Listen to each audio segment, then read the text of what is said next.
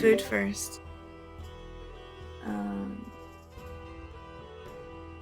Is that, yeah, so.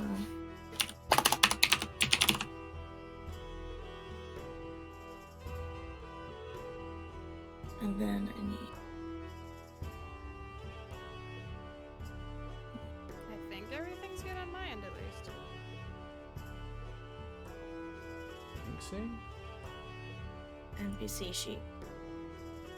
NPC sheets, that's what I need. I need this one. And I need this one. Slim, can you talk one more time? Hello? That good? Your face is good. Oh, Got him. my god. Your face is so good. God damn it, guys. G's for NTOS. TOS? TOS. What's TOS? I said someone's face is good. It is the manner in which you said it. Oh, so we're TOSing on how people talk now? That's real nice. Yes, Have you seen actually. what the DMCA shit is? What DMCA is? I know what DMCA is. I'm No, an have you seen intellectual what they've property been? People lawyer. are getting DMCA'd for freaking car sirens. Wait, seriously? Yeah, Yeah. someone got a DMCA for the sound of a police siren in one of their video games. That's the sound of the police. Whoop, whoop. That's the sound of the police. Because you're gonna give me DMCA stricken. Yeah, stop it. I mean, Pokey got banned for watching Avatar the other day. Well, that's her own fault, though. I think it was meant to be like she had permission for it or something though. I didn't read the full article because I didn't was in either. bed dying, but Okay. actually, Not ideal all around. I was at work dying, let's be fair. Also not ideal. No, Yeah, it's no. not. But Dying like, I mean, any time is not ideal. you know, at least I don't have COVID. Unlike half of the rest of my work. Or the world. Well, I And a mean, that too. quarter of your party. That too. Yeah. Well, I mean, I haven't tested today, so maybe. Doubt. You know, because what else would be great for my birthday? To be fair, I was anticipating getting sick because I'm either sick for my birthday or for Christmas. Let me mute my phone. Oh no, it already was. Sorry, excuse me. Let me make sure all the ducks are in a row. What day is it? Wednesday. My ducks. I do not have ducks. They are not in a row. My stuff is squirrels, and they are at a rave. Richie would love it. Sunday, Monday, Tuesday. Okay. Alrighty. How are we all other than the obvious? The obvious. I'm great. I'm alive. Good. Good. Playing D&D. I'm vibing. Yeah. I like to hear. Same, but like other words because of rude. Yeah, you'll got an extra week off. What's today? 9? Yeah. 9? Yeah. Yeah. Not the words you're looking for, Zoe. Jesus fucking Christ. Ready whenever. Let me do the first.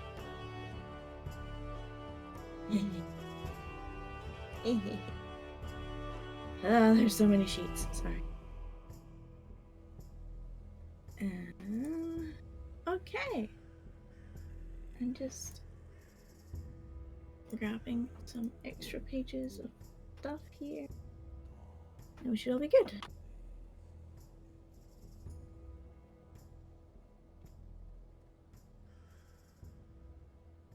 I'm good. Okay. So, it's been a while. little bit. We return. And we're all excited. Tonight could be interesting. I don't think there's very, very much to say before we get the ball rolling. we've shimmied around the schedule a little bit. So we're now running every other week starting this week. So we're off next weekend, and then we're on the weekend after. Standard times, usual times, the times haven't changed. The times will change, however, when the clocks change, because UK versus the US are completely different, and we miss the weekend that I change now. So we'll be off the weekend, so we'll be playing the weekend in the middle, which means we'll be offset times. So we'll cross that bridge when we come to it. Other than that, thank you as always to Emily, who did the wonderful party art that we have. Hopefully we'll get some new ones commissioned this year. I'm excited. And in terms of big news, nothing really. Happy New Year. Welcome back. Next time we play, I'll be older. And then in February, we'll get to play on Wither's birthday, so that's exciting. Woo! Birthday. All of the birthdays at the start of the year. Please don't get Rattan killed on my birthday. Or do, because that would be hilarious.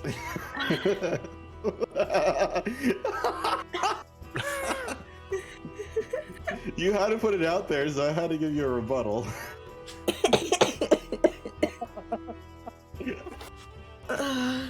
I will endeavor to do my best, but depends on what you hit or what you piss off. Depends on what situation you're gonna be in. Done it. I don't know if you're gonna start a war today. My favorite part is that Zoe didn't say what she's gonna do her best at. I'll leave that open for interpretation.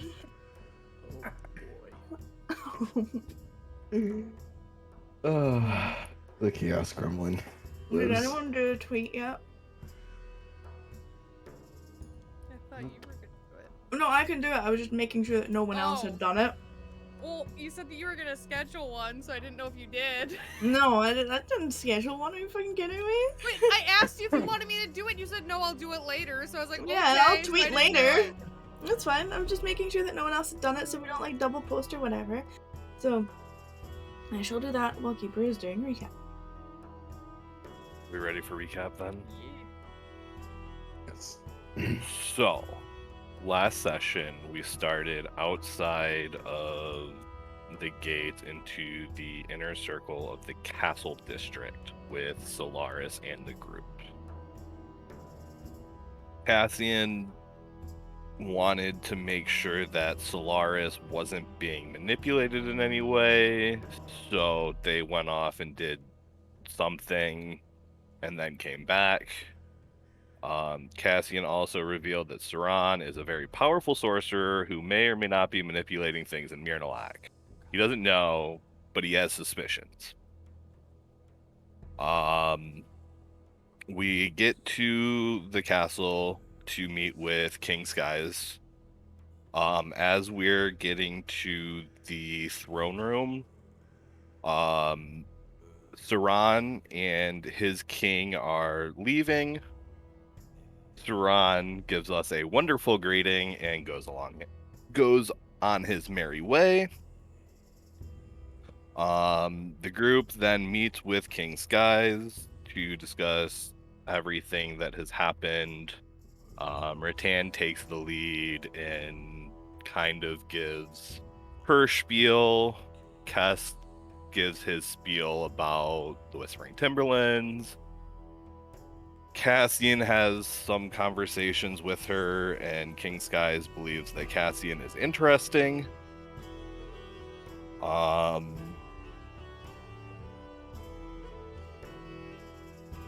Cassian thinks Cleome and Duskthane have been in an alliance since the Necromancer uprising. King Skies mentions that Perrin's mentor will be attending the spring ball. More conversation. Then the group leaves.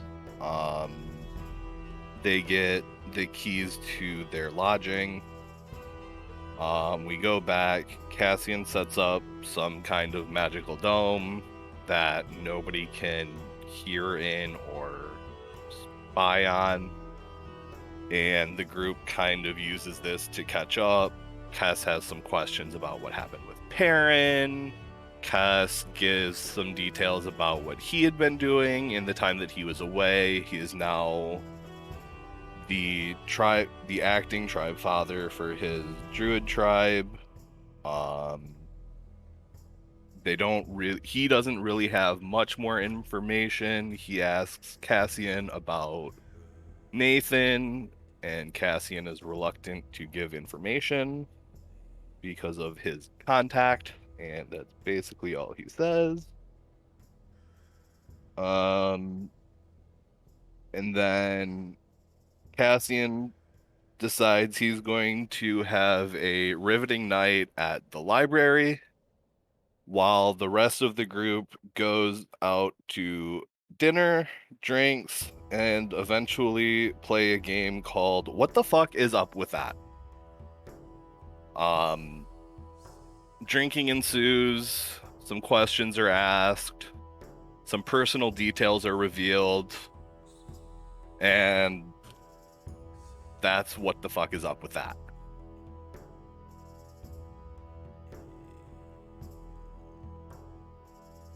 That's pretty much where we ended session. Cass went back home, and the rest of the group, Rax, Rattan, and holy shit, I just blanked so hard. On who? On what? I'm not saying it. Hold on. Okay. Hold on. I'm holding. What am I holding on to? Miryu. Dick. Yes. Rax, Rattan, and Miryu go to karaoke. How dare you forget her name? Look, it's been a long week. It's been a while. I feel you. I did my best. I'm sorry. And that's where we ended session. I Yeah, think I no, covered you're right. everything.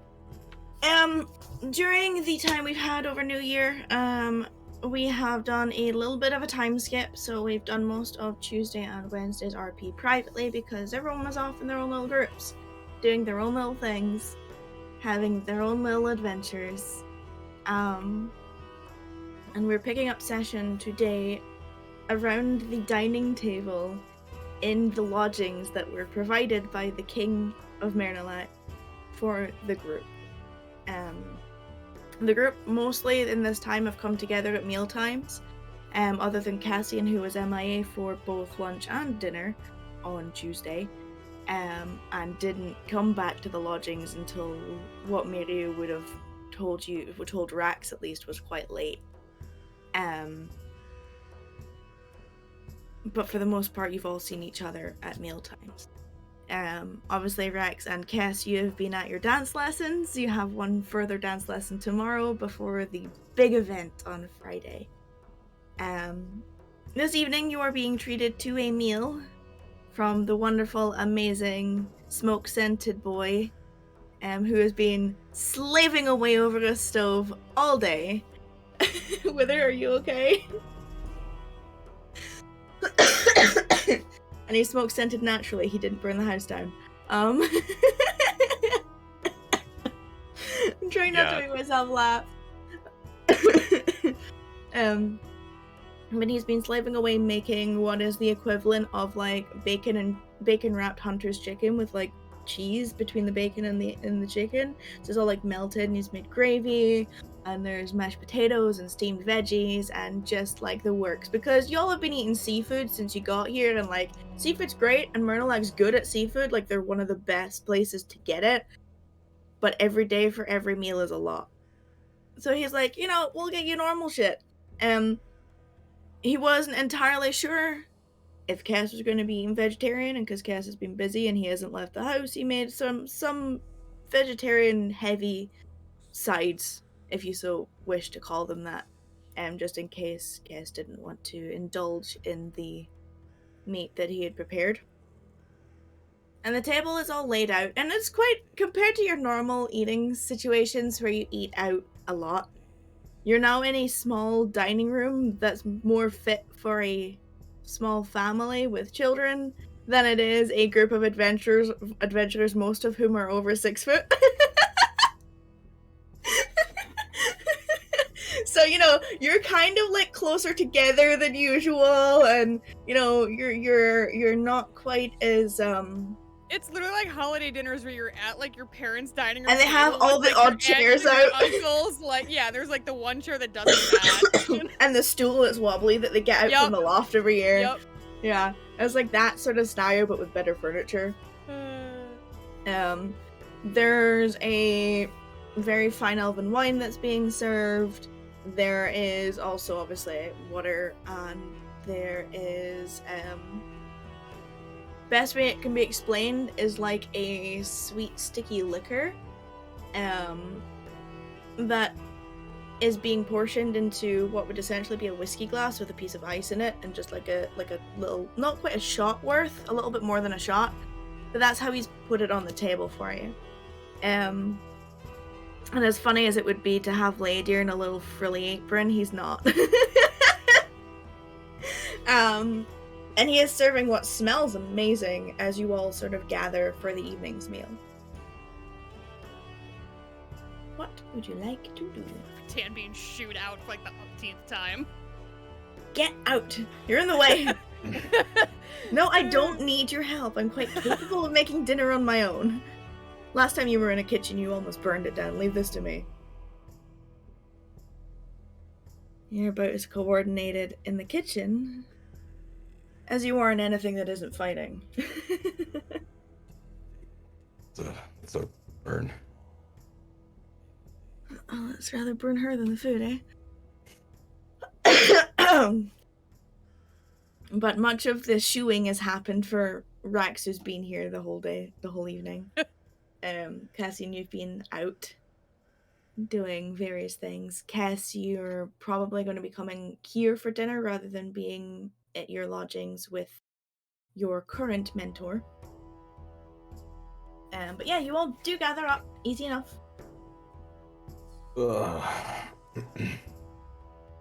How's everyone doing? Cassian, you'll notice that Peepers doesn't look like an owl right now. She looks like the fairy that's in the character references. I don't know if it's shared with you or if it's even in Roll20,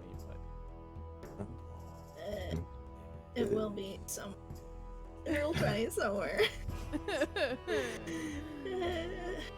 It's above Miryu's art yeah, in the Discord. Yeah, oh, right. I was like, no, it's from not. October 18th, it's a short scroll up. Okay. Character reference. It's but yeah, she just looks like this beautiful. She's probably no bigger than the size of Rax's hand currently. But has beautiful blue wings. Has beautiful, like, kind of butterfly-esque blue wings that's come out from her back that are sort of like gently flitting, even though she's perched on his shoulder as she normally would be. She has long flowing hair that goes from like this peachy color into this faded like blonde and then to a faded green color. And she's dressed in a beautiful, like, sort of, it's more like a wrap than an actual dress. That just, it kind of looks like it's part of her while also being a dress. It's really hard to explain. That fades through colors of like greens and blues and purples. And she's just sitting there, like, kind of like childishly swinging her feet as she's perched on his shoulder. I'll say, hello there, Frisia.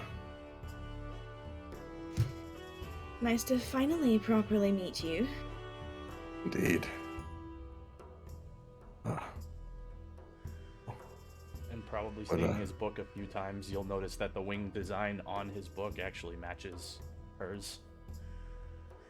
Does your back tattoo match the same as well? Yeah. I like the motif. Rex, quick, take off your shirt and show him your tattoo. No, I'm kidding.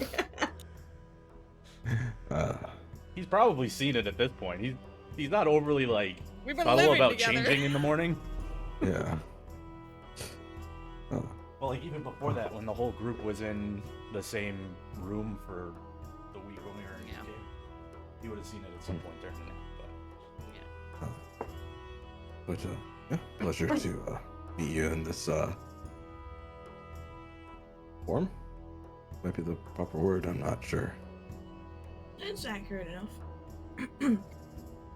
I mean, it's much better than an owl.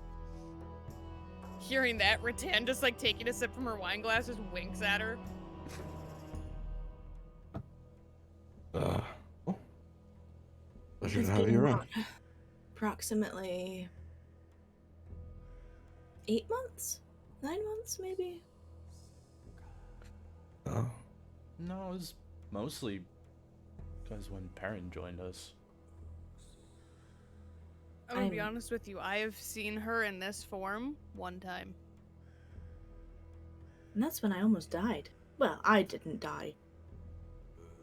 You decided to walk through an active volcanic landscape and then thought it was a wise idea to keep me on your shoulder in a very, very fragile form. I'm gonna be entirely honest, I did not know that I could.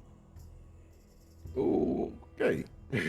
Yeah, they have neglected to tell you that they thought walking across an active volcanic landscape was going to be fun. Yeah, definitely. We were got told baited it was by a horses and shortcut. adventure. Rattan's like leaning back in her chair to make sure that like he's not fucking grumbling in there at Over the sound of like pot pans and, you know, like pan lids and Yeah. draining and all this stuff, you're not gauging whether or not he's making any noise regarding this. Whether he's being deliberately loud or not, you don't know. Well, I will say it's nice to see that you guys all survived that then. Yeah. But is there any special occasion for being in this form, or it's just what? Because why not? I don't know, ask the boss. Rax's Rax. face goes like, what the fuck? Rattan's face goes, what the fuck? I kind of like look to Rax, but then I look back to her. Like, is she the boss? She I don't know. catches the gesture and she gets like a little grin on her face and she's like, well, I don't entirely know why he decided to do it, but I'm not complaining. Mostly because I mean- you actually know who she is now, and I don't really have to. You don't have to stay as an owl form to fool a dwarf. I mean, if you're having me at the ball or anywhere in the street, or if any kind of, you know, random individual walks in out of wherever, technically, I will get you in a lot of trouble right now. That is very. You'll get me in a lot of trouble. Why would that be a lot of Because trouble? they think that she's. I believe the question was, is that just a regular owl? Just a normal, familiar?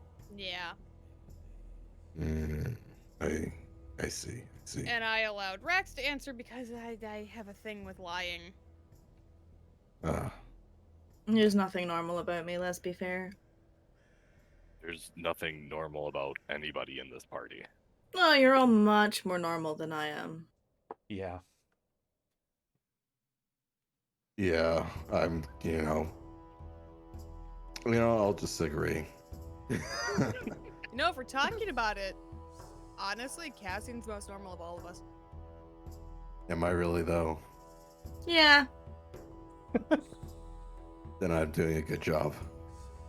He comes from a place, and she points at Cass, where trees are people, and they're all hidden in secrecy and turn into animals and various other things. Then she points at her tan. She pops wings and speaks to people in her head. And I have the whole. I mean, that's not entirely weird. That's like just a thing you do. But I mean, like compared to a human, and she gestures to you, Cassian, that's pretty out there. And then you have, and she like nudges Rax in the side of the head with her elbow, and then you have this lump. Tan tries not to like snort into her wine glass. We're gonna just we'll disagree. Okay, so pray tell, why are you so unusual then, Cassian? I Telling me mean, curious. have you seen anyone with this many tattoos on them? You do realize what I am, right? Yeah, it was a joke. Your comedy falls flat. I can't hit him all the time. Don't quit being a wizard for a comedian, yeah? Yeah, no, I kind of like my day job. Good. You know, one time they told me I should be a stand-up comedian. I told them I No. can't. I'd rather sit down. Rattan picks up her wine glass and walks out of the room. You know, this is the one time I regret not being an owl because a wing of an owl hits harder than the hand of a pixie. Anyway, I do have some information if you guys want to hear that instead. Rattan comes walking back into the You're like like, 3 steps out the yeah. door. Yeah, like she started walking toward the kitchen, got like halfway there, heard that, turned right back on her heel and came back. Yep. About face. I did get a guest list for the event. Juicy. I don't know. You want me to copy it into handout? Yeah, you can copy it in a handout, but I'll also read it out loud. Have fun. Yeah, I know. I can't wait. You know. Well, of course, we have King Skies, who's going to be there, along with Suki, Tayo, and Solaris. Rattan, Shaprax, Mewtwo, Kess, myself will be there. I am also bringing a +1. Then we also have Akane and Captain Cascade will be there. Rattan actually has that reaction. Interesting. There will also be Nevitash and Bait, Seraphina Cloudbursts, and Ivory. You'll also have Elliot Gemhorn there. And Cleome. You'll have King, It's weird, I get it. King Grosmok Warmaster, Saran Latimir, Dane Olavali, the Violent Tongue, Suhai, Nijro. If I'm butchering these, I'm sorry. I'm gonna let you read them as a character because you're reading them out in character. I'm not gonna correct you with these names. Malvado, Zenri Grafira, Yuki. From Seath, you'll have the Ageless King, Zlaradel, Grain, Lil Widden, and Roliri. You'll also have, I think these are just on my pirate friends are gonna be there. Sparrow, Smoke, Cutlass, Whiskey, Barb, Gunpowder, Gully, and Nico. Tora and Bodhi will be there as extra guards, I believe. I know who they are. All right. You have Chromatica as the performers, Picoti, Barreto, Riri, and Kai. Then you also have Roki and Mephiles is going to be there. Mephiles? I guess so. That's all how you pronounce it. She literally looks at Cass and goes, gee, I wonder if there's going to be hard feelings. There will also be a Crow there. That's actually Rattan's reaction. Oh. I guess we know Crow. Some of us more than others. You'll have Quill Dustthorn there. Olivia Thorngate as well. Zephyrith Valhyrie and Kados Valmir as well. That's, I believe, everyone on the guest list. She kind of motions at Rax and Cass. Is that Olivia? Burn down the Serpent Tower, Olivia? Sounds about right. Yeah, You don't know her name? Olivia. He told you that. You guys are familiar with her last name because it is a famous name among beer brewers in the continent. They are, they name all their drinks after their children, and one of them is the Powerhouse Ale, which is the cold ale that is sweeping the continent right now. So, Yuki is Perrin's mentor.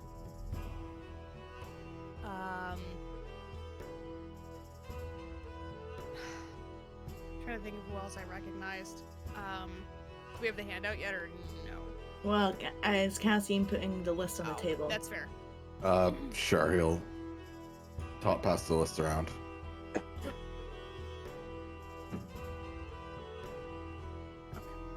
Merry Christmas. Yay. Yay. Merry Christmas. I have no Merry idea who Christmas. that is. Luna is who I'm bringing. Oh! And Rattan, you would know who Luna is. Oh, I do. She owns the library in this city. Oh! So never mind. She does know who Luna is. She's... Your plus one is the head of the library? I mean, yes. Hey! Good for you, buddy. I don't know who Zephyrith is. I don't know who Kados is. Okay. Olivia's your Olivia. Quill made Alifira, so I'm familiar. Crow has ties to Rax and S. Nanu snorts into her drink. Yeah, like Rattan's trying really hard.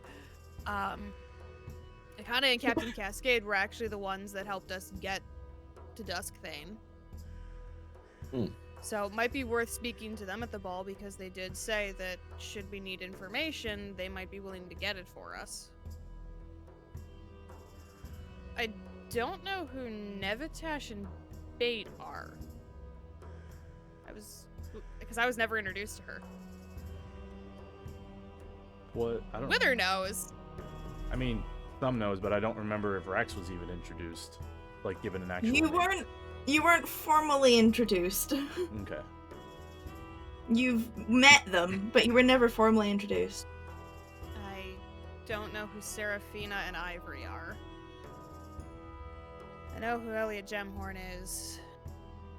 I know who Saran is. I have no idea who... I'm gonna assume that all these other names around the Violet Tongue are probably there. Kadra. Yuki was Perrin's mentor. Might be worth trying to speak to them.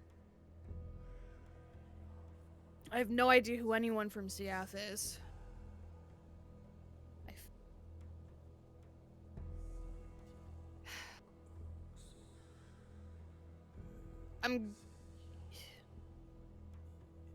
I know who Pacodi and Mephilis are.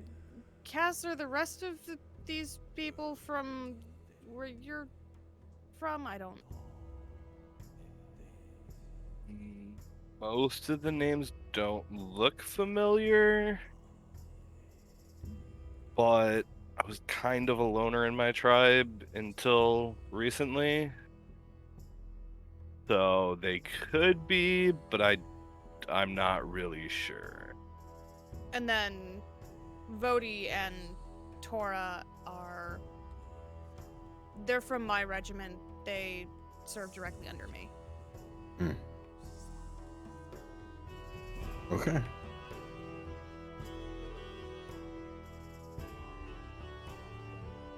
This will be Well. interesting.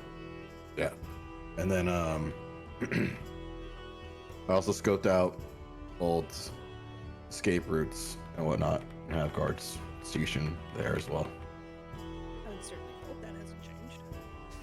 You know, they changed them recently.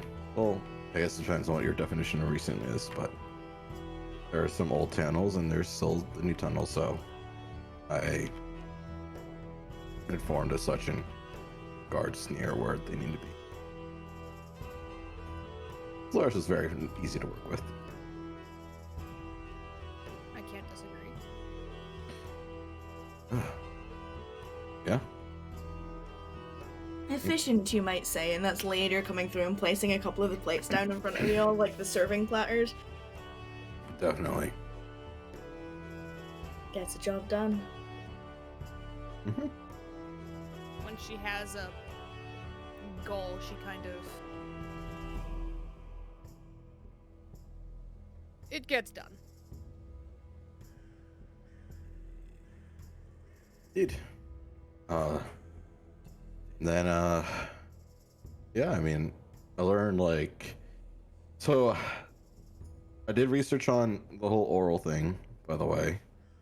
Do you want an Rattan just update on shakes her that, head. or Oh, Why does yeah. everyone call her oral? Why? Why do they keep saying it that way? Used. Anyway, yeah, are you good? I believe so. I mean, she basically left it open for me to come see her if I wanted to, but no. But yes, and he kind of like makes a motion with his hands. I'm no longer freezing cold. So. Well, that's good. I was just gonna say you're gonna have an easier time getting rid of that than someone of her faith would. Yeah. So.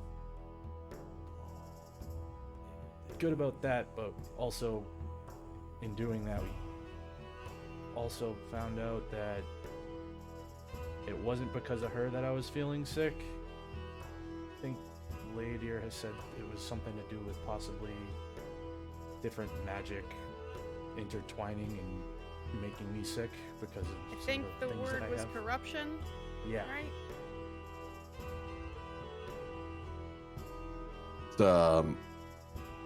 You mean arcane sickness? That sounds correct. How many magic items do you have on you? I actually did a count and it was total like 14. That's a lot. Rattan's just quietly sipping her. That's a lot.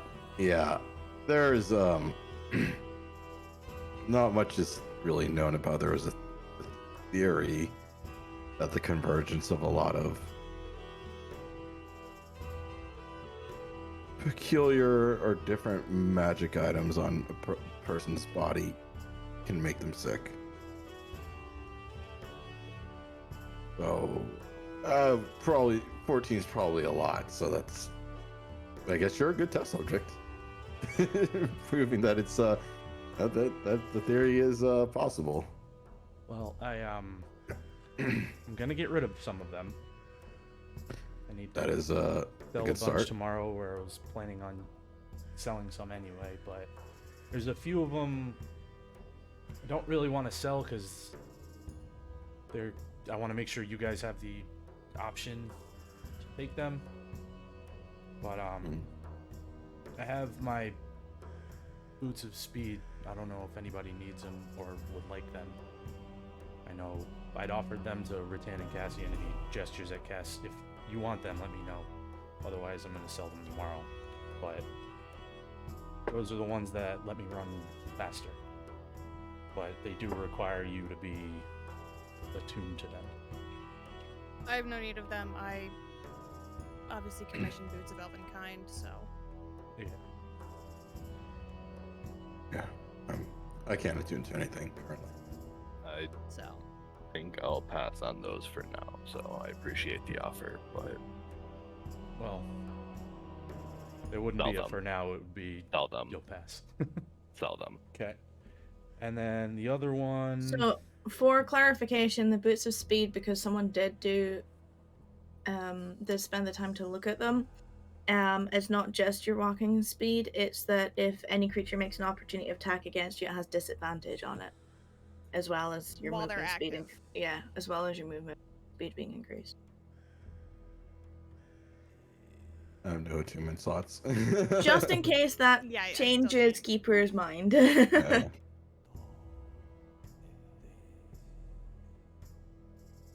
Does not change my mind. Thank Okay. you. Okay. And What was then. the second one? Hmm?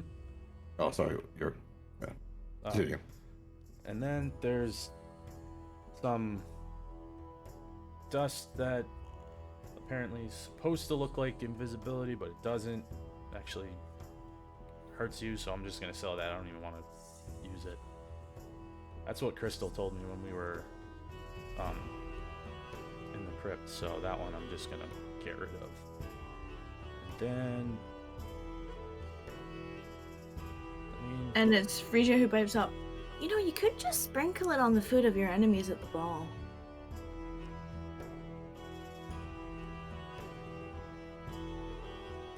nope, I'm gonna sell it. I'm gonna sell it. I'm gonna Please be don't good. cause a political incident. I mean, it's not political for me. I'm just gonna be an owl on someone's shoulder. What do I know? I'm just saying, you know, some people might not suspect an owl flying over and dusting the place.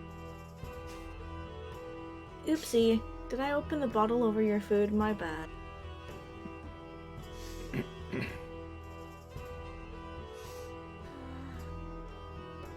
Wow, I feel like I just shot someone's puppy. As much as I think that would be hilarious. What, shooting Oh. someone's puppy? No, the other bit. Okay, I got worried for a second.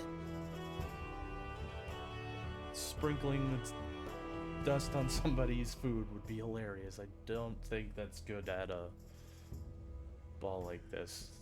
We really, really shouldn't start. But the other Would they thing, know it was you? I mean, if you can go, one of you can go invisible and sneak inside the kitchen, sprinkle it on. There are a lot of ways you can do this. Not that I'm encouraging espionage or poisoning people, but you know. Does it say anything? Did she say anything about it being like ingested? Like if they eat it, rather than it being like pew, in their face. You could do that thing where you put it on top of a book and then pretend it's like a really old book and blow it in their face. Cassian would be able to pass that off. He's covered in old books. This is true, but yeah, it's I probably won't do that. You're also Maybe not. delightfully dull. I feel like we're not trying to start anything if we can avoid it.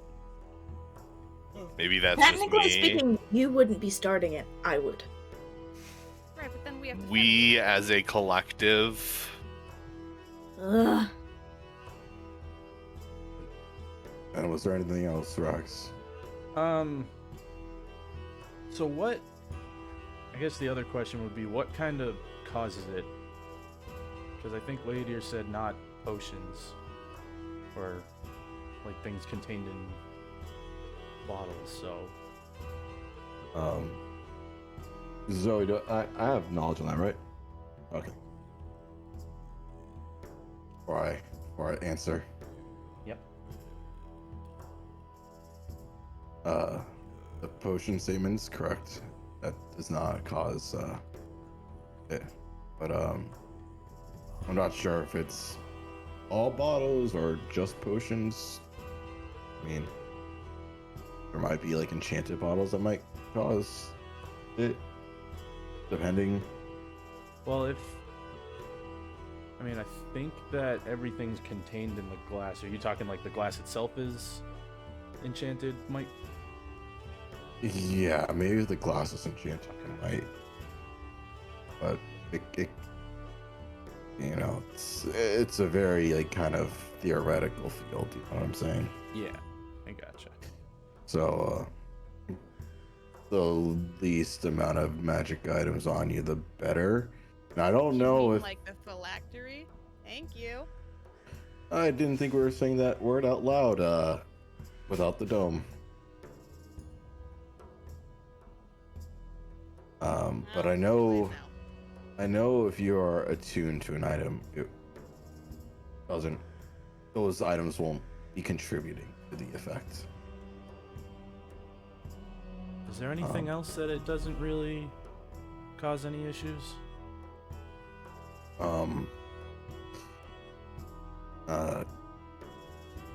Things that are like kind of like, you know, I would say like mundane.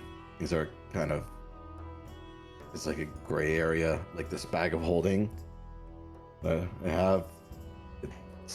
It's like a great enchantment. It's a simple one, but it's, you know, this might contribute as well to the bleed effect, if you will. Well, what about this? And he points at his glove that has the stone in the back of it. It changes color. Would that, do you think, or 70-30. 70 that it probably doesn't affect. 30 it might. okay? Again, there's no direct science to this, right? If you know, I don't know your mood ring or mood stone. I don't know, but I don't think if you cast spells through it, if it will count. I'm not sure. It's a lot of gray. I think those You require probably just want to attunement, right? keep. What requires attunement? Does the spell you're talking about, this Rutan spell storing ring? Oh, I thought you were talking about your mood ring. No, I have the mood it's ring. on the, like, literally embedded in the back of his glove. Okay. Is-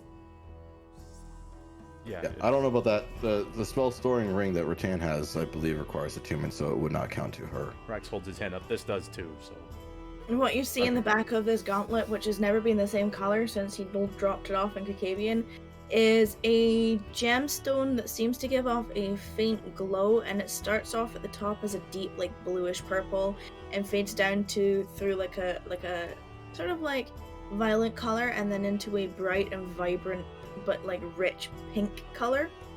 And it sits embedded very, very well stitched into the back of a color changing gauntlet. That's the best way I can explain it. Yeah, but it may or may not. But I mean, you can also. You can Hey, roll wha- an Arcana check with disadvantage on the crystal. Sure. Take that.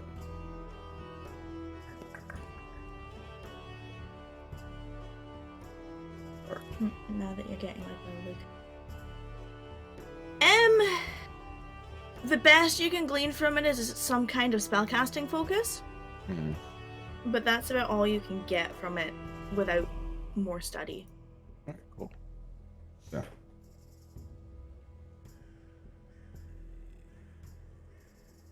I did manage to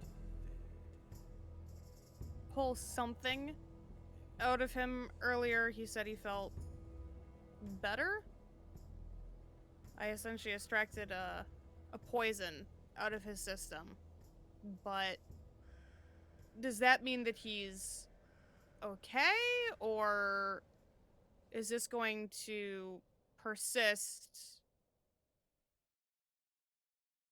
beyond today? That's a good question. You're probably okay for now. He's probably okay for now, but yeah, I would recommend reducing the amount of exposure to magic. I mean, you So can am I always, going to have to keep purging him every day? That sounds awful, and I apologize. again, I think it's like if you purged him, if you cured him of this disease affliction, I didn't cure him of a disease. I just pulled the poison out of it. then he might be okay for now. If you can cure a poison or a disease, then maybe be better in the long term. Again, it's like a theoretical disease, right? I don't know. I don't have the answers. Well, that's the thing, is I didn't know that it was a disease. If it's a disease, I can get rid of it. Definitely try targeting it. Can. But Until I think then, we I- decided that I was going to wait until the morning, because right now, if I were to do something, I'd have no way of knowing if it would actually work, because you're already feeling fine. And yeah, there you go. We'll wait till tomorrow, for sure. Then I will prepare just- everything I know that can. but I would definitely say reduce the amount of exposure to items as possible, because it just may just keep coming back until then. Will you do so? Rattan very much so, like, tips her head at you across the table, Rax. Yeah. Let's... It's like you cure yourself of lead poisoning and then you keep drinking lead afterwards. That's the second person who's compared it to lead poisoning. To be fair, Rattan, before you give him much more of your judgment, he wasn't aware that was going to happen. Oh, I'm not judging. I'm just saying let's rectify it as soon as possible so that we don't have to keep. I'm not judging. The look you gave him was pretty incriminating, I would say. This Because is Bridget, I'm by the way. realizing that if we don't fix it, that's going to potentially consume a fair amount of my. We were just Potential- talking about me fixing it. I know. I'm just saying let's do it. You know, we'll Would you like agree- us to leave the table and go and do it right now? You know Is what? that I'm what you're just gonna stop suggesting? talking. I'm just gonna stop talking. Anyway, as far as other things that might be useful, if somebody, so remember the ointment that Perrin had? Wish you hadn't said that name. I know, but There's a before- drop of a fork in the kitchen. I know, but he gave me that ointment if somebody wants to hold on to it. I mean, I'm assuming it's supposed to give you a little bit of healing, so that one's not one that I would like to give away or sell, so I would rather somebody take it for whether it be personal use or in emergency situations, what have you. I don't know what it does. It's a healing ointment. Sure, if no one wants to take it, I'll hold on to it. Yeah, once we're done dinner, I'll give it to you. That's healing. Why Fernal wouldn't I knows what it is. I'm sure you already know. But yeah, that's fine. Anything else? No, most, I mean, potions of poison that I meant to sell a while ago, but I didn't want to sell them to Freddy because he didn't even want to. He wasn't happy about identifying them, so didn't think selling them to him would be a good idea. I think I have one of those still too.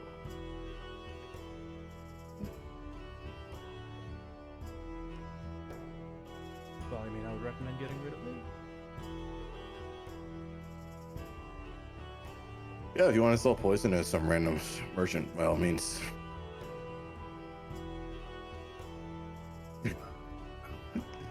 You know, when I put it like that, it's. Nope. It's fair. Yes. But I don't want it. All right. Well, I don't know, sure.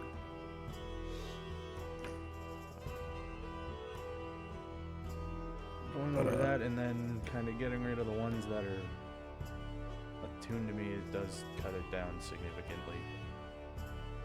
And when you said mundane things, what did you mean? Like,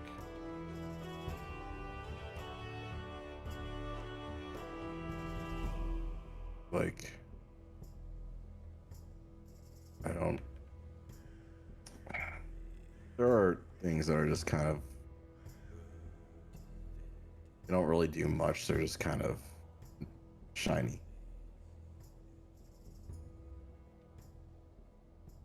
There's a cape that just billows when you want it to, like stuff that doesn't actually do anything but is something kind of cool, niche things. so a glass staff that changes colors when you use it, it glows. Would that be pretty much the same? I feel like that would probably go out in that category. You know, lean heavier towards being towards that mundane, simple. Cool. Yeah. For some reference, it doesn't just glow, it has another enchantment on it as part of the glowing effect. But It's considered am- a +1 weapon. I mean, I don't know how to say +1 in character. Then it hits slightly harder. It's an enhanced weapon. Yeah. Fair. But would he know that that's like It An it enhanced makes the weapon? ouchies more ouchy.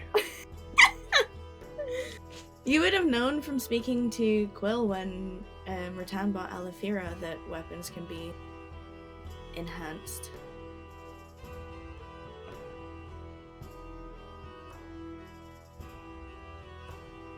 So, yeah. I'm famished, by the way. Can't be Later has been perfection. bringing through all the food while Oh, you've been I'm talking. Oh, I gonna- only It is- heard the one thing being said. No, Down. no, no. He's sat down like he's been bringing through the platters as you've been talking. That's what I was saying. He's putting I the didn't serving know items on that. the table. I was I didn't figuring know it was that. like this was during dinner as we were Yeah. eating and drinking. He's Okay, been serving and giving Yeah, you I drinks. didn't know and- that, or I would have been Got like, it. That yeah. I'm eating food between answering questions. Yeah. Oh yeah, no. It's fucking incredible. Hell yeah! Thank you so much, lady. Compliments to the chef. You're welcome. It's the least I can do while I'm locked in a tower. You know, they write stories about princesses being locked in a tower. Never so much. I didn't think they would. You know, that might also be a good story. I'm listening. What were you going to say? And Not all- so much about Not so much about a all-powerful angelic figure. I'm far from angelic, Cassian. You know, what would be the proper terminology? Like, I'm a human. I believe I already answered your question. Did he answer that question? Mm-hmm. first time we met him. Okay. Was I want to say, was it solar? Fern's having trouble remembering right now. Then Oh, he He didn't called himself classify a- that. Deva. Deva, thank you. Sorry. All right, my bad. Fern. No, it's okay. I feel you. I completely lost track of where I was going with this. Anyway, you know, I don't think they ever wrote about Deva being in a tower. I would fear being written about, honestly. As flattering as it would be, I'd rather not. Let your Have- existence be known. Not so much that. My existence is already known. It's more a documentation of it. Hmm. The people who need to remember me are here. Very fair. Oh. I'll make sure not to write about you. I'm not asking or seeking preventative measures if you feel the urge to express yourself on paper, by all means. we won't use real names. We? Yes, you, myself, and I. The royal we. Insight check? Yeah! Yeah. He's straight gonna That insert himself. Sketchy.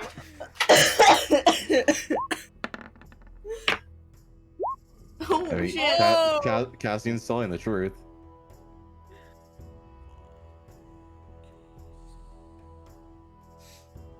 Didn't realize that was to. Yeah, my bad. Oh, Cassian is telling the truth. I'm the person who needs to see it. That's what matters, right? Yeah. True. Let's roll the dice that keeps giving me one, shall we? Yay. Oh, a 12. That's all of the things. I mean, he believes you. Yeah. That's all. Cassian has used we before when referring to himself. It's not the first time. That was just a weird way to do that. Yeah. Cassian's also weird. Cassian also likes to refer to himself in third person. Yes. Apparently. Right. Excuse me. Anyway, was there anything else that we need to discuss about?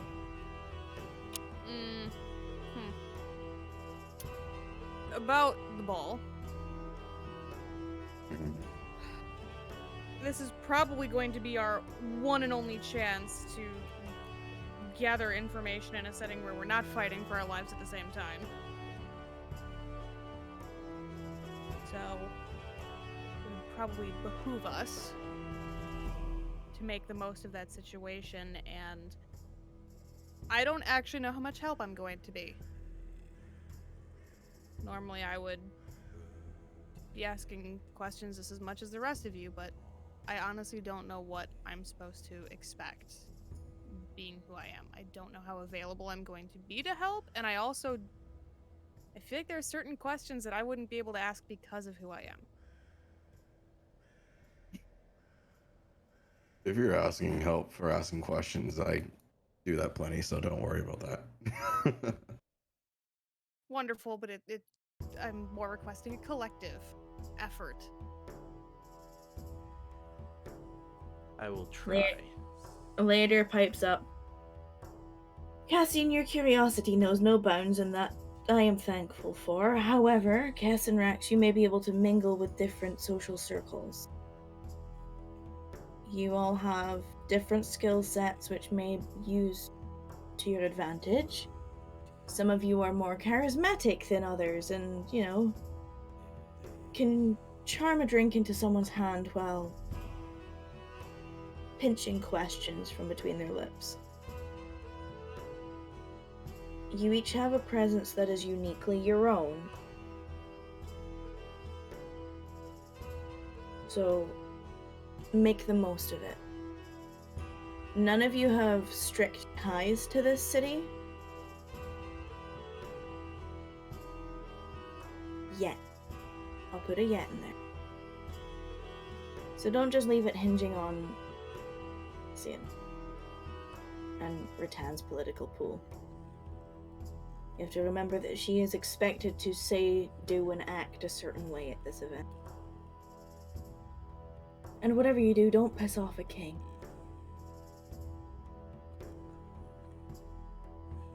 Please. And he raises a glass.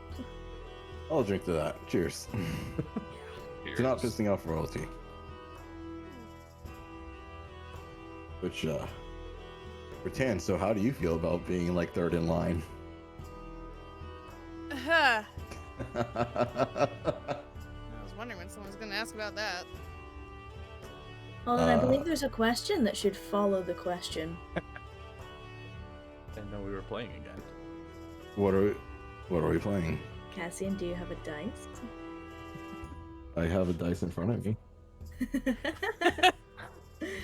Is this laid here? Yeah. You really want to play that right now? I was joking. No. All right. Well, we don't have to answer that question now. But let's eat up. No, it's fine. I'm not offended. I didn't think you would be offended by that question. It's not a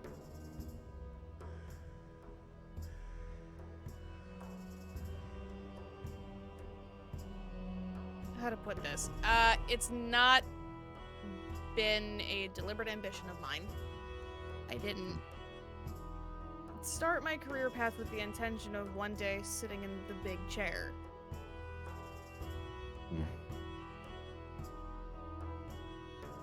I've just kind of gotten where I've gotten naturally, I guess.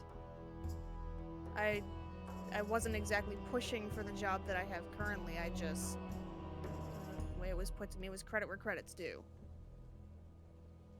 That is fantastic. Sometimes you So. find yourself closer to the big chair than you ever expected to be. Well, let's hope that Alverdine and Solaris don't kick it. I wasn't even gonna put that in the air, so that is not on me. And I'm just gonna finish my wine and Good Alright. wine. Yeah, it's a good wine. He spared Why no would that make expense. you uncomfortable if one day I were to inherit? It would make me uncomfortable that you would hear it. No, That's the that doesn't question make I'm me. merely asking. No, that doesn't make me nervous. What makes me nervous is you putting out in the air that both Solaris and the King will kick it.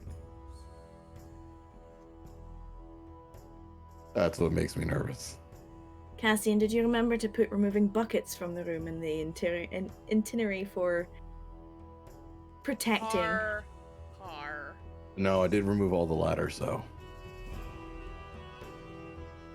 I praise thee. Gods. Please don't bring them into this. Please, not inanimate again. objects. We literally just got rid of one. I'm gonna go use the restroom real quick, so I'll be right back. And as I go use the restroom real quick, Cassian excuses himself from the table real fast. Have fun, be safe. Cassian goes for a smoke. Yeah. He goes to pee and he goes to smoke.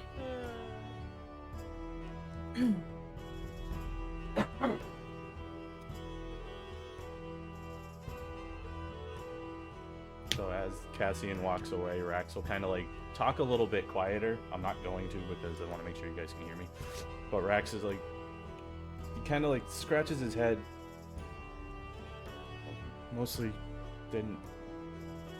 wasn't worried about him because we've only been really around one another for a little bit. But when Oral was speaking to me, she asked sort of what I did, and like with you guys, but I didn't really. She didn't seem satisfied with my answer. I said I sometimes can talk well and use spells. She didn't seem overly satisfied with that, and I don't know. I was just thinking about it today. All right, hold was on. curious. You're kind of vaguing this to the point where I'm not entirely sure what she was asking you, what she wanted to know. She asked me, like, in our group, what my purpose is, I guess. Okay. A good time is the purpose. You need a purpose. Welcome back. And you said that she wasn't satisfied, not that I think you should be crying over her disapproval. Yeah, and she kind of said as much.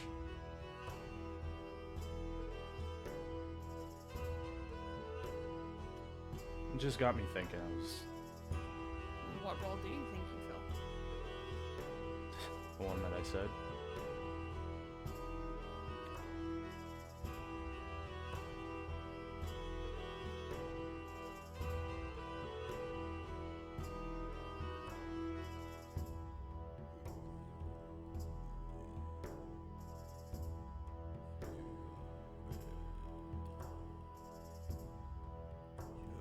In the nicest way possible, I think you sell yourself short. I think that's what she might have been implying too. But that's why I'm asking, because I don't know, I'm curious. What I think? He gestures at Cass, and outside perspectives might help.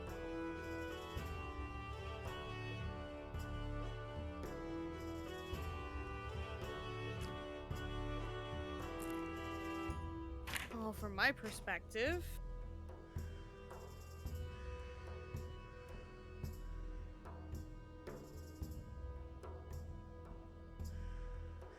you...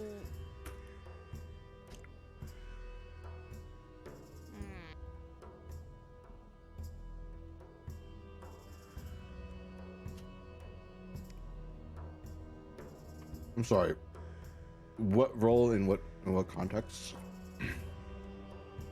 Rax would like to know what role we think he fills in our group. Does he need to fulfill a role? Does it matter?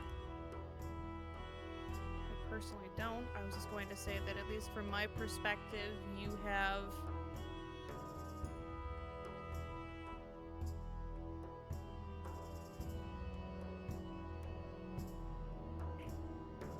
You've had a knack recently for seeing things about me that I don't. It's one thing when he tells me what I need to hear. it's another thing hearing it from someone who's not as deeply tied to me.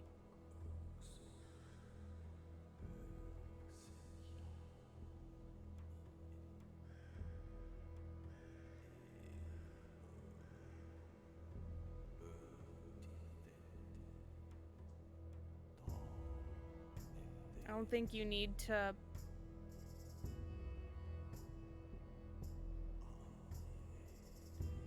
pigeonhole yourself. I don't think you need to paint yourself into a box. Being here, being with us, there's not a checklist, you know, with boxes that you need to tick to see if you fit here. That's not really why I was asking. It's just... I don't know, I was just curious. Some people fill certain roles and do those things very well. Like Rattan. She knows her lane. Finding your lane or fitting in where a gap is also a role. It's not a specific role, and it changes.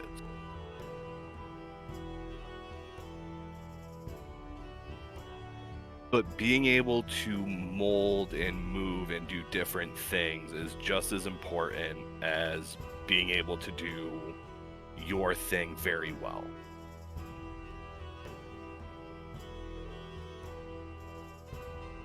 Does that make sense? I don't think it makes sense. Makes some sense, yeah. Sorry, I'm trying. I appreciate it.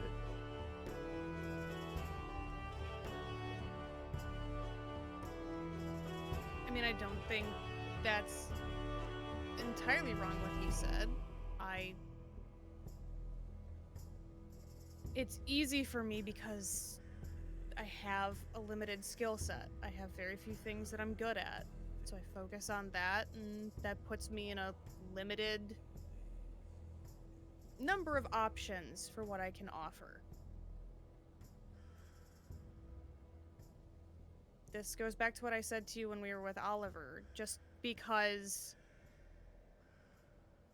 I'm not good at something doesn't mean that we can't back each other up. You know, when we're on the front lines, you fill in the weak spot for the person on your left and the person on your right.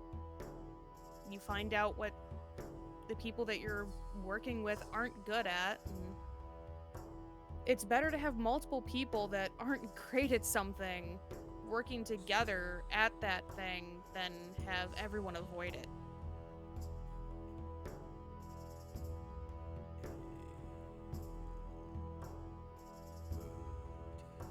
And honestly, as unhelpful as this is gonna sound, it's really not up to us. It's up to you to decide who you want to be, what you want to be.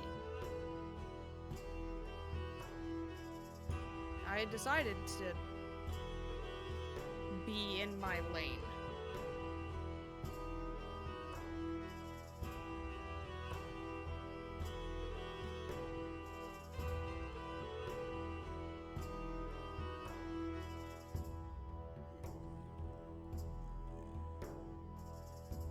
People shouldn't dictate your path. It's not what I was going for. It was just, like I said, curious for an outside perspective.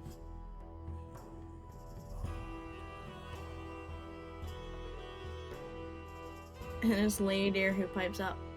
In lesser words, what she's saying is you're one big, happy, messed up jigsaw.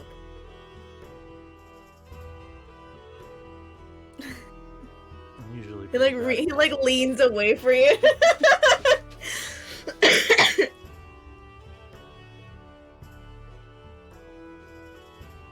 Well, you're not doing this puzzle alone, are you?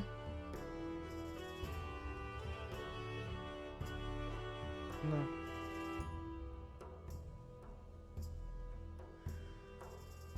And your concerns about Cassian only having known you for a while.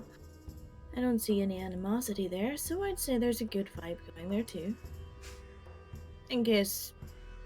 Don't let me put words in your mouth, Cal. All good vibes here. To be fair, Rax, I can't give you an honest answer to the question. I don't think anyone has a specific role for anything. I think people just are what they are. Just be you and you're more than enough. See, he said that better than I. He said it a lot better than I did too. Well, thank you, but I mean it. Appreciate it. Of course. By the way, the steak is amazing. It's chicken, but okay. Chicken steak. Chicken steak. Vern's eating steak and probably got. Yeah. This is absolutely correct. I'm having steak tacos. Did you bring enough to share? Yeah, right? Nope. I I only got fucking 2 do. tacos. I have never had a taco. Well, I've never had a Yeah. proper taco. But It's the opposite of inspiration. disadvantage? Despair. Despair.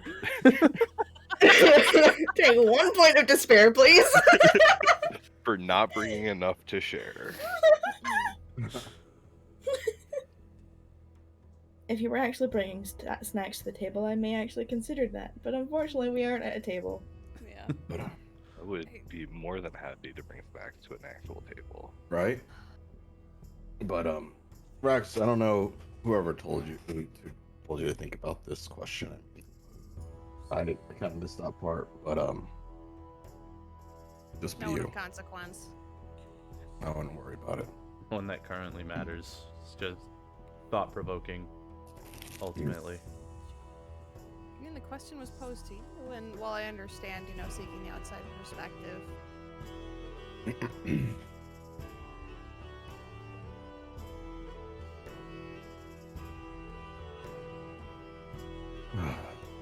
Well, If you were a piece of a jigsaw that didn't fit to continue this analogy, you wouldn't be here.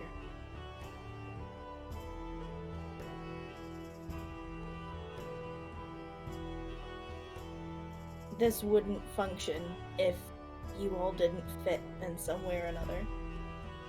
You might not see it, but when you're looking down on everything, you have a lot of perspective.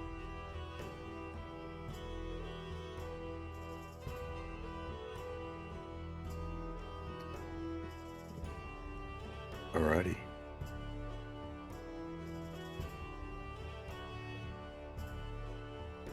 For what it's worth, you're valued, since no one else is gonna say it. Thanks. I thought it was obvious. I thought it. Sometimes plain words are better.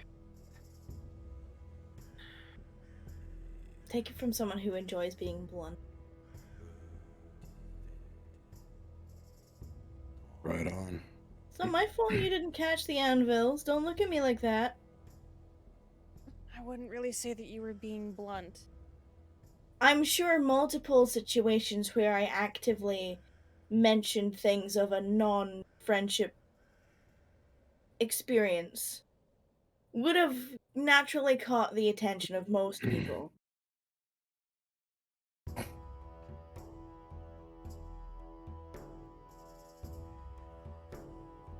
I'm going to refrain from discussing it at the dinner table. Yeah, nope, I got it now. I...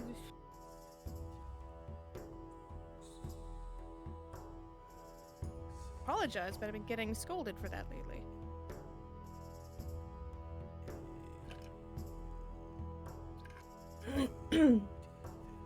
He picks up his glass and takes a very big swig from it.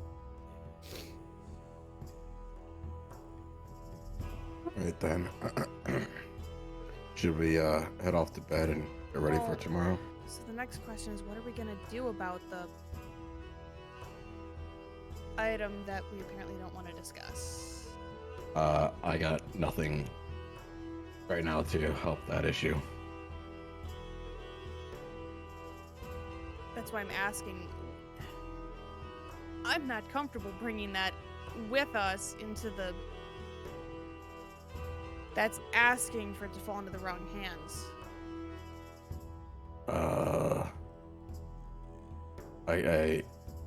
I honestly don't know. Keep it in a bag of holding until. You gotta keep it on you. That's the only thing you can really do. You can leave it locked in a tower with a princess. Could do that. As much as I appreciate, I'm not sure that I... think that may be our best option. It's either locked in the tower with the princess or in the ballroom with the evil guy. Yeah. I'd rather have it on us than not. Because at least that way we can keep an eye on it. If it's not with us, then we'll never know if something happens to it. It's Frisia that pipes up this time, and she kind of flits up off of Rax's shoulder and over the table. I mean, I could stay here too.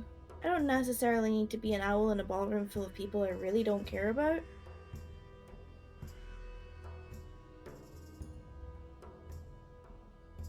That works. So you could have a Deva and an Archfey guarding a frankly disgusting item. Oh, I thought. Oh, look at it later. Are you not coming to the ball? He shakes his... Rattan takes a very big drink from her wine glass. All on. Sorry. Don't apologize. As much as I enjoy dancing and the general vibe that happens in a ball, it's safer for everyone involved if I do not show my... Would you like to be invisible the entire time? I don't... Cassian, I fear you don't grasp. I am. You and other forces may be able to make me invisible or seem like I'm not there, which would be the equivalent of sitting in the tower anyway, because I wouldn't be able to enjoy the festivities. Regardless of the fact, I have a very scented presence. That isn't something I can just turn off. I figured I offer.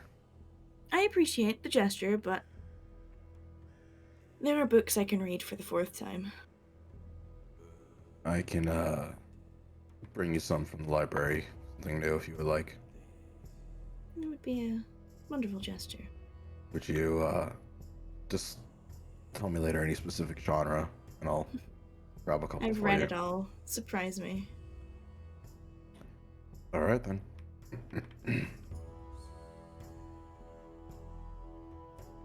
If you can find something I haven't read, I will be very impressed.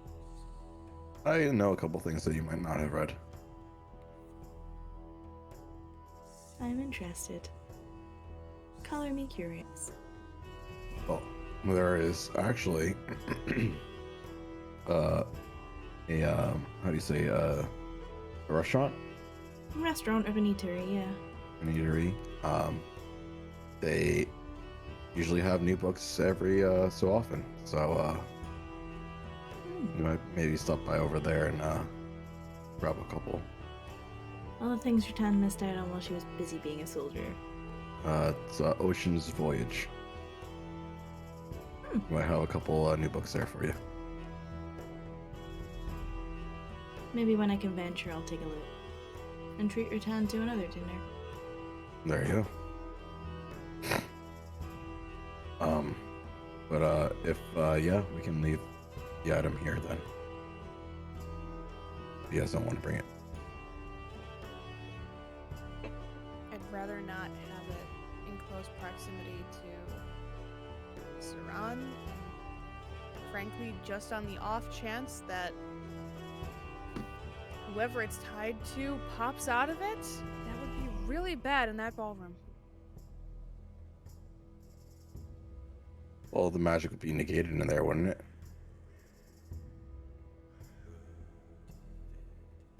I'm not going to pretend to understand how liches work. Yeah, to be fair, I have no idea either. But, you know, we have a plan. We're gonna leave it here. I personally don't mine regardless. So I'm glad we have safe stewards. Stewards, excuse me? Well, you would be a steward of the thing, right? That's not an insult. That's big responsibility. I feel like guardian might be a more accurate word. It's the same word. Sounds better. Yeah, steward implies, at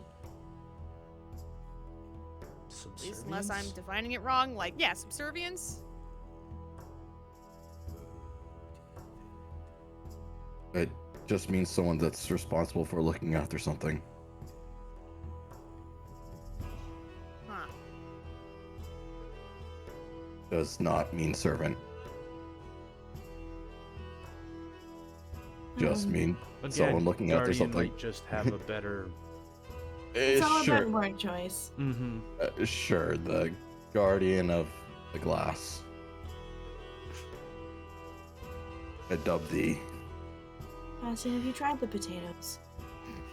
You know, they are delicious. Paprika, Anyway, the secret. I think we I should know all I go to don't need sleep. to say it, but be careful. What can an Archfey and Dave get up to in a room in a small house in the middle of one of the biggest cities in the Western continent? That's what I'm afraid of, but not what I was referring to. Oh, should we add a hippogriff to the mix?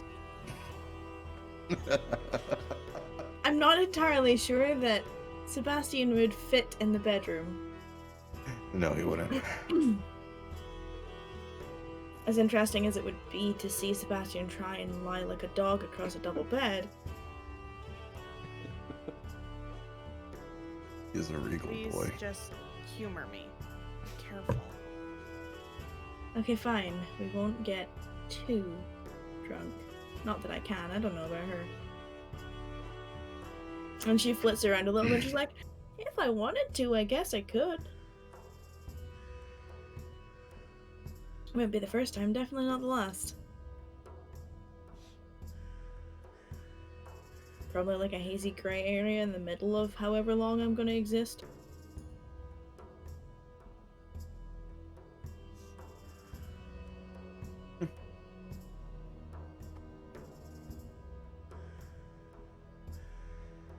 Well then, was there any other business that we need to discuss? Do we have any plans, any ideas for what we're going to do? I think this is one of the situations where it's best if we just let the situation unfold. Yeah. At least that's my personal viewpoint. I can be wrong, but Yeah. Also, I'm open to suggestions. I need to figure out what to put in this. And she holds up her right hand that has these Ring of Spells storing on it. Oh. I can. You might be up. Well, first off, he should not be able to cast any magic at the event. Theoretically. Ideally. Mm-hmm. But I can put a counter spell in there for you, if you like. And maybe an invisibility.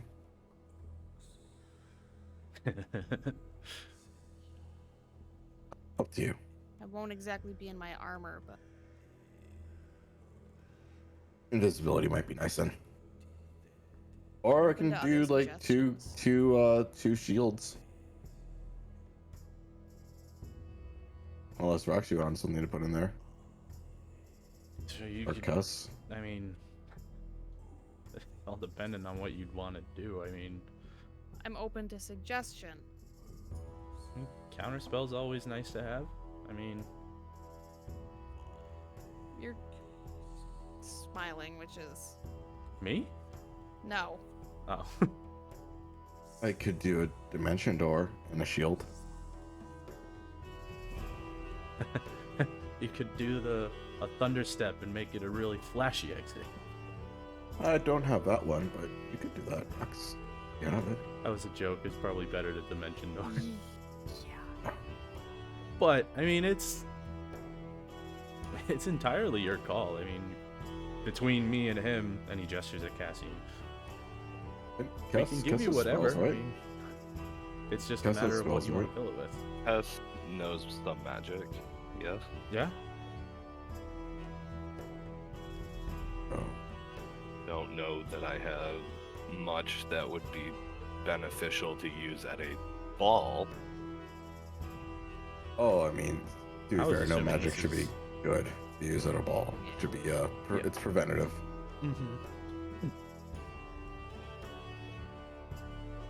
I'm only asking because as I've said, I have a very limited amount of Arcana. I don't know what else I would be able to potentially learn.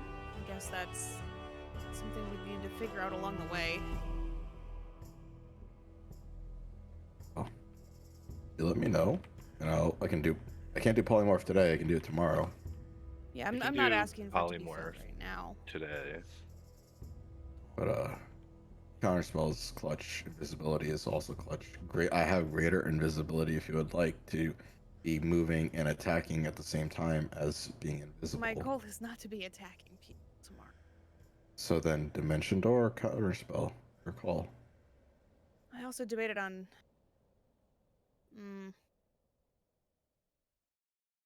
Let's talk about it more tomorrow. I guess we can figure it out just before Friday. Okay. For what it's worth, I can give you a couple of things, and this is Frisia. I have one that will let you poke into the thoughts of individuals in the general vicinity. If you would like something like that, that's something I can give you. That could be very useful when I can't ask questions that I want to ask. I don't know how I feel about invading people's thoughts. It's not guaranteed to work. You can get surface level. Would they know that I was doing it? That depends on how much you poke into their and whether or not they can actually be affected by it. It's a lot of variables.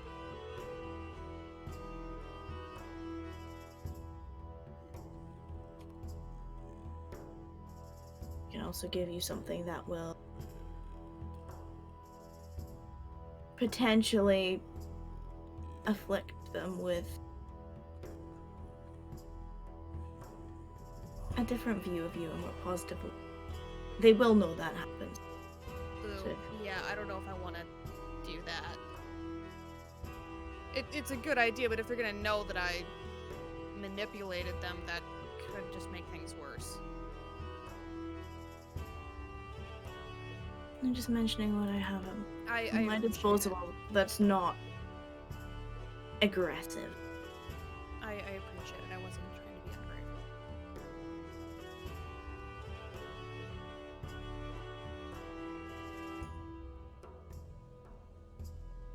But choice is entirely yours. All of you can sleep on it.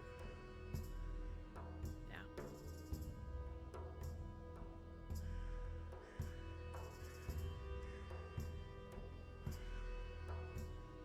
All right. I think that's enough for today.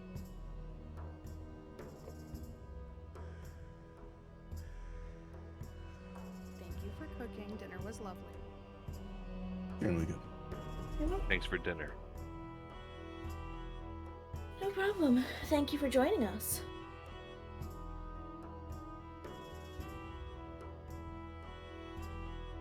You sure there's nothing else you want to say before you go back to your lodging this evening, Cass? I was gonna offer to help clean up. I mean, I'm no to that. I feel like whoever cooks shouldn't be cleaning up. You're all tired. I'll handle the cleanup. I can just magic it. I'll step up and I have stuff that can also make you run away fast. So, literally, let me know. I can prep whatever.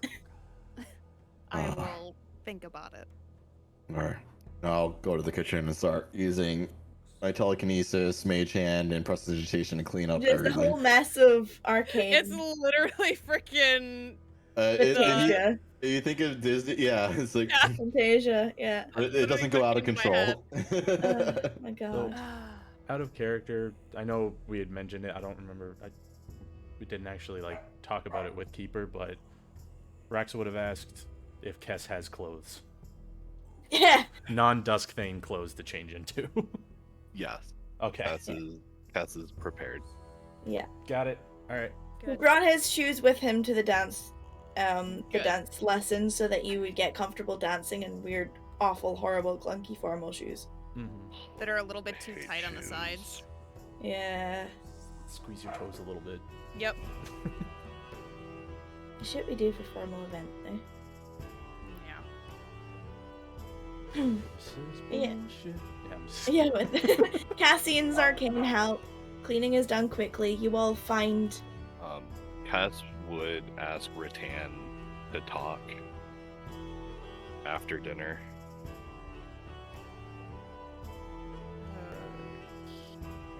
Okay.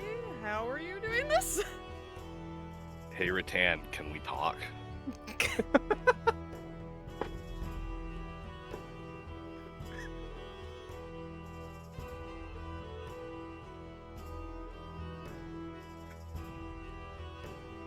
She's like in the process of like taking her stuff into the kitchen so Cassian can clean it up, and she just kind of like stops. Rax grabs it and says, "Yeah, go."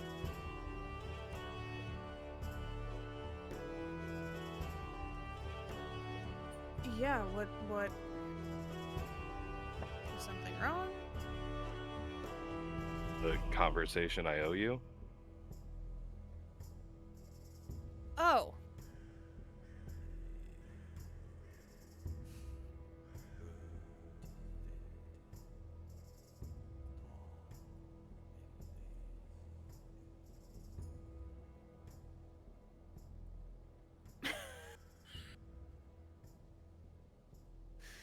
That's actually her reaction. Thanks for the plates, Rax. This is very helpful. You are welcome. You're both just in the kitchen, which is just through the door from the dining room, so you're both going to be privy to this conversation.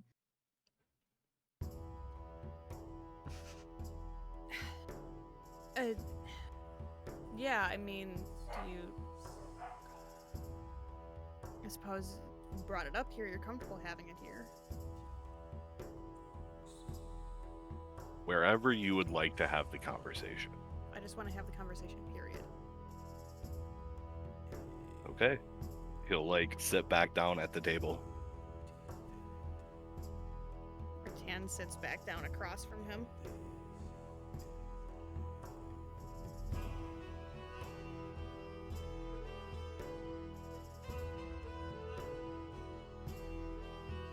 We didn't see eye to eye in Duskbane.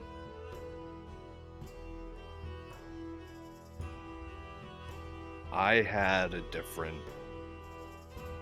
end goal, I guess. I thought we were there just for information. I also didn't see the same things you saw.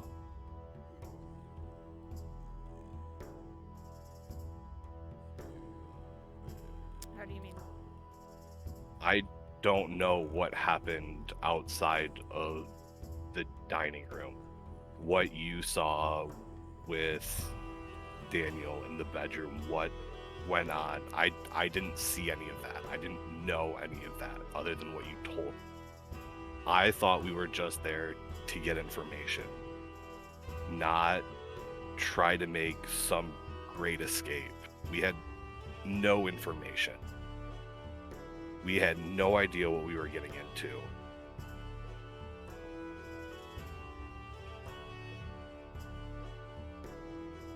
And people kept pushing for different things.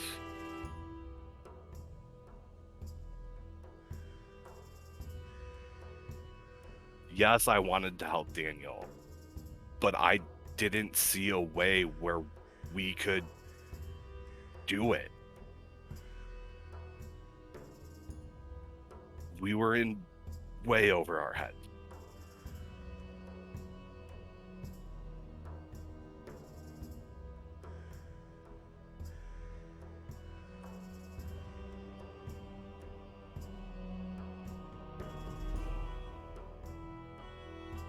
I'm not saying what anybody did was right or wrong. And a lot of things went bad. I know. I made a lot of mistakes.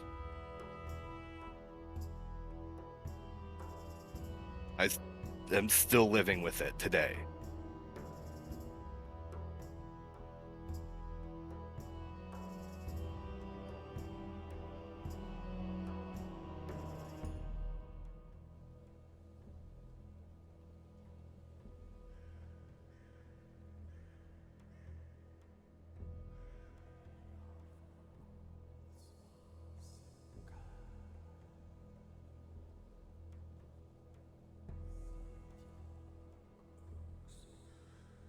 I'm not sure what you want me to say, Cass.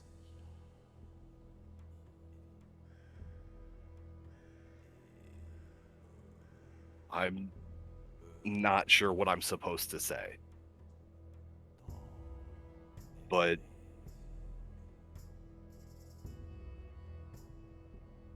this is what I have. I'm sorry.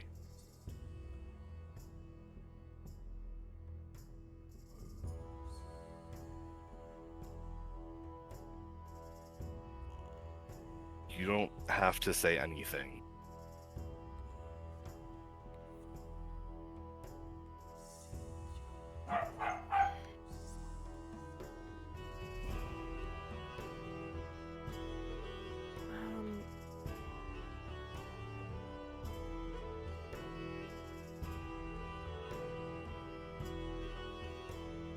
I agree that we didn't have information on Dusk Thing, and the goal was initially to go there to get information.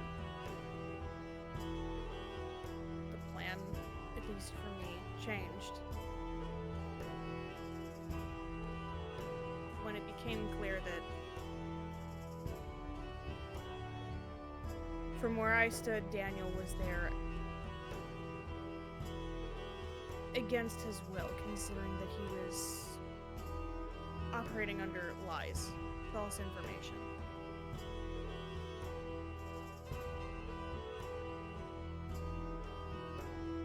What I saw in that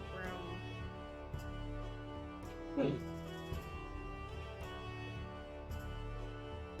what I saw what had been done to him, went against everything that I stand for as a person. And I understood that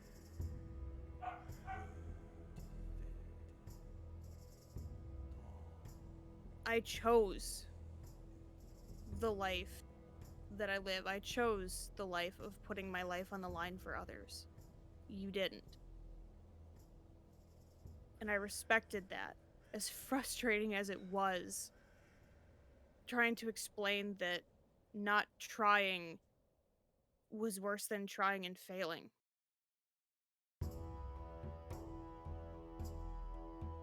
I understood.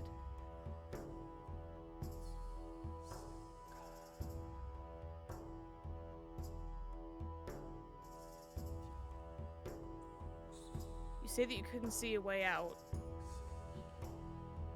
which I also respect. But from where I stood, you didn't exactly try to help me find one. I felt very alone in that room with Luce and Alexander.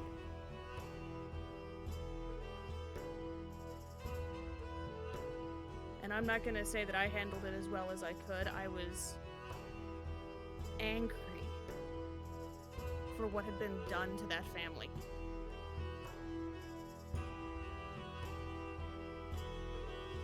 Had cooler heads prevailed, we probably could have resolved that without fighting them.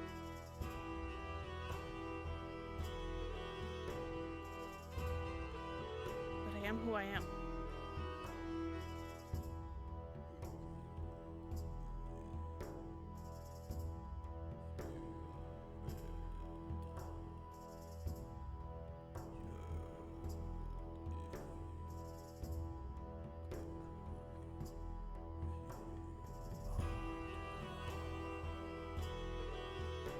forgave you a long time ago for Dusk Thing.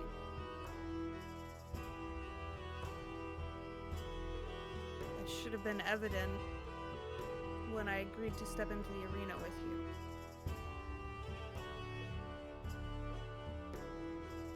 I understand you forgave me, but I still owed you a conversation. I said we would talk. I said I forgave you for Dusk Thing. Didn't say I forgave you for everything else.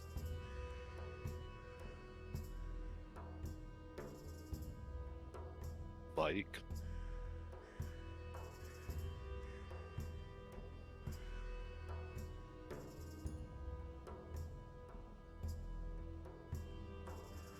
When you asked me to step into the arena with you, you offered it as a way to fix what was broken between us.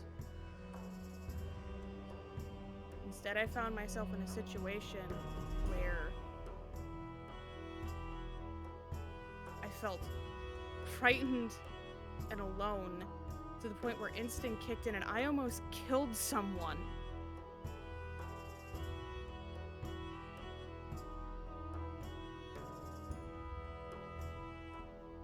I don't think you understand how heavily that weighs on me. I almost killed Pacody.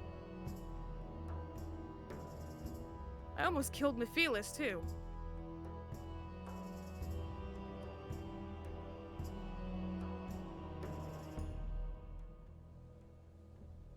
Because I was scared and I was not going to die there.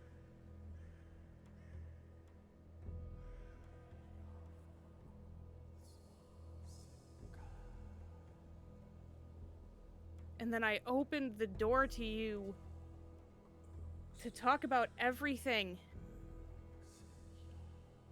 And I told you it had to be your choice. I have been waiting months for it to be important enough to you.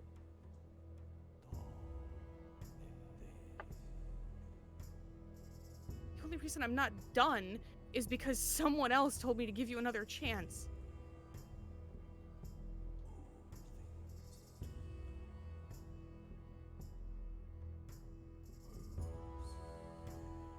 I don't have friends, Cass. I don't.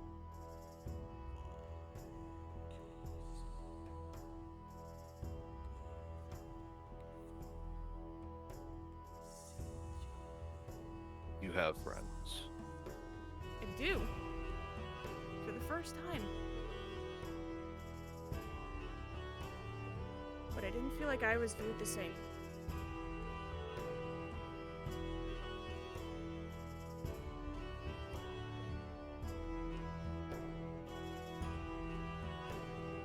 And I understood that you had to go because of whatever's happening in the Timberland.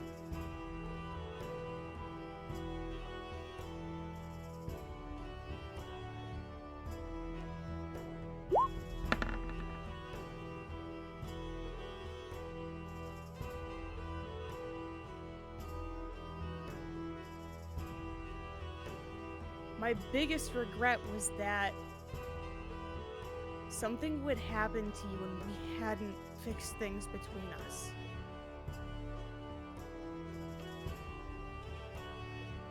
That's not your regret to bear. Don't you understand that you put that on me? But I would always regret that maybe I could have pushed harder, maybe I could have done more to make it happen. Nothing you said or done could have changed. I was weak. I still am weak. Not just in a physical sense, emotionally, mentally. I'm weak. I'm not good with feeling or people, or I isolate. I don't have connections with people, so having that trust put in me is frightening.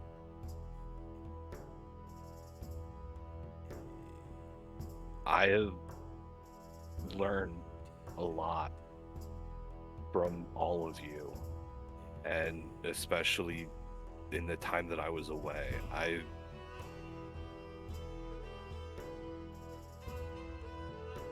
But I'm still not the man I wanted.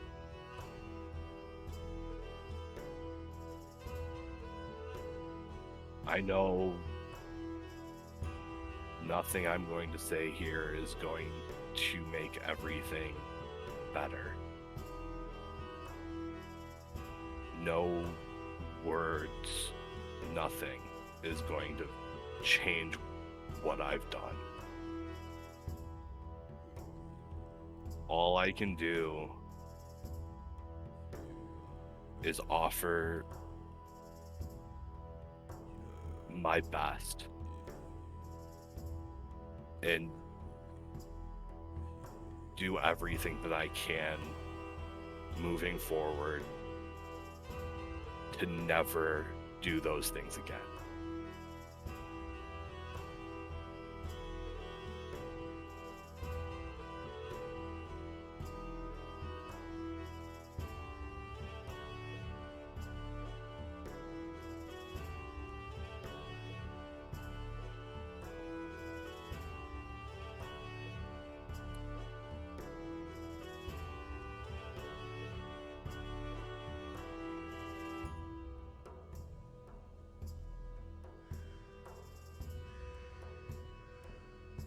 And please don't ever make me feel like I don't matter again.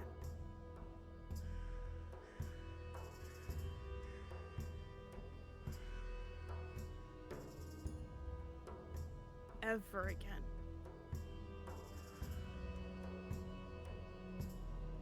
Everything that I have, I promise you. Don't make me a promise you can't fucking keep. So if you make that now, I've never made a promise I don't intend to keep. I'm just saying, you know how I am about those.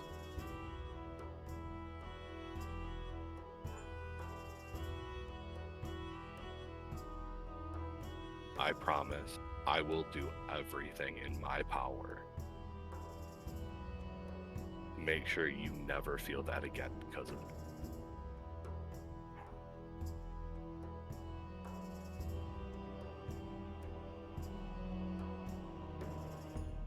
We don't get any guarantees. Any single one of us, much as I don't like speaking it into existence, could die. Any day. You suddenly hear what sounds like the pop of a glass shattering from the kitchen. Those of you in the kitchen who are aware of what's going on know exactly what just happened. I'm just gonna clean up the glass shards and Yeah, Rex The- helps clean them up. Yeah, he lets you. Hand under the water and all that jazz. float over a fresh wine glass. And it's filled. It'll also be filled. Because, yeah. I already almost have. So, if there's something that you wouldn't be able to live with yourself, if you weren't able to say it again, you shouldn't be keeping it to yourself. And that doesn't just go for me, that goes for all of them. If you would regret never saying it, you should say it.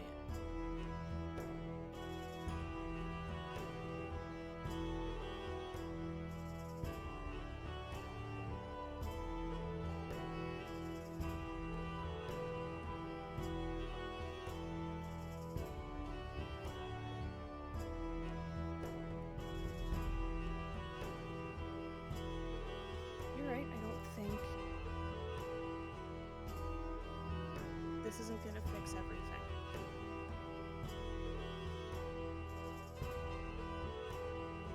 And some wounds you can't heal with magic.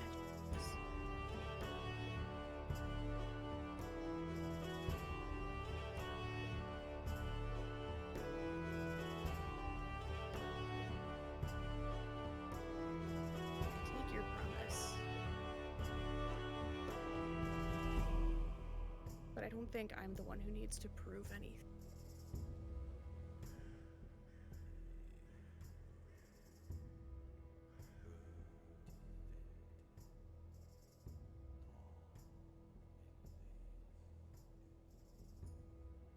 That may be rude of me to say, but that's at least how I feel. I feel like I've made my commitment to everyone here very clear. I never asked you to prove anything.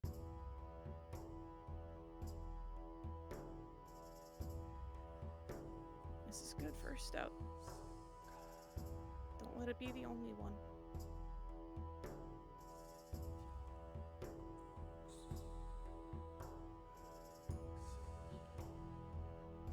Everyone go take. Get up, stretch, go pee. You had a snack.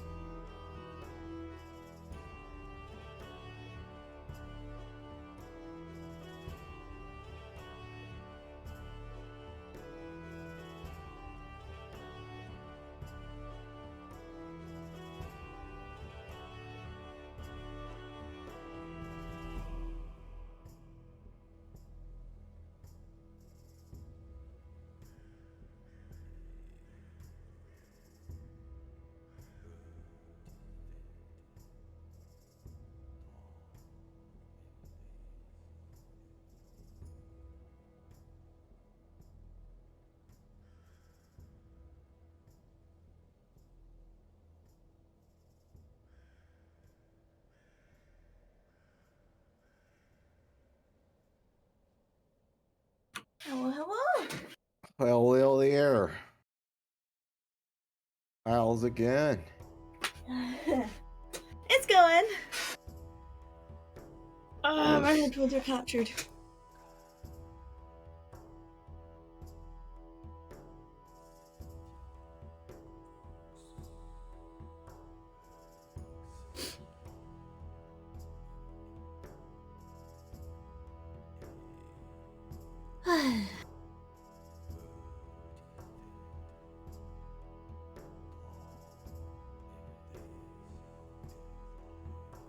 Think I'm done coughing now? I feel that. I just like drowned myself in a lozenge because I knew I wasn't gonna have to speak for a while.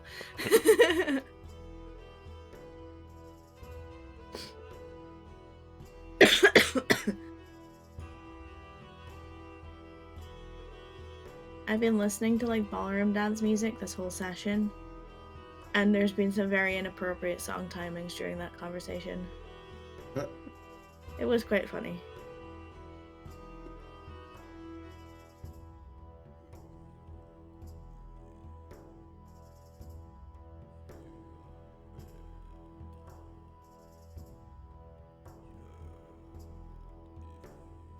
Oh, come on.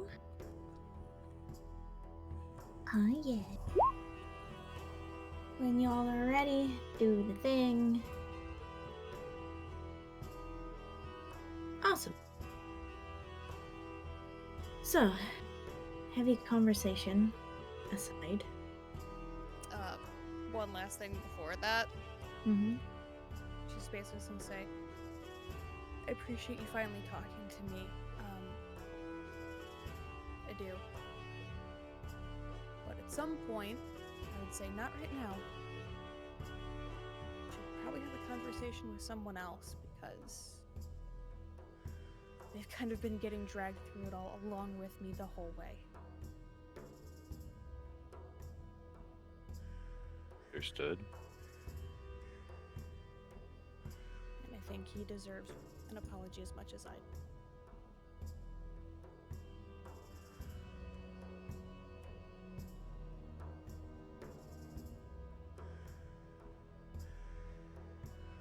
And with that, you all finish clearing up from dinner and for bed. You find yourselves in the rooms you've been staying in since Monday. I guess you know you have a bed here if you want it, but obviously you have your abode that you're sharing with Elliot. He'll go back to his abode. Now, you all find a somewhat peaceful night's sleep, including Miryu. Probably needs it more than any of you. Judging by her silence at dinner. Trying not to fall asleep face first in her potatoes. Give me a second. While you were sleeping, I'll cuddle up with Miri, warm for the first night in days. Your vision in your dream is filled with flashes of the winter scene that you witnessed earlier that day. The snowfall around you, the bustling of blizzards, the bite of the air. But rather than feeling like it's touching you, you feel like you're in a little bubble. A little piece of your own security, a little protective barrier around yourself. But you can still see her in the distance. That wicked grin on her face. Slight tilt of the curious head. She doesn't say anything. And it's only for a brief moment that you dream of her and you start yourself awake and you take the breath and you get used to your surroundings, and then you see Miryu fast asleep next to you. Relieved, relaxed, and comfortable. And you find your way back to sleep.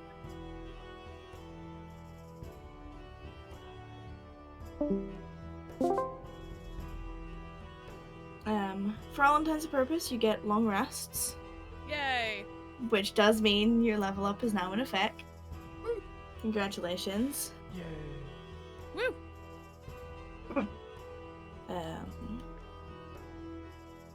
You all gather the next morning, ready for coffee, ready to face the day. Rattan, you're up earlier than everyone. You go to drills. You find out that for the first time ever, Teth has neglected to turn up. Oh no. No one has heard from him. No one knows where he is. Oh shit. Other than that, drills go well. And there's no other, like, Like what? nothing else pertaining to particular situations comes about? Just that? No, but you also don't see Solaris in the morning. Uh-oh. Okay.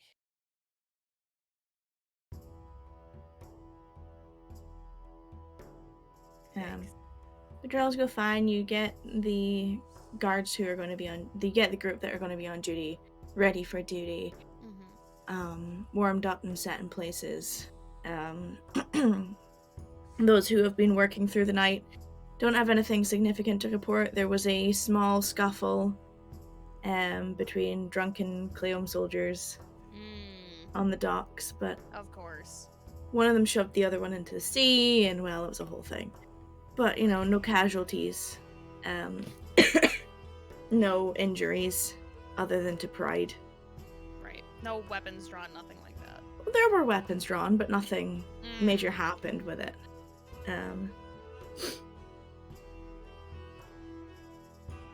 It's the Thursday, the day before the event, and the streets are heaving. Like, the tourist population that was gonna show up is doubled from the day before. Oh shit. Like, the streets are like, if there was panic, it would be dangerous. Yeah. And that starts from after you finish your drills. Like, breakfast is busy. The bars are out the door full. You know, anyone who is anyone is either performing in a bar or performing on the street side. The markets are making their money. You know, anything and everything that they have to sell is on display, and it's going like that. You know? Your usual trade is obviously rotating. Yep. And Cassian, you'd be the next awake. You'd hear immediately. Can you hear her? Yeah, the cat's waking up in the morning. Cats that apparently hang out on our roof. Sorry. The neighbors have a cat that really, really likes this house because the people who were here before you fed it milk. It is meowing at the door when you wake up, Cassian. But no, you know, Sorry, carry on. Oh, what were you say? I was gonna say, you hear the bustle of the streets. Like, you guys are in the center of it all. In your house. So you hear it all when you wake up. It's not long after you wake up that Rattan comes home. Rax, you're like an hour or so behind the early birds. Niryu is sleeping in. Like, you get out of bed and she's like, go away. Leave me here. Leave me here. She doesn't even have to say anything. He just kind of like pats her shoulder and says, I'll get you when we go to breakfast. And just like quietly does his morning stuff. Yeah. She is like dead to the world. Not literally. When I guess when Rattan shows up back at home, I'll just ask her, you know where we can get some ivory? Do I?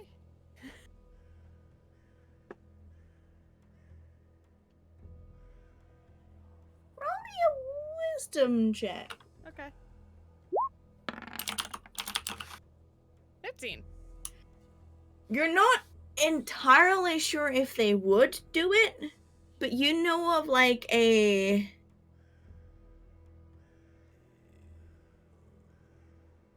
not it's specifically a jeweler, but like they deal in jewels and components. It's the closest thing that you would have to something like that would dispense arcane components. I'm sorry, what is it called? Ivory. No, I was asking the DM. What is? Oh. The place is Mhm. called the Little Loop. The Little Loop might. They deal in I guess this would be the closest thing to like spell components. So they might. Great, we should go there ASAP. Let me wash up first because I Don't we wanna put just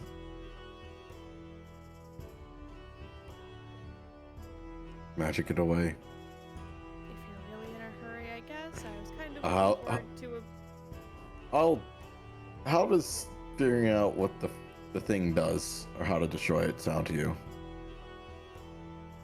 fine, but I'm having a bath when we come home. Yeah, let's just run there, get it, and come back. We could probably be done before anybody else wakes up. We probably can. Let's just hustle and go. Alright, fine. Mild Turns sprint. right back around. Stinky Rattan and Cassian head out to the Little Loop. I'm going to explain it to everyone because Probably gonna end up going there later. Mhm. yeah.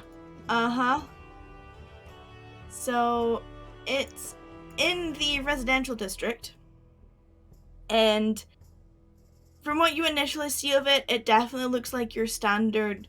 It kind of from the outside gives the impression of being like a gem enthusiast or appraiser. But when you go in, you see they've got bric-a-brac, knickknacks, and everything in between.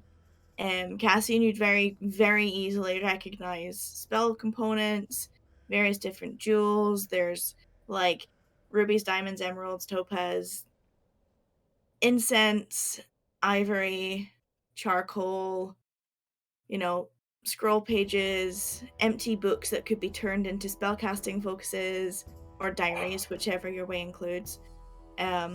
Just anything and everything you think would be inclined, as well as a small little placard on the table that says gem appraisals available here. And flitting about in this morning chaos, you see what can only be described as the top tufts of dark brown braided hair behind the counter. And you hear someone shifting and shuffling around back there. They don't seem to have noticed you. She kind of just motions to you like, Excuse me. And as you say that, there's like a thump and God, and then they like come up rubbing their head and they're like, what you see before you is a dwarven female with braided brown hair with like pieces of gold strips in it that are like looped around the braids in the hair. And then the thicker braid that it all sort of comes into has a thicker band of, the best way I can explain it is it kind of looks like it's got some kind of carvings of runes or glyphs on it. And there's 3 of them down the length of this female's hair as it goes down their back. They're adorned in various pieces of gold and blue jewelry. They have their nose pierced. They have 3 studs along their cheekbones on either side, that are like gold rounded studs, so to speak. And they're wearing like a sleeveless. Best way I can explain it is like a shirt with a high collar, but like sleeveless, buttoned up at the front. And they look over the counter at you and they're rubbing their head and they're like, good morning. I really need to get that bell on the door fixed. How can I help you? Hi, sorry. The name's Cassian. You're the proprietor, I assume. Yeah. What is your name? Most people just call me Rolla. That would work. Rolla Opaljaw, pleasure to meet you. Well, nice to meet you, Rolla. Do you have any ivory strips? Yeah? Need about 4 of them. Okay. Anything else? Yes. They need to be worth roughly like 50 gold pieces each. Sure. Components and whatnot. Alright. That's it. Do you like the Okay. rest? Yep. And she'll like turn around and she'll bring out like a small, I say small, it's like, it's big for her, but it's small for you, like a component's chest is the best way I can explain it. Like it's kind of looks like a big version of a briefcase without the handle on the front. Flips it open with its lid to you so you can't see in it. And she shifts through it for a moment and then you see her place ivory strips out to one side. It's like, well, you want 50 gold worth, you know how much the cost is. Yep. Thank you so incredibly much. You're welcome. I really enjoy everything else that you have here. I will eventually have to come back another time, but this is a bit of an emergency. I dropped 20 platinum on the table for her. Okay. Have a good day, Have a Rolla. day. Bye. And I'll just do a little ding ding sound as we leave. Thank you. You literally leave this poor dwarven woman in a whirlwind. She's not even sure how to react right now. I'm It's not like even sure first this happened to her. it's first thing in the morning, she just banged her head off the sturdy wooden counter. Just bought of- 200 gold worth of ivory and left. The And she's best, like- the best sale that she's ever had. and she's just kind of like left a like just jaw slap. Right, Rattan's like, I need And, to like- catch my wizard. Have a good Thank you. Have a Yay. good day. uh-huh. And then like Cassian, your perception will catch a very loud "Oy vey" just as you're leaving the door. All right, let's get back to the house. Cool. Can I have a bath now? You know what? You can definitely have a bath while I set up the dome. I'll allow all of you guys in. Just let everyone else know, and I'm gonna Wonderful. get to work. As you're arriving, Rax, you've done all your morning routine. Cass, you've done yours. Said good morning to Elliot. And made your way over. Rattan, you go for a bath. It's awesome. You have the gift that I'm not mentioning. You still have some left. Everyone else, Ladier, has made coffee and toast. That's about it. A little smattering of butter, and there's jam on the table if you want it. As soon as she's done in the bath, she beelines to where the coffee is, and like straight up in Celestial is basically just like singing his praises. He knows how to look after you all. Mm. Can you bring me a cup?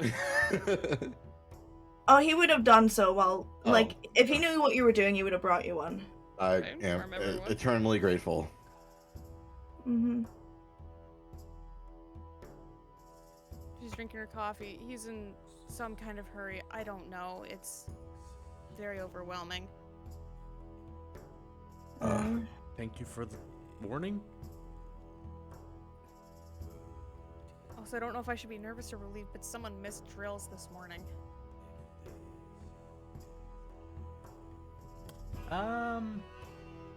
Yeah, let's see how that plays out at this point. I mean, half expected it, but we'll see.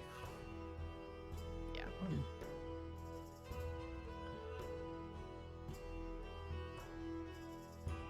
Okay. No one's heard from him. That's less expected, Yeah, he never misses. but I mean, it's not out of the realm of possibility. Yeah, considering whatever I said to him. Yeah.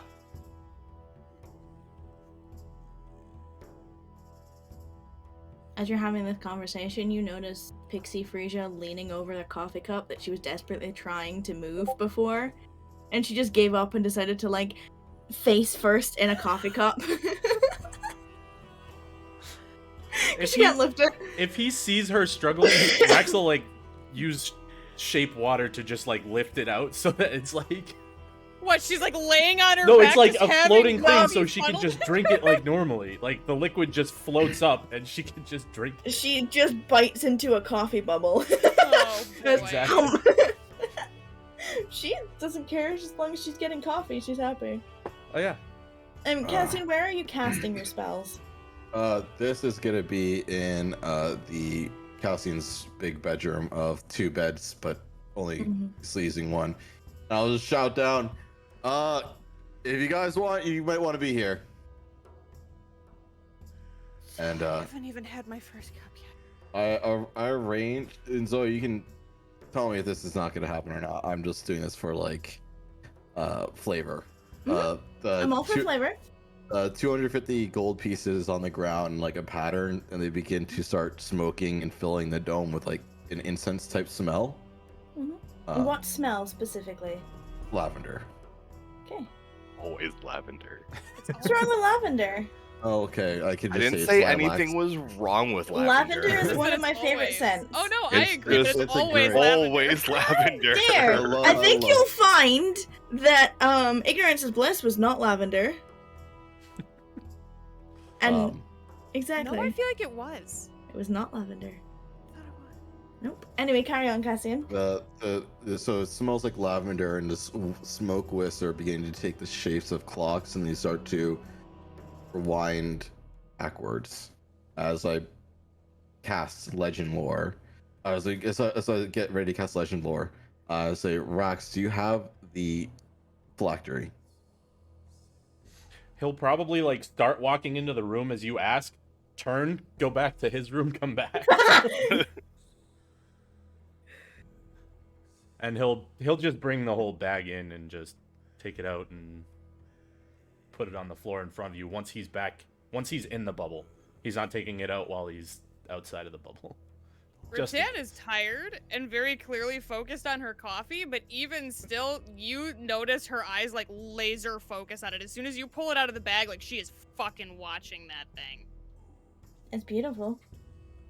Yeah, it's also potentially fucking dangerous. And the color shifting through the liquid that rests in the bottle is Great. Awesome. Gently. I hope it doesn't kill us. weaving in. He had it for Beautiful close to a patterns. month. I don't think it's gonna kill us right now. My telekinetic hand lifts it out of Rox's hands and just places it in the center of this circle that I've made. How many spells are you casting at once, Cassian?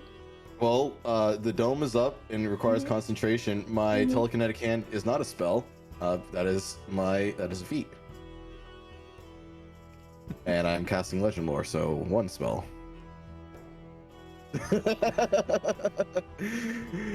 But anyway, I have the item. I've done an identify on it, so I have some information on it already.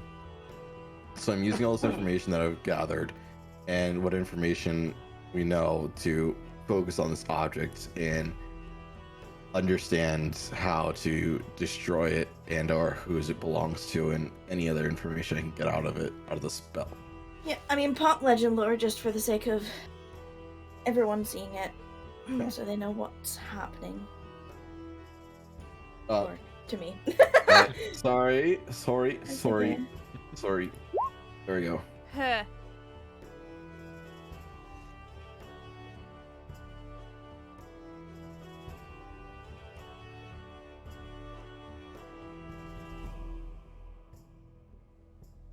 Um,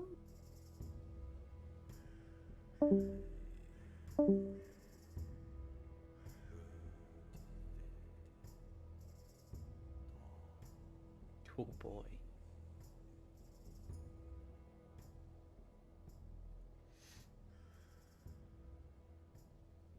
I'm hoping.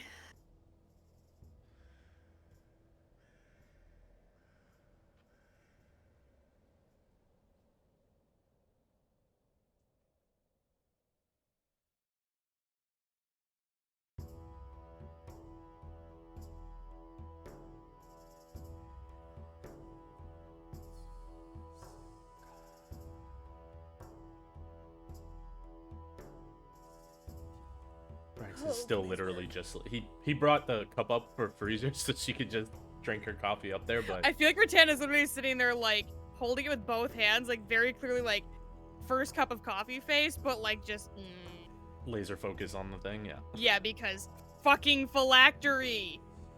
Yep.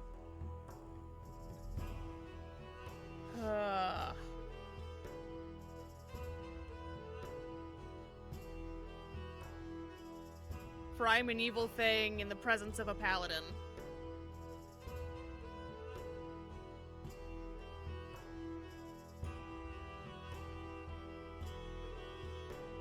Rax is just happy it's no longer in his pocket. Right, and, you know, you also no longer have god disease. Or a god bugging me and a disease. I mean, I don't know if you still have the disease. I don't fucking know. I just know that you don't have god disease.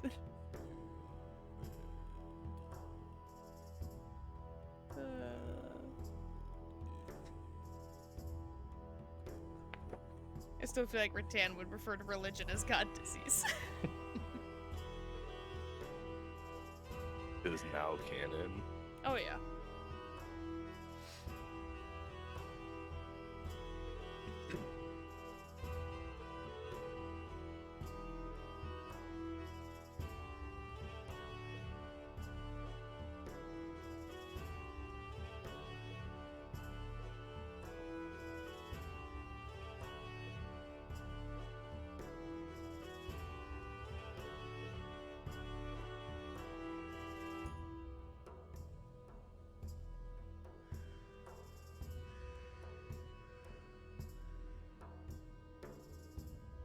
There's dog hair on everything in my office. There's Yeah. I don't Dog even know how that hair on happens. everything in my house. Yeah, I mean, same. It's been like a week since maybe 2 weeks since I've cleaned. Yeah, like the week after I clean, it's just... Oh, it takes a week?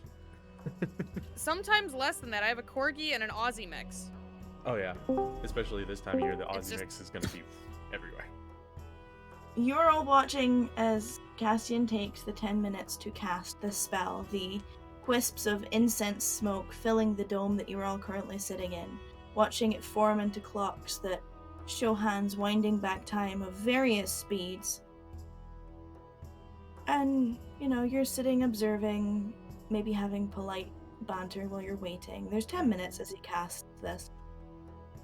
And then you see him look up and around at all of you. You can roll an insight check if you want to gauge Yeah. what his expression is saying. Yeah. I'm not gonna turn down a... God fucking damn it! That's 2 natural 20 insight checks in a day. Can I please carry that over to the ball? Wow. Only not ones at the ball, baby. Oh god, why would you... Mm. And please explain. Hold on. Yeah.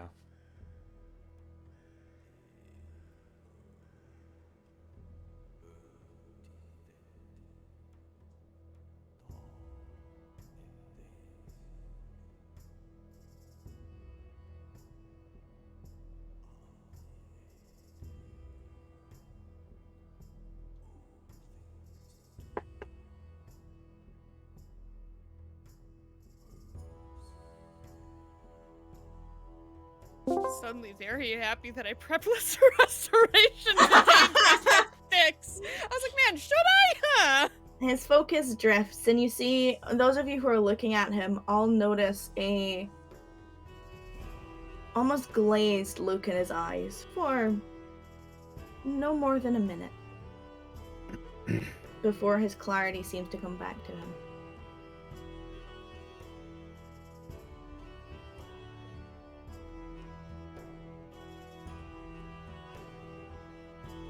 Are you Hmm. okay? First of all, can you hear me? Yes. Okay, good. I think we have more questions than answers on this one, guys. How am I not surprised? Rattan drains half of her coffee. Rax does Of the the same. of these things, there are two one that's safe, and one with you. A word of caution, although she is stuck. If you defeat her, you're out of luck. For them to break, there may be a cost. Two sides of a coin, a reflection now lost.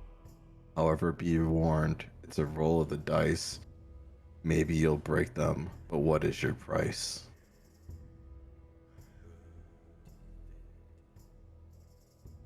Rattan takes another big drink from her coffee. I hate riddles. I think there might be two of these out there. Yeah, and it sounded like maybe one is. If I had to guess, one is with her. Yeah, or somewhere else safe, Yeah. protected. Well, at least you guys didn't fight the Lady of Mirrors, right? Didn't even talk to her at length. Well, that's a good thing, because, guess if we Apparently, defeat defeating her is a bad thing. Yeah, no, we were warned to run away.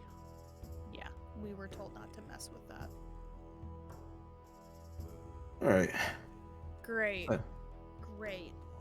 I'll have my telekinetic hand float it back to Rox. Rax doesn't even touch it, he just opens the bag. Alright. Well, we have some information.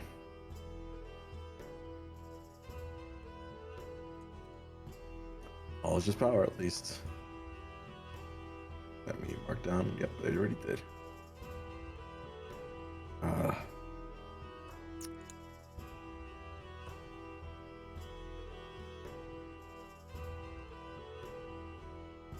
Well, So,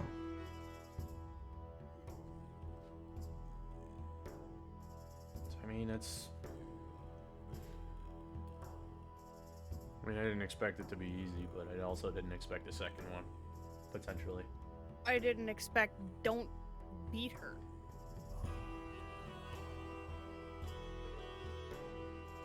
oh. We have information now, so let's just get ready for the ball.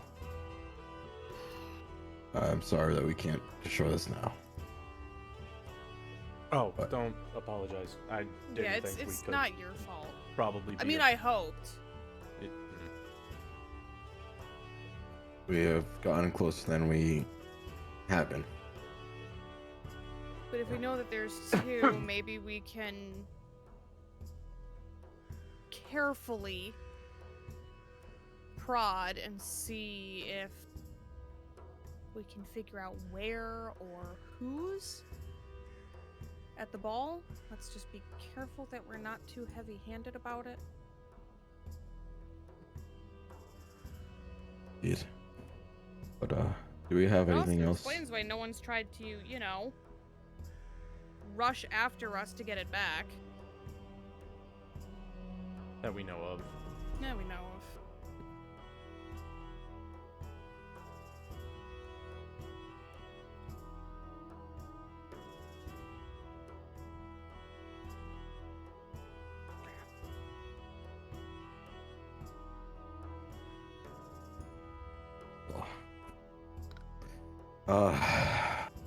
Shit.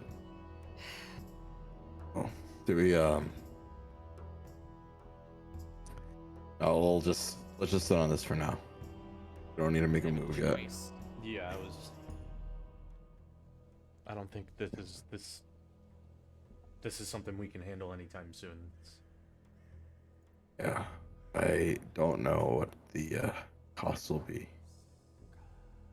There was a moment where I heard about hundreds of voices all rambling at once.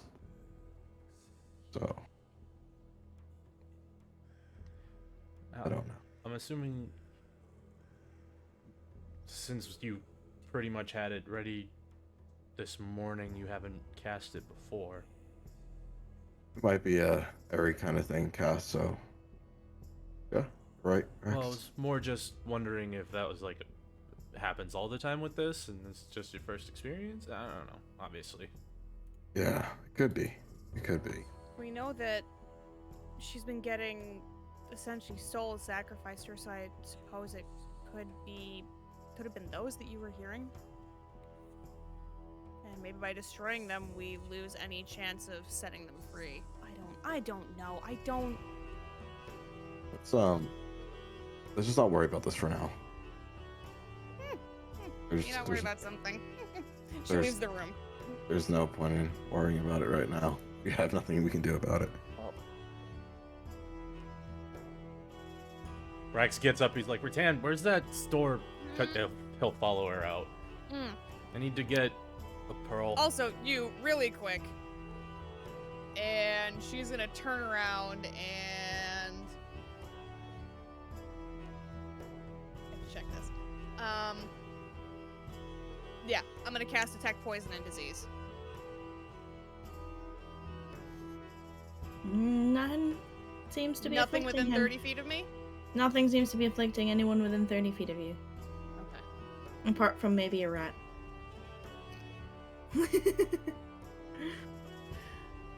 you seem okay. Well, you seem okay too. Thank you. I have not had enough coffee for you yet. No, you haven't. Ugh. And at this point, he's carrying both cups, one with Freezer sitting on it still. Who's now drank enough of this cup to be sitting on the edge of it with her legs on the inside, just swinging. Mm-hmm. Rex periodically helping her. Alright, you need to... yeah.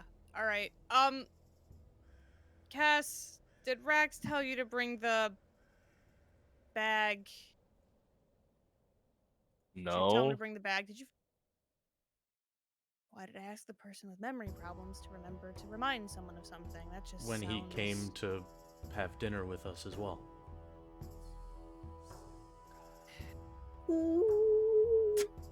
That's Frisia on this side of the cup.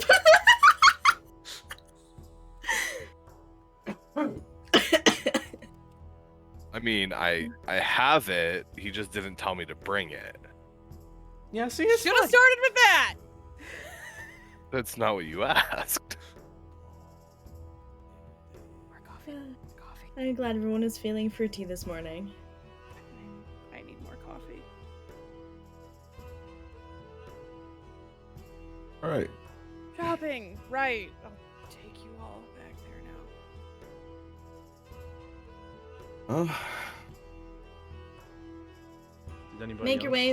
need anything? Oh, basically, he was just gonna ask. No. Nothing to sell.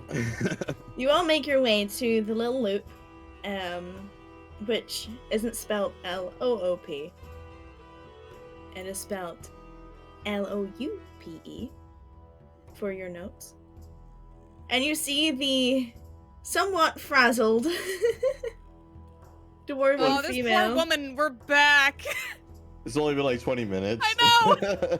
Well, there's travel time in between, so Yeah. it's been Yeah. like an hour and 20 minutes. And yeah, you see this frazzled dwarven woman who looks like she's just got herself put back together and prepared when you all walk in. And this time she's not under the desk, so she's like, "Ha ha! I saw you this time!" as you walk in.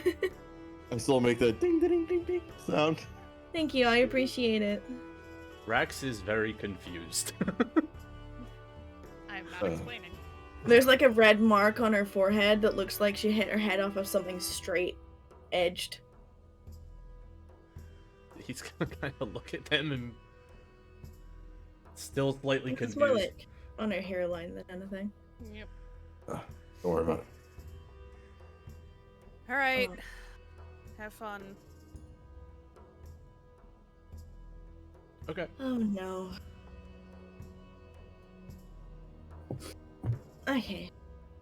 Let me open Cass's bag of holding. Give me a sec. You're also gonna need some shit from my inventory. Okay. Well, let's start with yours first, Yeah. Wither, because I'm assuming It's it's a much significantly It is much smaller. So is Yeah. mine. What? So it'll be in my inventory under treasure. Pardon me. I need to sneeze. It's gonna hurt. Bless When you. was the last time you saw a white horse? It's still there and it's not helping. I tried.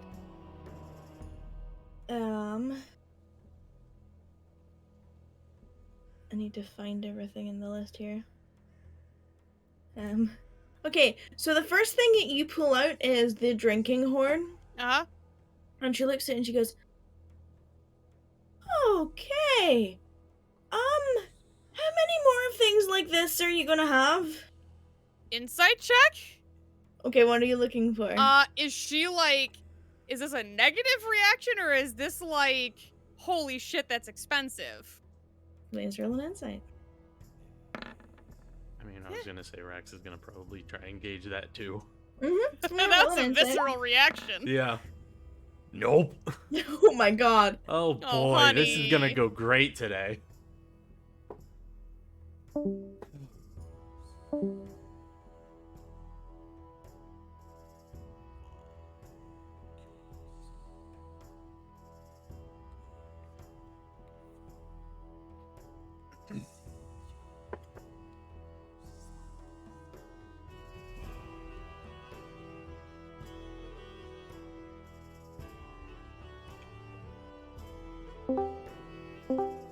Okay, you gauge what you Rattan's gauge. like, potentially a lot. Mostly just looking to get an idea of how much all of this is worth. Well, you're starting off in the region of like 7,200 gold with this one alone. Just that one. Can I insight check her? Sure, what are you looking for? Is she shortchanging them? Okay, you can have a look. Hey. I actually have to roll for this one. Oh. Fucking Jesus.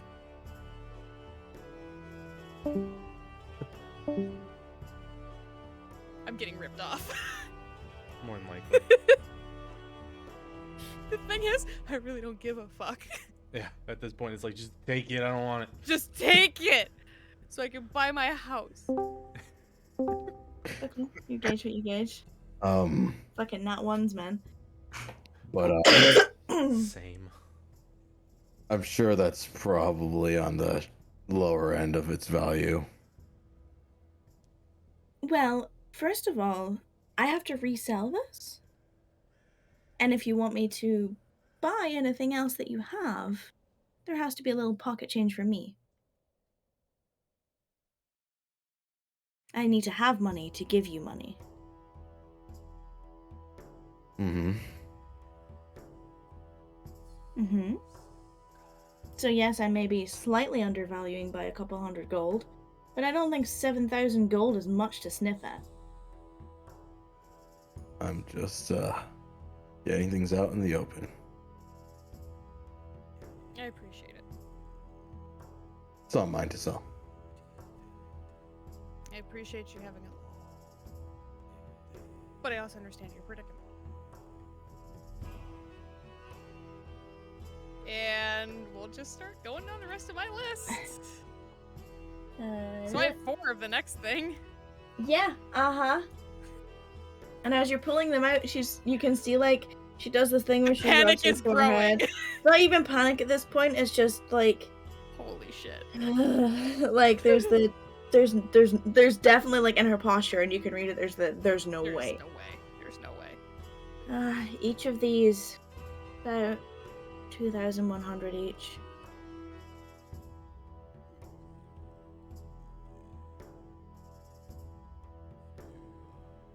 And then And the then- last thing? You pull out the last things in your list. She's like, roughly the same, 2,000 for each of these.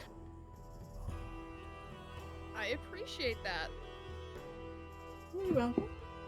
I mean, these are fire opals, so that's certainly interesting. Good to know. The other ones, the Blue-green stones, they're aquamarines.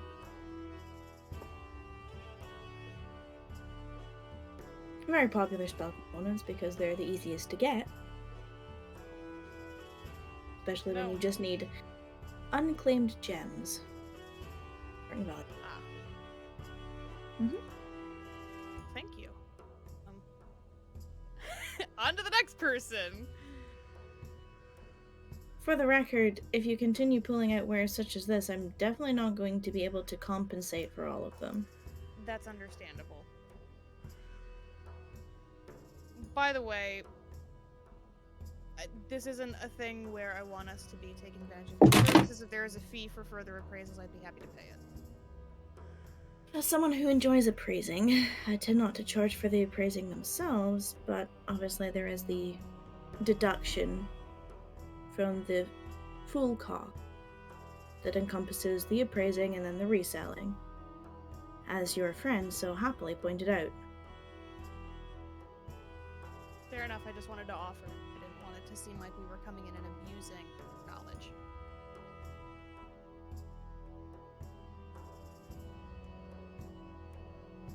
And Rax will step up and say, Yeah. well, he's only gonna pull out the gemstones that he has, and he's gonna ask if she buys like other magic items, or if it's mostly spell components. Ask her? Ask her? He'll pull them out and he'll say, I also have a couple other magic items. I don't know if it's just things like this or components or stuff like that, so. I tend to deal in components and jewels rather than the items themselves. That's just my preference. And as you're pulling out the different gemstones, you can see her like calculating as you're doing it. Mm-hmm. I'm trying to match them with my notes.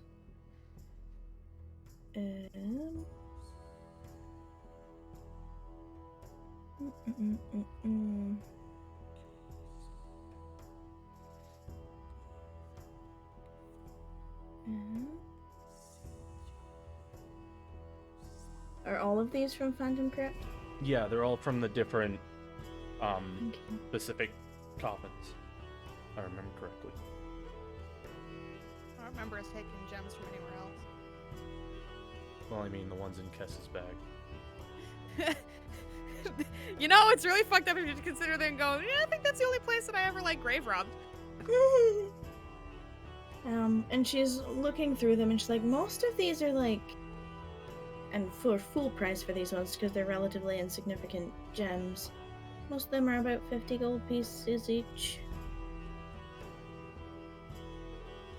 Okay. So, yeah, I would say you've got, blue-green ones. Yeah, they're throwaway at best. The brown ones, Jasper.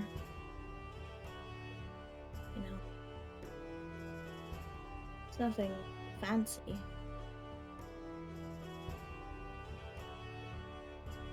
Okay. These ones are just... So would these ones be easier to just kind of...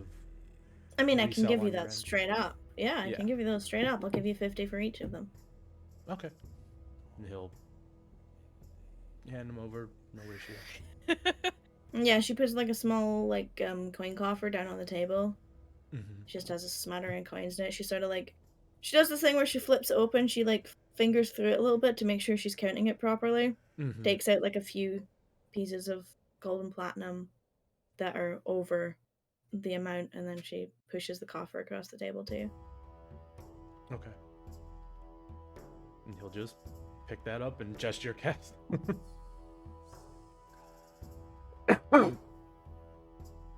Also, just start pulling things out of the bag of holding. And To be fair, inciting it out. the only ones she's actually paid for so far are the ones that Rax have given her. Yes. She didn't give you any gold for the other one, just to make it I'm clear. aware. Mm-hmm. I'm aware. And the more you're pulling out, the more she's like, What? In Wait, the what? world. If you don't want anything, just let me know and I'll put it back. You just go around collecting random knickknacks, trinkets, and gems? Sometimes. You have... collectively? And as you keep pulling out, you're like, you're already at like... And you're probably only down to like the brass mugs and the crown, the bronze crown, and just like, collectively here already you've got well over 30,000 gold. And that's just him? That's collectively so far. Oh, okay.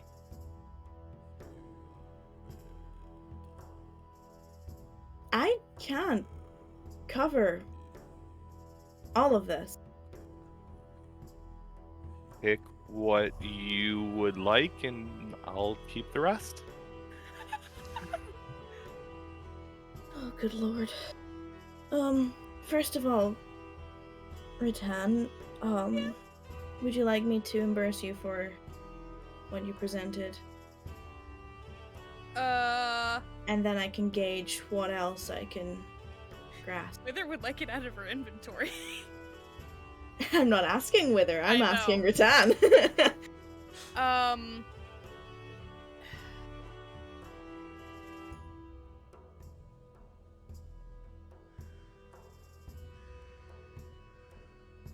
Fuck, I don't know what the right call is, because like I want to have more room in the bag of holding, but I also don't want shit on me.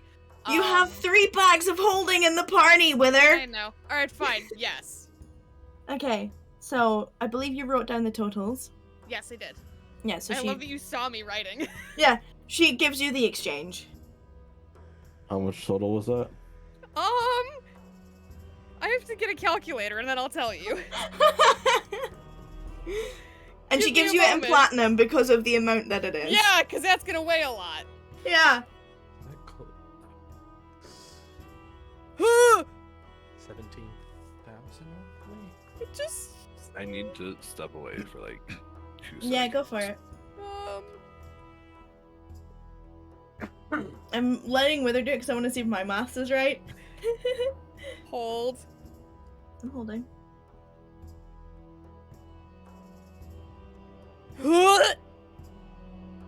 I got, 19.4? Yep. From 7 items? Yeah, you had all the really expensive shit. Why did Rattan pick up all the expensive shit? Or, well, most of the expensive shit. Was Yeah, it was oh it my 194? 19,400. Okay. Thank you for the clear. 19,400. That's the whole town. Oh, shit. Yeah. You're lucky it's trade season. Yeah. Okay, now I have to add that much platinum to my inventory. Oh god, I gotta do math again. Oh. And then she goes through... Sorry. Just drop a 0. I was just gonna say, I was kind of just going through my list. In the morning, Rax would have given you the little tin of ointment, or later that night, whatever. Oh, To Cassian. Yeah. thank you. The same ointment you gave Crow all those years ago. How the full circle. turntables have turned. Full circle. How many uses does it have, Zoe? I believe Uh, it has 2 remaining. Yeah. I have Two. that written down. Yep. Kate mine's ointment. I had to double check that wasn't gonna put me over my fucking carry weight. Out of the various odds and ends that Cass is dragging out of the bag of holding,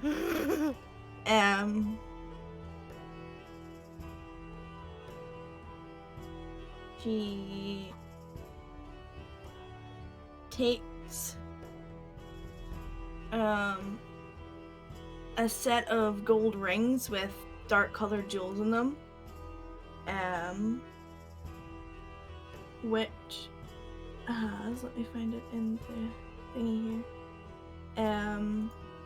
They're like dark gray with like flecks of red. That's the jewels that are in them. She gives you 750 gold for that. And she also takes a small wolf ivory statuette and gives you the same amount for it. I'm just gonna delete these out of the building just so you guys know.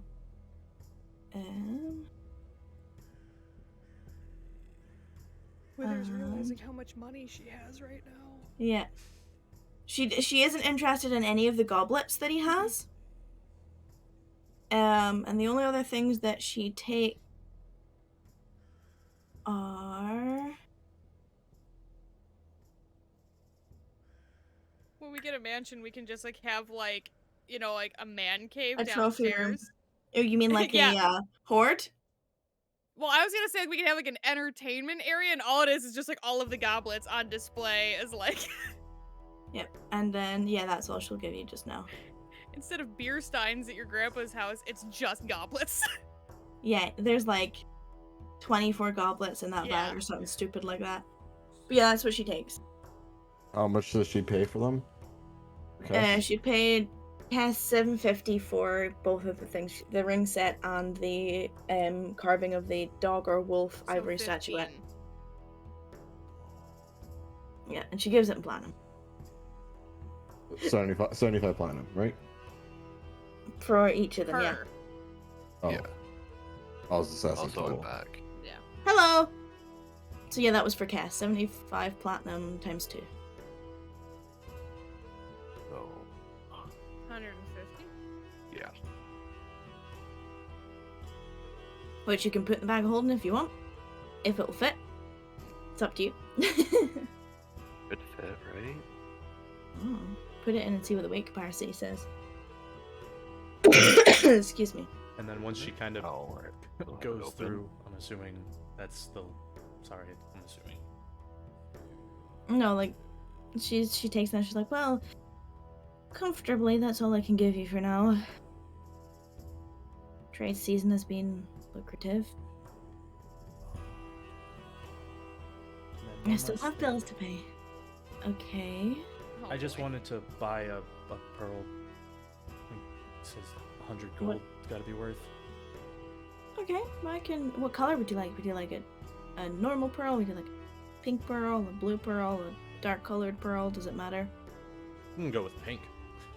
And pink pearl, I can do a pink pearl. And she like turns around and like there's like just this wall of like boxes and mishmashed like just scrolls and various like coffers, and she's kind of like none of them are marked at all, and they're just kind of no. It doesn't look like there's any kind of order compared to Freddy's. This is a mess. Mm-hmm. And she goes through them, and you can see like she's in her head going through what's in each of them. She gets to one near the bottom, grabs it, flips it open again where you can't see. And like she takes a couple of them, she looks at one of them and she's like, no. She takes another one, she's like, this one should do. She places it on a little pillow on the counter. She's got like an appraisal pillow on the counter. She just sets it on there and she's like, well, you know how much it's worth. He'll just give her the gold that she asked for. I wasn't gonna do it, but now I feel bad for robbing this lady. We're gonna do what? You wouldn't happen to have about 300 gold worth of diamonds. Yes. And then she makes a gesture to look behind you. And you see a display case with different sizes of diamonds sitting in it. Like one of those glass top display cases with the Yep. lights in it made to like she's like, what color do you want? Do you want like pink or blue or translucent white or and you can see like as she's explaining them there's like different colors and different shades of diamonds that are catching the light. Yeah, well, other sorts of diamonds. I mean, diamonds are in high demand both for spell components and, you know, engagement rings and the set. We'll go with you know what? I'll go with pink. Let's keep with the pink theme. Okay, well, you know, and she comes out. She doesn't even lift the top. She's got the flap on the on the counter, but there's like candles and coins and boxes and all your shit that you just gave her is sitting on the side. So she ducks under it. She's small enough, and she goes over and instead of going into the actual glass case itself, she opens one of the cupboards on the side. And again, you can't really see, but she goes almost all the way into the cupboard. And is there for a couple of seconds before coming out and, you know, weighing a diamond in her hand. She goes, this one do? That'll do. You know how much it's worth? Put the coin That's on the table. 300 on the table. Pleasure doing business. I you choose No, to because you have spell. given me gold does not mean I will take anything else. That wasn't my aim. People have tried it, Well, that's low. and incredibly stupid. Hmm. Yeah, you should have just started with bartering from the beginning and just make everybody's day easier. You say that, and yet you didn't do it. Honestly, kind of forgot that I was looking for that as well. And it was... How It's do you weird. forget what you go shopping for? Especially Memory when it's problems. such high. Yeah. But we appreciate doing business with you. Thank you for putting up with this. Yeah, give it a while before you come and sell anything else. That or you can try and flog it in one of the stalls, but you're definitely not going to get proper money for it. I appreciate that information as well. If you didn't know that and you've been here long enough, I'm not going to turn my nose up, even if I know something, if someone offers a kind word of advice. alright. Take yourself. Not all advice is kind. You're right. I know you said you don't deal in magic items. Would you have a recommendation of someone that does? Not in the city. All right, noted. We will not be coming back in an hour. If you're going to buy something, that's no problem. Fair enough. Cassian, do you need anything else? Cass? I don't need anything. I'm all set. Wonderful. Thank you very much. Fantastic. You're welcome. you. If you ever need anything crafted, made, jewelry-wise, like standard jewelry, not magic jewelry, I have the gems to spare.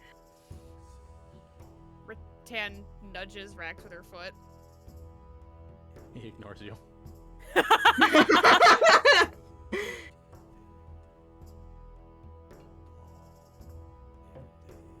And you, unless there's anything else pressing you would like to do or discuss for the day, Rex and Cass go off to their dance lessons. Cassian probably goes to the library. Rattan relaxes at home. Yee. Make sure that her outfit still fits. On request of Leader, who's just winding her up. Yeah, and it's gonna be like, no, now turn around again, and turn the other way. Are you sure you can walk in those shoes? You can use practice. Walk up and down the room a few times. Quick, No, put a please book on your walk up head. and down the stairs while I check from behind. Put a You book need on to your make head. sure Help the your hem posturing. falls properly. But yes, you make it to the morning of the ball. You have breakfast. Nerves are high. You know that you're expected there just after lunchtime. It's a late afternoon into the early hours of the morning kind of shindig where you will get fed dinner. You're all in various states of emotions, I'd imagine. Some of you nervous, some of you excited, some of you somewhere in between. Miriu looks fit and healthy. Well rested, if anything. She slept the entirety of Thursday. And right Oh. through until Friday morning. Rax would have been bringing her, like, make sure that she was eating something. Who would have brought her food on his way when he came back from dancing. Yeah, You know, taking care of her as you would. Obviously there's a bath in here. You guys take turns bathing, cleaning, making sure you're presentable. And it's about half an hour before you're set to, or before the time you intended to leave, that there's a knock on the door. Did someone else get that? Hello, who's there? And from the other side, you hear a very familiar sort of feminine tone with a bit of authority behind it. You know, I could just pick the lock if I really wanted in. Solaris's voice from the other side. Open the door. You Hey. see her dressed in her standard attire, which is maybe not what you were expecting, all things considered. How's it Okay. going? No, well, I mean, preparations are fine. The extra duty is taken care of. We have two of our better guards guarding the back that you asked for, and she's like giving you the rundown of everything that you asked for, confirming that it's all in place. Most of the guest list has been turning up early, so, you know, that's a good thing. So far, no problems. And nothing, obviously the streets are abuzz seeing everyone. It's good. Would you like to come in real quick? I mean, she was inside the door telling you all this information. Oh yeah, I mean like actually like In. inside. Yeah. To the lounge area or whatever. Yeah. Yeah, so she gives a nod. She's like, yeah, well, I mean, I'm here to collect you more than anything, so. Just I'll go check in on everybody to see if they're ready. I'd appreciate it. Rex, Rattan. We're both in their respective rooms upstairs. It's time. All right. Meet you. I don't know if Cass is at the house. Yeah. At this time, he's probably dressed and ready to go because he was meeting you here. Let's see if everyone's ready. Okay, time for a little quiz for you all. Can you please explain what you are wearing? Sure. I mean, you want to start? Wearing black and silver. Tuxedo.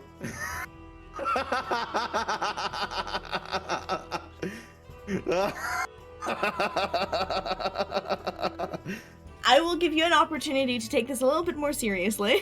With a pocket watch. Yeah, I have to scroll to find the pictures again. It's been a while. With a pocket watch. It's been a while. Sure has. Jesus, we Right. DM way too much. We sure do. There's like, is there any good way to find pictures throughout? Yeah, those? you can use the search function. You search images. From me. Like has image. Has image.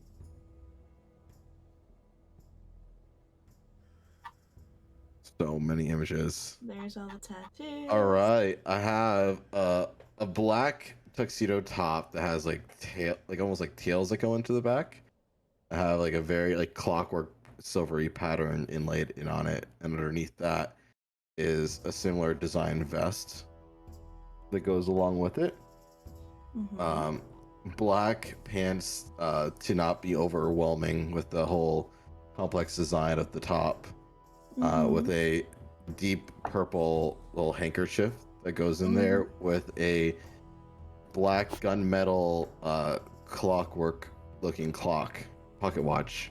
It's a little redundant, but it kind of is. That goes along with the outfit in and of itself. Mhm. Cassian, I don't know, am I allowed to bring my staff with me or no? You weren't told that you couldn't. I bring my staff because it doubles as a walking staff. It looks boss as fuck. Take a point of inspiration. Thank you. I for some reason I already had one. Don't remember how, but I mean, you don't get them repeat over sessions anyway, but yeah.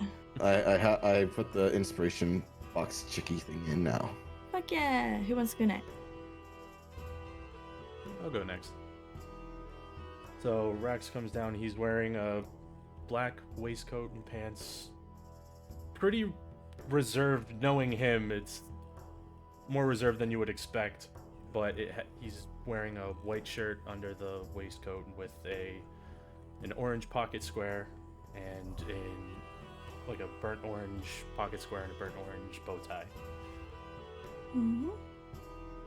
And his sleeves are actually cut, so they're like 3/4 sleeves. Obviously still has his gauntlet on one hand, and then the other one's still pretty like Naked. normal. I was going Naked with hand. free, but yeah. And obviously to his side, is Miryu, who is standing in a very simplistic, slimming sort of grayish black dress that has a slit that's way too high up the leg, for at least for this type of event. But she rocks it. She's wearing heels, which she looks uncomfortable in, but that's Miryu for you, and Rattan probably sympathizes. Thank you. Her hair for once is pulled up in this, I want to say kind of like a top knot, which is held in place by a thick black metallic pin. Very formal, very unusual. But they seem to complement each other. Please take your point of inspiration. Will do. Who wants to go next? I guess I can. Oh, So, yeah. Cass is wearing a 3-piece tux, a forest green jacket with very minor, what looks like kind of like tree branches, with a brownish vest, a white shirt, no necktie or anything, no bow tie, no necktie, and brown pants with a black belt and black shoes. Sweet. Take your point of inspiration. And last but not least. And Rattan comes downstairs wearing not a dress. Instead, she is wearing this deep red, open-backed. The front has like a very deep but tasteful V. Almost the best way I can describe it is like a pantsuit, I guess, like a one-piece pantsuit, where the legs kind of flare out at the bottom. And she has black closed-toed heels on with this, and again, like the back is totally open and it's just like secured with like very thin straps.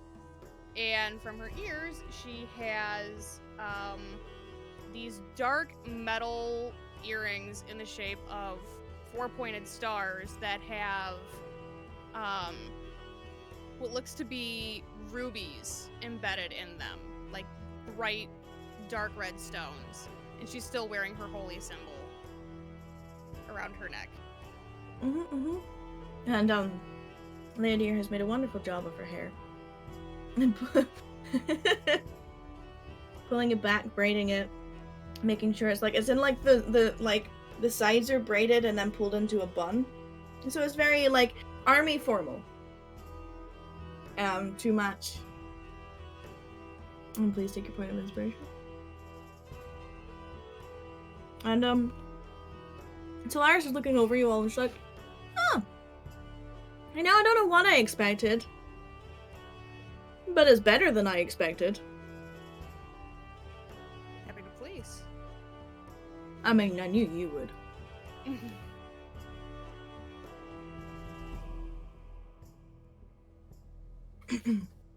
And just as you're getting ready to leave, there's another knock at the door.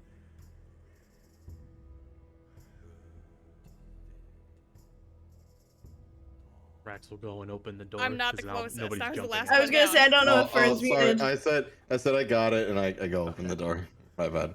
You open the door to a familiar face. Hmm. A young-ish woman with neatly pulled back brown hair with streaks of grey through it, like just little strands here and there.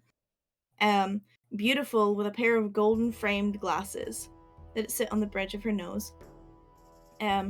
Dressed in a very rich, deep purple dress that sits stops just above the knee, and cute little short-heeled shoes. And over her, sort of like draped around her back and over her arms, is like not quite a shawl, it looks like a thicker woolen material that's grey in colour and like very loose checkerboards, like grey and black. I think kind of tartan-esque. Cassie, you see this as almost a staple piece for her at this point. She always seems to have some kind of this design. And she pushes her, like, the small strands of hair back behind her ear, just like, I'm sorry that I was late. I tried on a few dresses to make sure it was gonna be okay. You look wonderful. As you. Less shiny.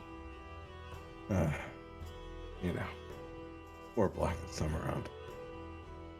Yes, well, Would you like to come inside? You please. gotta meet everybody now.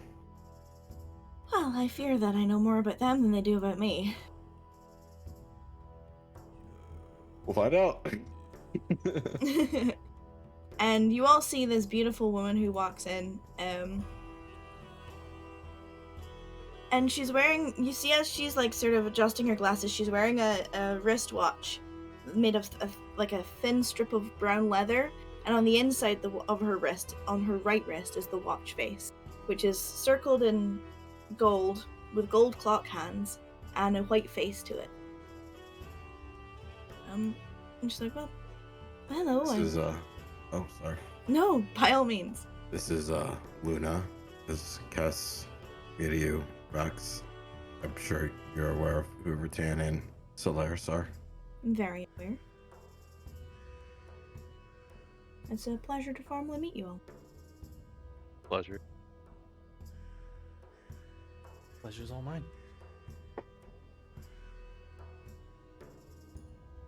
I I hope think you we're don't think I'm intruding. I was invited. No. Not at all. I believe you came right on time. We're all about to head out. Wonderful. Shall we? And Solaris is like, finally, jeez. Rattan scoops her mask up off the table. She does not have her glaive on her. I still have my staff. Yeah, what? Okay.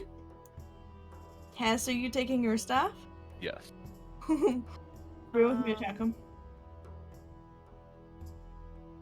Sorry, I'm changing my spell list for the day too.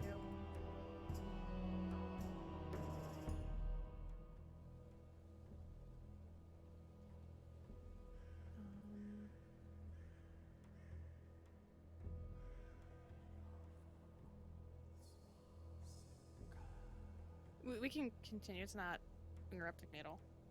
Oh, they got pulled down to. Oh, okay. Yeah. I was like, huh.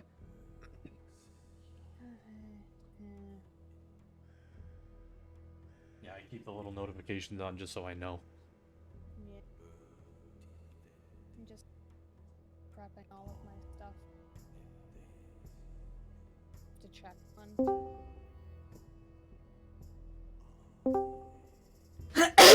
We're good. So you make your way up the main street through the crowds, being held in regard by everyone, up to the castle Stuidin, in through the main gates, in through the front, beautiful, massive front doors. As we're walking there, Mm-hmm. I will ask the group, do you guys want me to give you that possibility chance before you go in there? How long does that last again? An hour.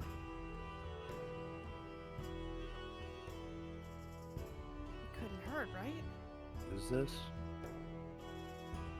I guess you haven't seen this yet, but I can. One spell I can do, I can give someone a possibility of a future. It's only a possibility. Okay. So think of it as you're Oh. trying to jump to that plateau and It's a mulligan. sure. Mulligan it is. I'll leave it up to their discretion, seeing as they seem to So know more about The it than I do. NPCs know what you mean. Zoe doesn't know what you mean by a mulligan. Do over. Thank you. It will cost me 100 gold to do it, but I can get the three of you in it. Yourself as well, or just us three? I have other means to bend. Honestly, I'd say that it would be worth it, Cass, for you to have it, because like I said, I don't know how much I'm going to be able to help. I'm really gonna be counting on you guys.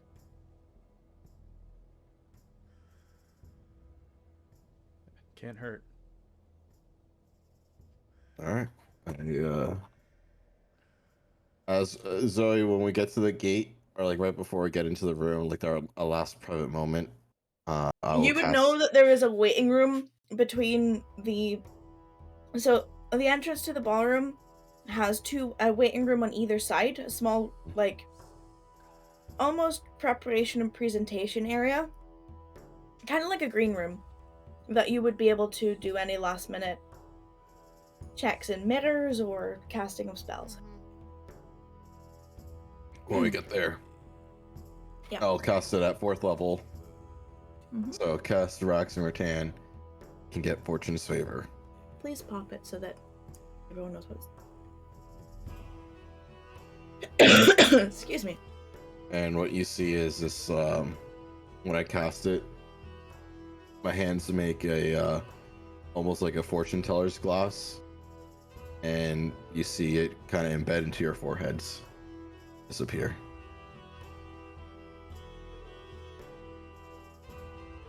Possibility. I will never get used to it. Ah, shit, I didn't ask about spells on Thursday, that's fine. All right. Hopefully I won't need anything in that ring. What would you have asked for? Probably counter spell. I would put a counter spell, and I'm gonna put an expeditious retreat and a shield in there for her. Okay, well, there you go. Holy I'll fuck. allow it because I kind of skipped over it. That's fine. Counter spell, expeditious, and shield? Yep. Mhm. You're not wearing armor, so Nope. your shield might be helpful. Mhm. Alrighty. So, you finally break through the doors into the Ooh. ballroom. Ooh. And, I have to go through 21 pages of note to find the right one. You're in a 150 foot wide, 70 foot tall, 40 foot high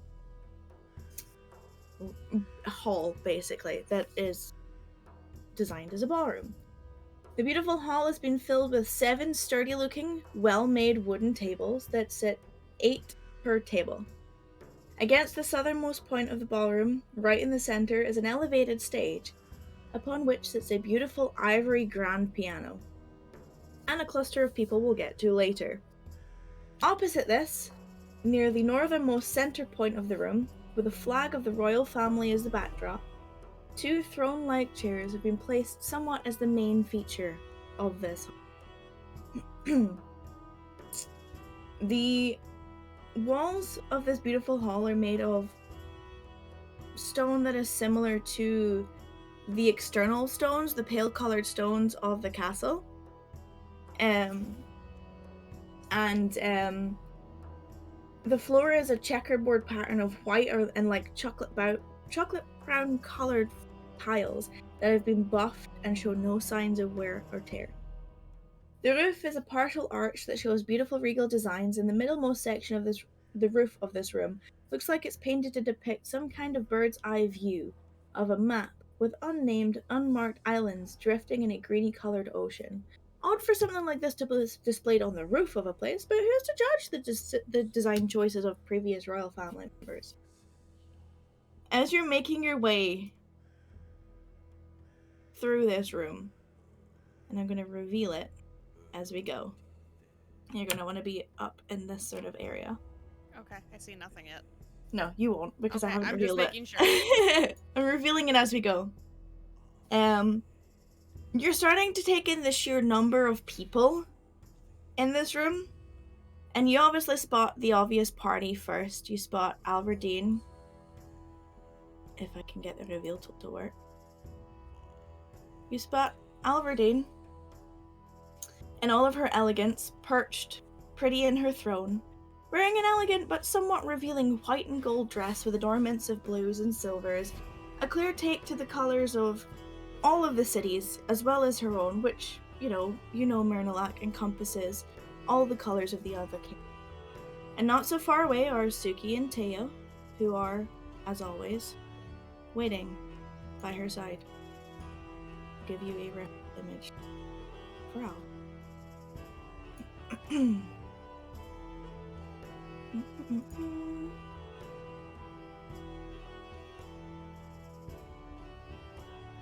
The two other girls, her guards, are in their normal attire, with Suki being much more heavily armored than Teo, and both look to be like relaxed but aware of their surroundings. The table immediately to your right as you enter has all of the seats filled. A few of these faces are familiar to most of you. You spot Barb, Whiskey, Smoke, and of course Cutlass, who are delighting in conversation, as well as a handful of similarly dressed individuals. 3 more humans and 1 halfling are sitting at the table with them. The only male of this group is a gentleman wearing a deep blue sailor's coat, which is tattered at the ends, a white shirt and a red sash-like piece of material wraps around his waist, and a thick brown leather belt holds it in place. His bottom half is a pair of similar pirate-styled pants tucked into calf-high boots that fold over at the top. He's armed with a rapier and a short sword, which is sheathed at his hip, and he has dark-coloured hair which has been pulled and tied loosely in a low ponytail. He has a scruff of a beard that lines his jawbones and his chin, and a thin mustache to round everything off around his mouth. And on his shoulder you see some kind of bird, an eagle or perhaps a falcon. And around his neck, the bird specifically, is a thin strip of red-dyed leather and a single golden coin that kind of looks like a dog collar. I'll show you who you're looking at. You have a guest list, so it's easy to put names to faces. Another of the members of this group, with a bird on their shoulder, is a human female who has a beautiful great horned owl perched on her shoulder. The female has short brown hair and is dressed much like the others at the table, with an off-the-shoulder pirate blouse and brown striped pants and numerous belts around her waist that have different things attached to them.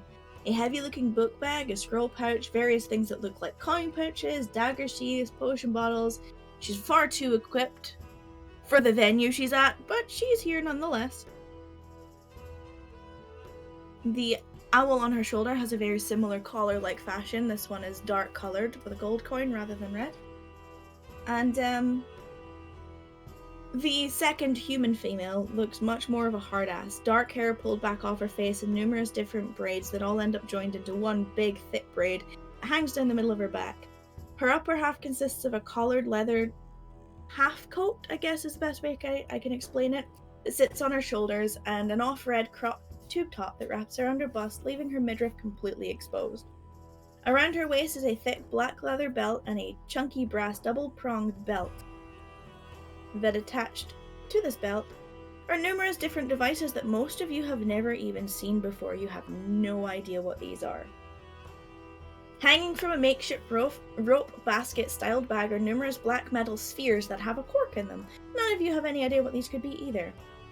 She seems to take a great deal of pride in her appearance compared to everyone else, considering she is the most made up of everyone, and neater in general of appearance. She seems to be holding a fierce elegance to her.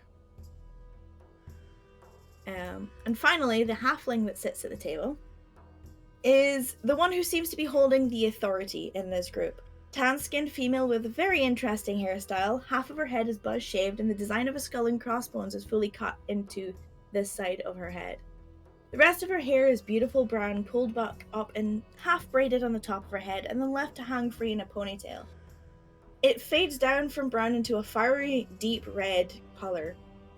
She has piercing ocean blue eyes and is wearing a very simple vest-styled top, unlike the rest of everyone at the table. However, her lower half does resemble the, striped pants that everyone else is wearing, the pirate attire. And I will reveal to you where they are sitting. Ta-jam! Your eyes then settle on the table closest to the king on this side of the hall. And you see that it only has one seat left, and some rather interesting faces. The main one of note is a young gentleman, probably about 17, who you'd assume is the King of Gleom, King Grasmok Warmaster himself. He's dressed much differently than the other times you saw him, wearing a grey suit with a high, straight collar, far more formal than before. The colored button and the collar and the button strip of his shirt are sort of embellished with golden designs, and his pocket displays his own city symbolism. And unlike before, his face has been painted with pointed, dark lines on his forehead, around his eyes, and on his chin. And draped over the back of his chair looks what was probably a neatly folded red cloak. Next to him is a face you love to hate. To his right, a human male dressed in a loose-fit white shirt that's tucked into black pants and shoulder-length dark hair, with the top section pulled back to keep it neatly off his face. Over his shoulders, a golden flowing silk hangs from him, over the back of his chair. On his forehead, you see the familiar golden mark that looks like maybe a flame or a feather, adorned with all of the accessories, golden color, just to the teeth. He has hanging from his ear the same, from his right ear, specifically, a long dark piece of metal that resembles a clock hand. You know, Saran is in his place at his king's side. To Saran's right, an individual that is fully wrapped in wine red robes, wearing a white, almost entirely featureless mask. To their side is a sheathed sword of some kind, and their hand rests gently on the hilt of the sword, ready to draw at a second's notice. You can't make out any race or gender, any kind of features, and the individual isn't engaging in conversation at all. The only reason you know that this individual is actually a living being and not a doll or a sculpture is the fact that their free hand is tapping on the table, along with the music that is playing in this room. Seated to the right of this person, you see a powdery purple-skinned, lilac-haired female with long pointed ears. Dressed in a flattering slate grey, full-length ball gown, a picture of elegance is the only female at the table. There's a strip of red hanging around her neck, but from this angle you can't see what rests at the base of this neck. I will give you a reference for this individual. To her right is another pointy-eared individual with faded grey skin, long raven black hair that flows from his head to his shoulder blades, and is pushed back behind his ears. On his ears, specifically, at different stages are strips of metal that act as piercings.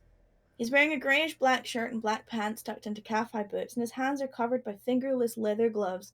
Hanging around his neck is also a strip of golden metal, and you can't see the pendant from where you are. I will give you another break. To this individual's right, we're going around the table on the right, you see a plume of red, yellow, and orange and teal-colored feathers that are sticking up from the back of this black-feathered humanoid that resembles a crow or a raven, but in a much more human form. Holding themselves with a posture that seems pompous and self-important, this well-dressed individual is the one who's cracking the jokes at this table, leading the conversation. The top half is covered by an oversized cream-colored collared shirt and has a greyish-blue material belt wrapped around their slim midsection. Over this is a sleeveless cloak weaved of reds, oranges, and the same greyish-blue color, adds a little bit more flair to this individual's appearance. Their lower half is technically nude, but consider they're covered in black bird feathers and basically have the lower half anatomy of a bird. It doesn't really seem that weird for them not to be wearing trousers. Because, you know, bird feathers.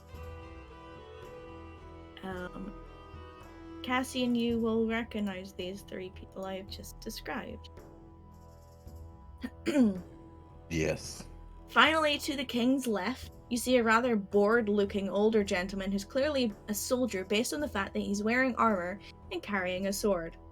Material strips of red and gold between sections of armor show his affiliation to the King of Clayham, but almost look like this individual has been hired rather than a member of the king's band of merry gentlemen. And I will show you where they are sitting. Ta-da! Okay, next. Actually.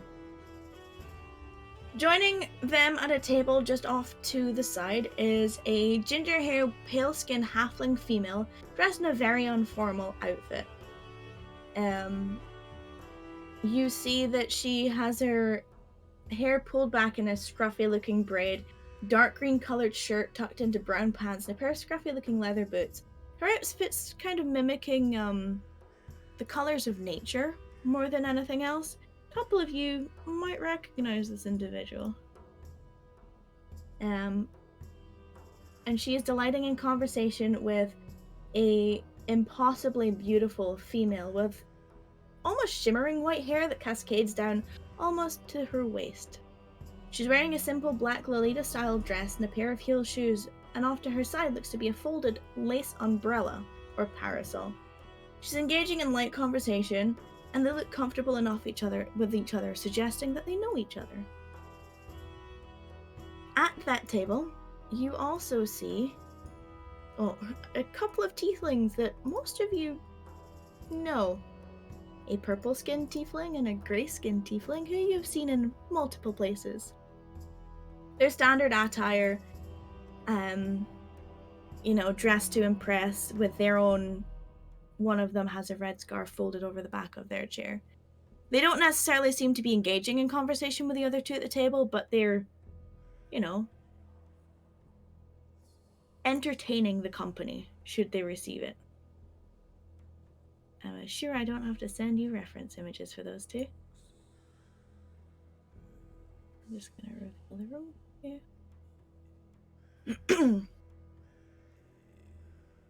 The other table at this side of the room, as you can see, is completely empty. You assume that it's probably left for you and your group, considering Solaris is leading you in that direction. You can see that this ballroom is lively. And you cast your glance over to the other half of this room, where you see 3 more tables. And the one closest to the door is a table with only 3 seats taken. One seat is taken by a white-skinned, white-haired tiefling female who is dressed in a slate blue robe-style dress. Cassian, you specifically are familiar with this type of clothing. It's associated with an organization of sorcerers who have an affinity with nature and the weather, specifically versed in studying both the weather itself and how to control it. You've never met anyone from this order, but you've read enough books to know what they look like.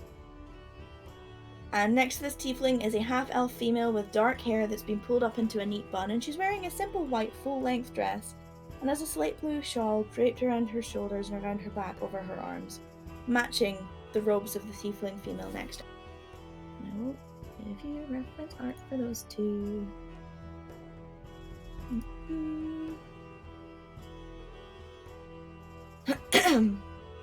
Across the table from these, there is a beautiful blonde-haired female whose hair has been half braided and pulled back into a messy bun, and she's dressed loosely similar to the pirate crew you've already seen. Most of you have seen her before. You weren't formally introduced, but you would notice that this is the individual that once traveled with Osiris, and with her is a metallic cat or panther of some description that is sitting obediently off to her side. No one seems to be fazed that there is this metallic creature in here, but they're sitting, engaging and delighting in conversation. None of them seem, the two that are sitting next to each other seem to know each other. It's safe to assume with their colors matching they're from the same order, but the female looks like they have just met today. The table near them is filled with far more familiar faces. You see the blood-red locks of Akane, and next to her is Captain Cascade. Opposite them is Olivia Thorngate with Crow and Elliot, who, seem to be in hushed conversation compared to the rest of the room, which is lively and boisterous. They look like they're in close talking to each other. And at the south end of this table, the bottom end of this table, you also see Quill from Kukabian's weapons store. You know who all of these people are. I'll give you more of this table. Ta-da! You know these people.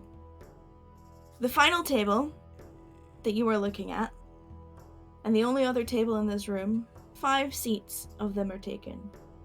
Immediately, your eyes are drawn to thick, black, feathered wings that are spawning from the back of a young, handsome male that seems to be the only one of 2 people at the head of this table, which you didn't think was possible at a circular table, but they're definitely holding court.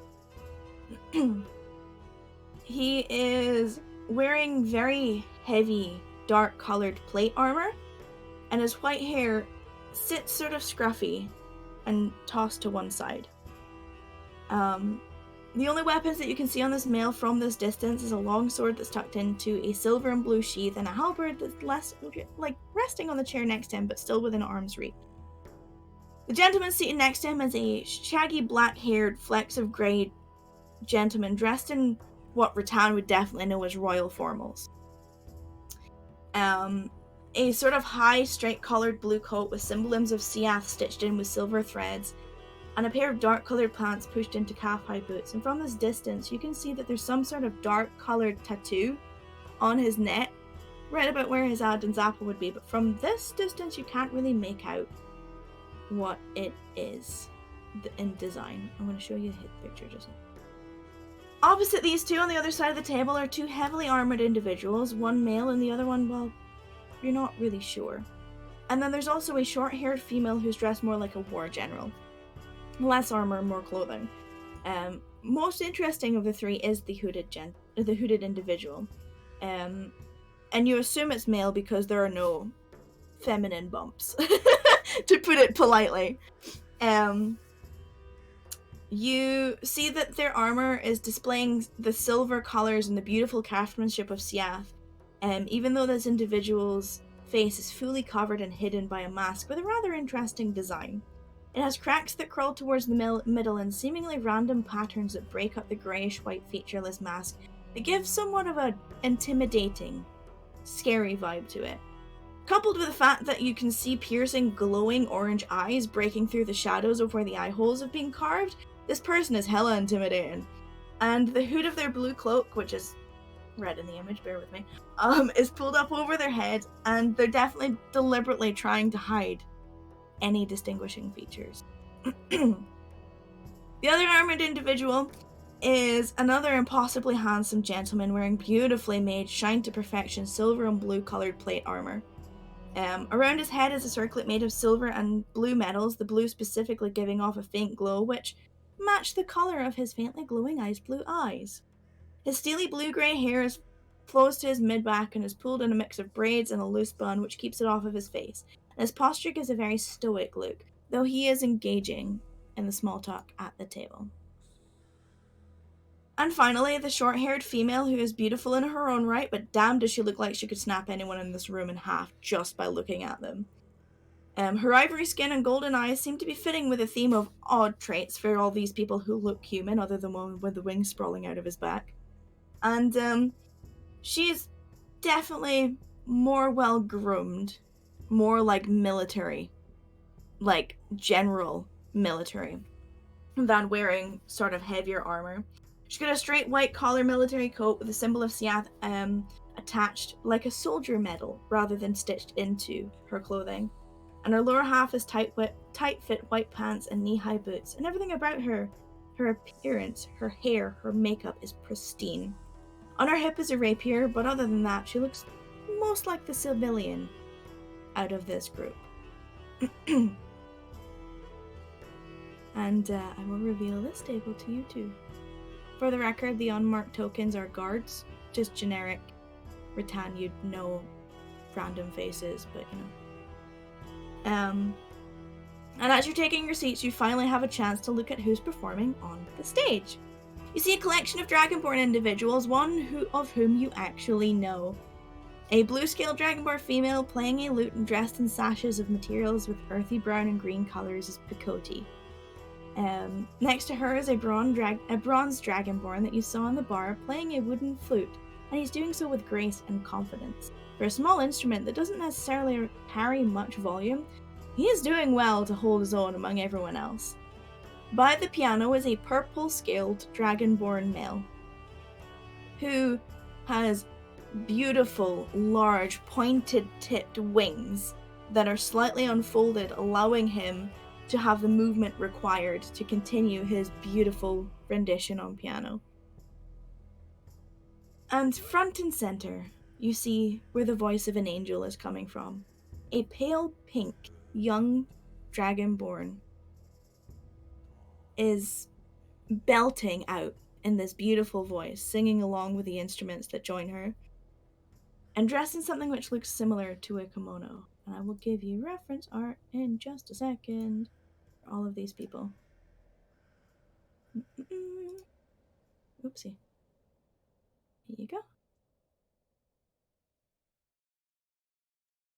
Some of you have seen this before. Well, some of you have seen both of these before. And off to the back of the stage, you see Mephiles, and next to him a pale-skinned, white-haired female tiefling who's chatting with him while tuning a violin. They look like they're comfortable with each other, especially since he places his hand on her head, and scruffs it as they're talking when you look at them. And as you take your seats, the song that the group are playing draws to a close, and you see the room erupts in cheers, clapping, and, giving them the celebratory well done that they deserve for such a stellar performance. And you see Picoti leaning over to the bronze dragonborn, who then chuckles, shuffles up to the pink scale dragonborn, and then to the purple one. And as the applause dies down and you take your seats, the group erupt into a performance of the Angel of Frostbane, which gains a cheer from the whole room. Picoti specifically catches your gaze, Rutan, and winks at you. Rattan's just gonna... she's got her mask on because she's in the room, but she's just gonna give the polite, acknowledgement nod. She's not gonna act put out by it in public. You feel a hand on your back, just kind of pat you on the back a little bit. Oh, Rex. hang on. I have to roll for something. Solaris leads you to the table, lets you take your seats, and then takes her space. She flinches when you touch her. He'll just say, it's just me. I know. Be persistent.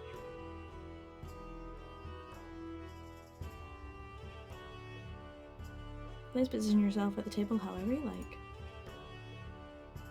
Rattan wants to see the whole room. Oh, Cassie's sitting in that one. Okay, then she'll sit there.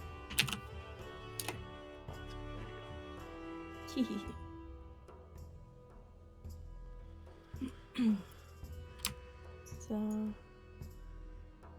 there you go. And you're now in this room filled with all of these people with the Angel of Frostbane Yeah. playing at full volume in a full instrumental rendition. Oh And my the purple God. scale dragonborn is fucking blasting it out on the piano, piano solos in the lot. Oh And my they're just- God. The more that they bounce off each other, he pumps up the piano, and then the bronze dragonborn brings in a flute and they battle with it, and then Picoti comes in with her lute and fucking shreds, and then of course the poor little young singer at the front, and she looks significantly younger than everyone else on that stage, is just trying desperately but well to keep up. She's on that teetering where she's doing really, really well, but if she so much as takes a breath in the wrong place, she's fucked. Yep. And you can see that everyone is delighting in this performance. And there are a couple of people who are considering getting up dancing, and there's elbows to each other to be come on, and that kind of thing. What would you like to do?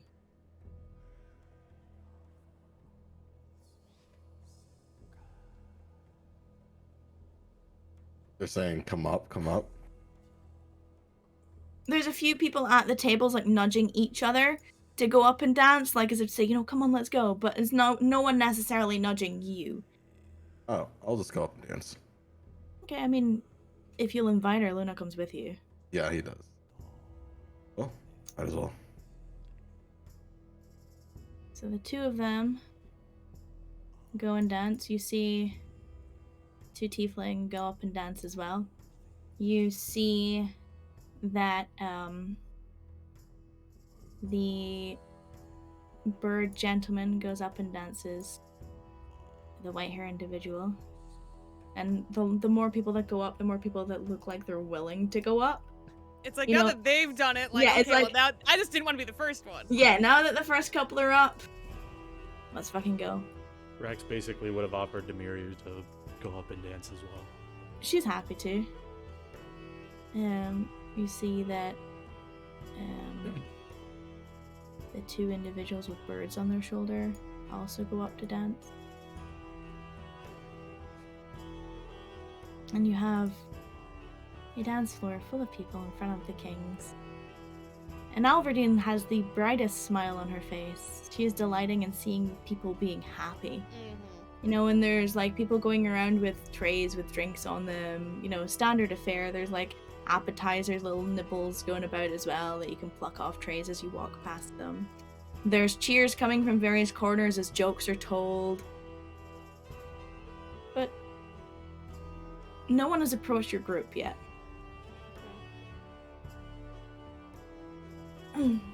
Ratan's just gonna watch all this unfold for a little bit, like get her bearings in the room like she does every time she's at one of these events.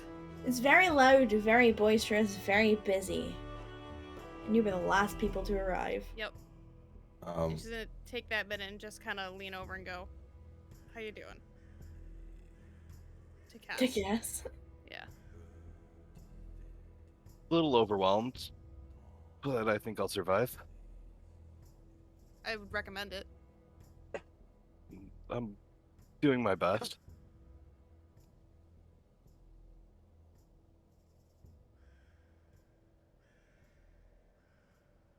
A few faces I wasn't expecting, Oh.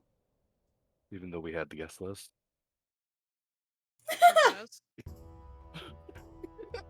Sorry. Such as?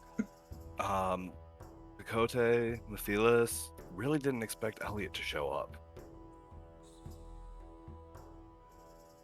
She literally like turns and looks at him and gives him the most "huh?"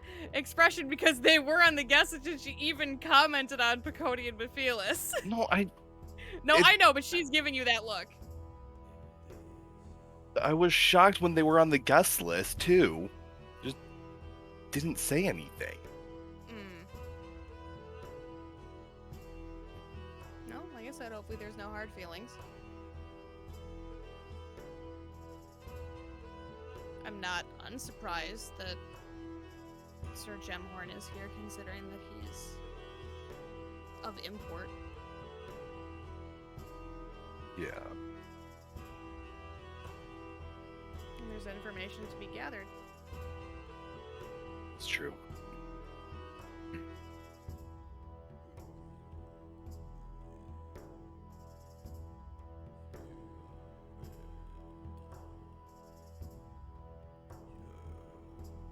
So while they're having that conversation, while I'm dancing, I'm gonna focus my attention on this table and see if I can read any lips of what's going on. Alright.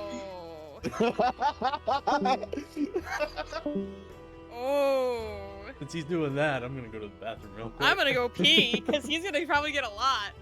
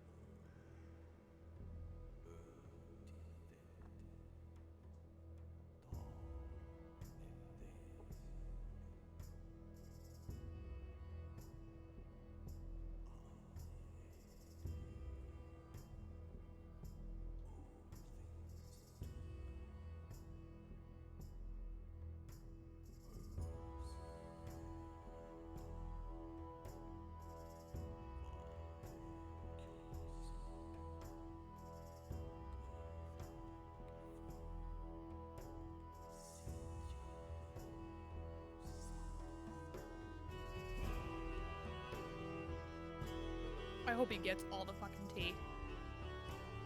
We're gonna get a bunch. Oh, I fucking hope so. Comes back. Well, that was a lot easier than I thought. Right, like we just get that, and then he's like, yeah, like no, we can just leave now. I have everything.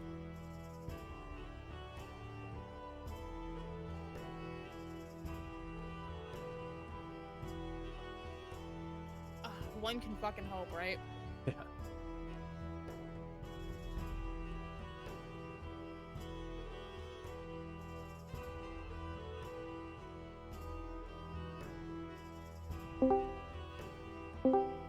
Okay. Rex, with Miria? Anything specifically you're trying to do? Not at the moment. I mean, he's just kind of dancing for a little while. Trying not to be too left feet? He's not a bad dancer. I wasn't. He's joking not. about that. He's not. I'm messing with you. No, Miria is arguably better, Oh, but she has more experience. Yeah. And you don't necessarily get, over the noise, you don't really get any snippets of conversations from any of the tables that you're near. And the song goes the full length to completion. Everyone on the dance floor turns and claps, and everyone who's sitting around who is, respectfully clapping too. And they break into another more like waltz kind of style thing, and the pink scaled dragonborn goes off to get a drink of water because that was a lot for her. But the instruments can carry a waltz, so she's fine to go and take a break. Most of the people remain on the floor. Whether or not you guys want to as well, it's up to yourself. I'll remain on the floor, Mm-hmm. but I'll ask Luna if she minds getting Rattan. I feel bad that Rattan's not able to enjoy the dance, so she would like to come out and dance with Cassian politely. And as you are saying that, Luna gives a bow to you and goes to start walking over. However, the 17-year-old King of Cleom has approached her and extends a hand very politely in a very gentle but slightly deeper voice than you were expecting. Carries a weight to him that he knows his seat. Yeah. He knows he's knows on he's the the fucking throne. king. Yeah. He extends a hand. Miss, if you would do me the honor. She is going to remove her mask and set it on the table. Uh-huh. Look at Cass. Keep an eye on this for me if you would. Of course.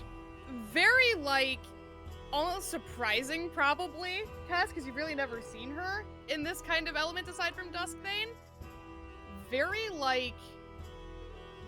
stereotypical, high society, she's been trained in etiquette, puts her hand in his and says, I would be delighted, and stands. And he leads you to the floor. Excuse me while my asshole puckers. The pirates do make their way back because more drinks! Yay! Yeah, they're drinks are priority. I will, in saying that, I'll go to the table to get a drink with Luna. We'll go back to the dance floor, but I'm going to use the message cantrip while facing the wall to kind of conceal my hands Okay. and point through me. So many insight checks, so many perception checks. Oh my god. One, So I get what I get. two. I guess a sleight of hand for this sleight one. of hand, yeah. 1, 2, 3, Please roll high. 4.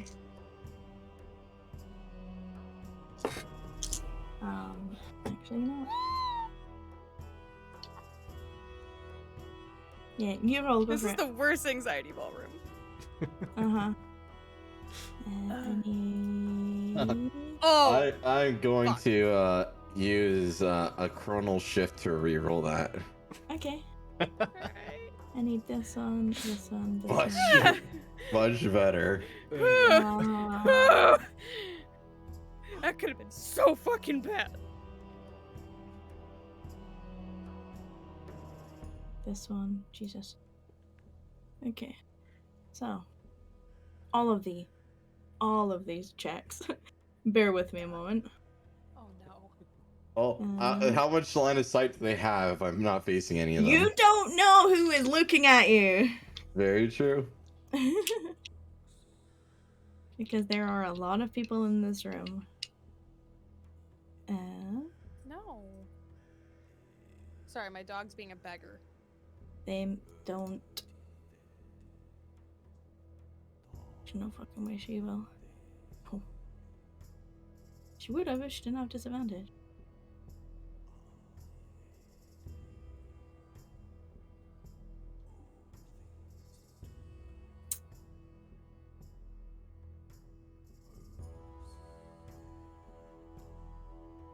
And then this one. Oh my god. Okay. Wow, Solaris. We just fucked that up for me. Solaris got a nat one. Okay. Alright. Carry on. So I just send the message to Ratan, Mhm. and I whisper, he told him that this table was meant to protect him. Hold that thought.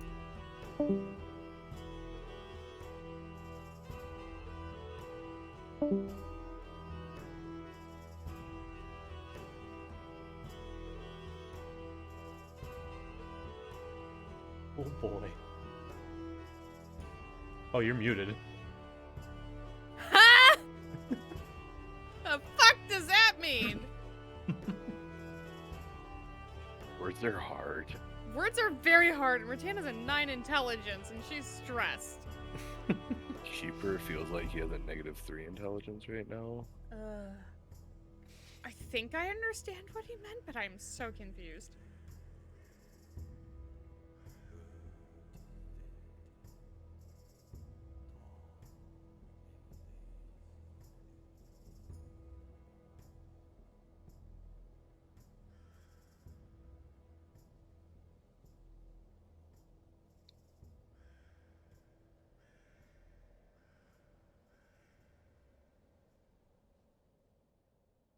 So what I think is, that's a clever fucking move.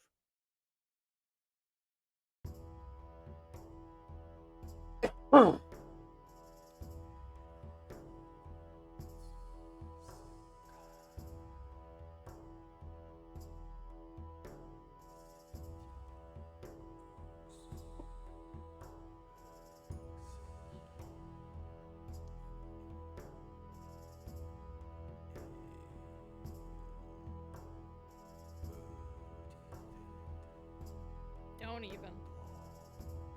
God, this dog acts like I'm starving her to death.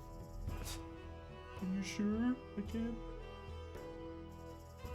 If only you could see how pathetically she's staring at me.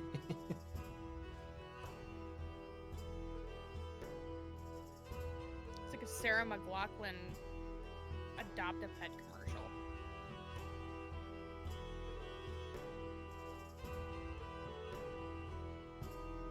The only thing you're not doing is shaking.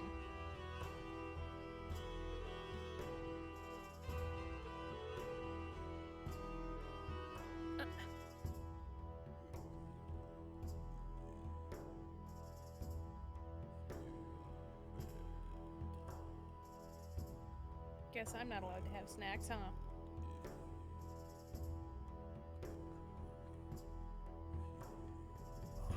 I feel like he got confused by something. I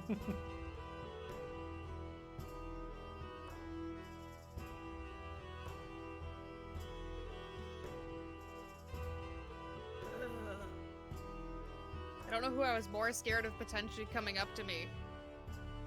Wasn't expecting that off the bat. Yeah. Yeah. Fucking go big or go home, I guess. Go home? Can I pick go home? I would like to just go home. I'd I'd really like to take that option, please. We don't get that option. We're heroes. Big goddamn heroes. Yay!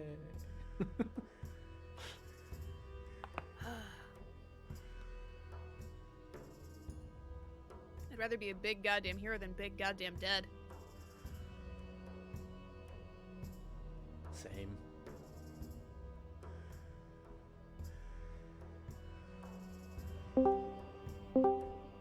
Rattan, you get the message in your head. And then- Exactly as it was posed to me? Exactly as it was posed to you. What the fuck? Is that what she... No, that's Wither, because, like...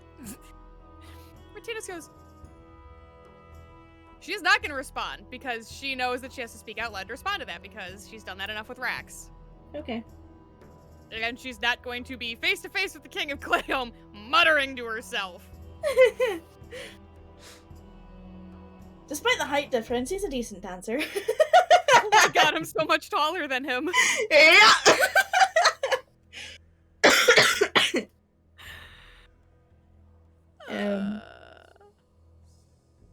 When you return, Cassian, to the dance floor with Luna, you will witness the conversation because you can read lips.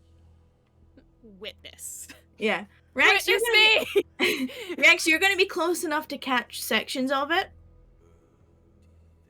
And Grasmok starts off by saying, well, you dance very elegantly. High praise, Your Majesty. Please, please. I'm not your majesty. Reserve that for your king. I don't want to forget my manners. Respectful. Though sometimes being too pompous can hinder development. Fair enough. That being said, I'm told there's a discussion we have to have at a later date. Oh? At your earliest convenience. You're welcome to join me at my table anytime. A generous offer I appreciate.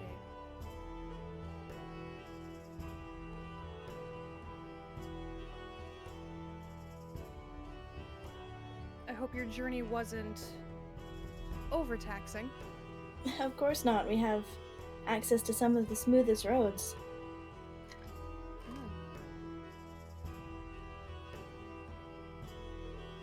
Although we deal in weaponry, we have great craftsmen too. So carts are not a problem.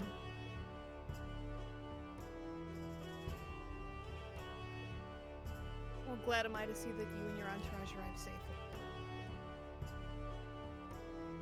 Entirely overburdened, if you ask me.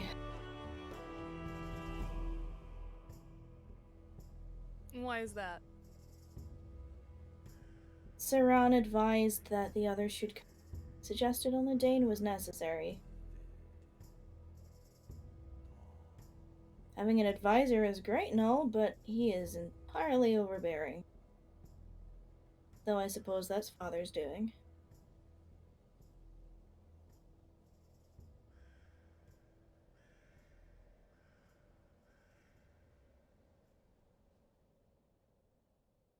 Oh, fuck, how would you... Oh. Cass, what are you doing while all of this There's is a going lot on? of things she would like to say. Hess is trying not to be overwhelmed by the amount of people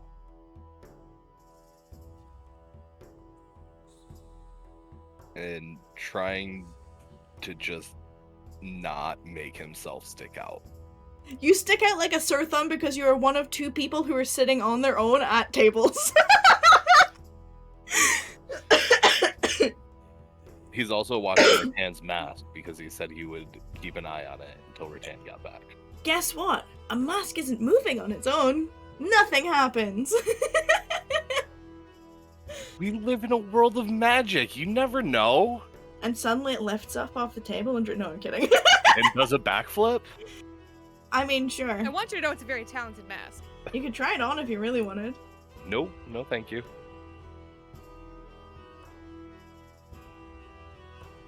And it's finally that Crow catches that Kess is here while she's talking to Elliot.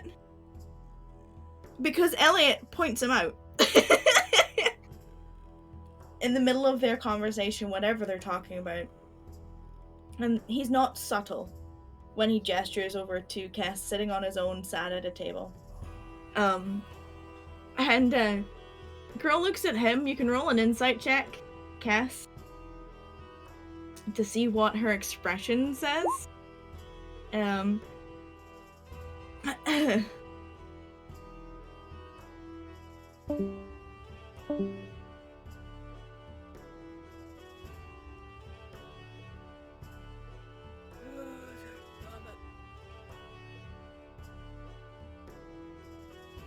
How to say, you don't have to listen to Saran if you don't want to without saying you shouldn't listen to your advisor. Also, Oh, if this only. happened- Go ahead. No, go, Rex.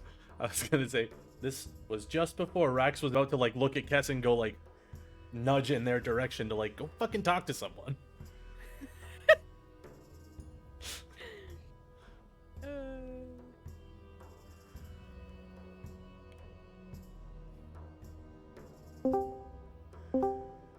Okay, you know what you know. And those of you who are dancing, finish out the rest of the song. Obviously, Grosmont gives a bow to you, Rattan, as respectful as respect is. And Rattan gives a respectful, like, she would, I mean, I guess she technically can still, like, well, she would just bow, because she's a soldier. Mm-hmm. And it's at this point that, Alverdine and the gentleman that she is dancing with moves to Cassian, gives a nodded gesture to Rex. Miru gets the message and goes to sit down. Luna the same. And then gives a look to you, Rattan, and gives you like the come here nod. The acknowledging obedient soldier nod and approach. And you all... She politely excuses herself from Grosmach as well. She says, "Forgive me, my king calls." Oh, no, she's calling for both of us. I'm not entirely sure why your friend decided to sit, but...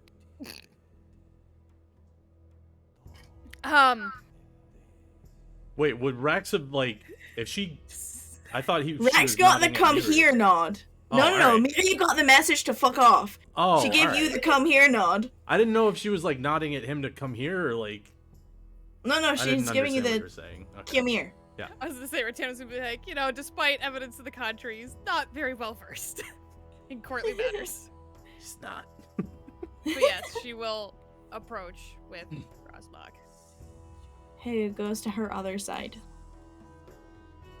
And the music continues and you all meet on the dance floor and I will Rattan now... gives the informal greeting. Yeah. I will now send you a reference image of... That's not the right place. That's okay. So many folders. Of the gentleman, now that you can see his tattoo because it's in the reference. Those of you who have seen the coin have seen this symbol before. The etching of a crown tattooed on his throat. It's not all that pretty. It's definitely done, like they've gone over it multiple times. And Alverdine, gives the formal greeting to Grosmach as he comes over, and they take their places by her side, and they're like, well, ladies and gentlemen, let me formally introduce you to the King of Cleom and the King of Sia. And she gestures respectively to either side. This being the first time she's being introduced to the King of Siath, she bows. In order to meet you, I'm sure. And Yeah, his sorry, carry on, I Cassian. was just gonna give them both a polite nod. Say, a pleasure to meet you. Formally, both. Rex will And- pretty much mirror Cassian. And the King of Siath, who has a very, I don't want to say monotone expression, but doesn't seem to give a semblance of emotion one way or the other, kind of does the quiet, reserved, like, taking in all of your appearances. The once over. Yeah. And in a very flat pan, but not necessarily dismissive tone. His voice is a lot gruffer, a lot gravelier than you're probably expecting, considering he only looks like he's in his early 20s. But his voice comes out much more masculine. I'm sure it's a pleasure. You have a wonderful kingdom. And we appreciate the extended invite. Thank you for being our hosts. And he gestures, he gives a bow to Alverdine and then to Yuratan.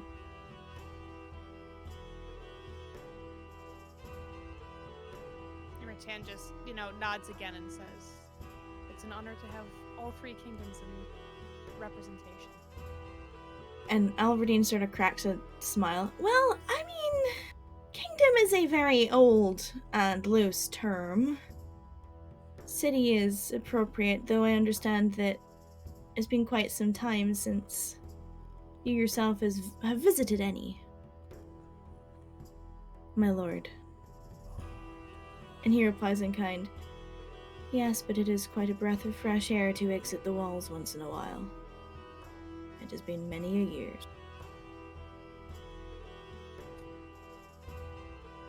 To my knowledge, you have a gift of some description.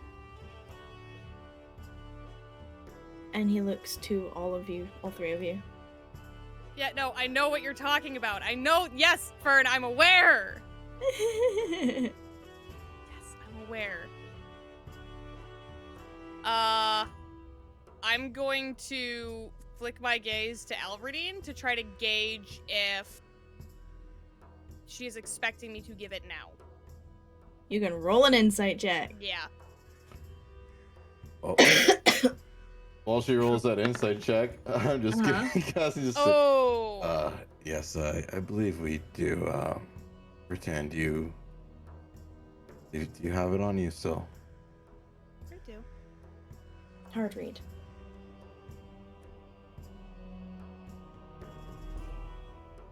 Is this something that you'd prefer not to do in the middle of a hall with prying eyes all over us?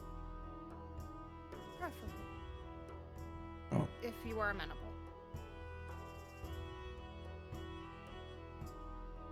Whatever is suited to your preference.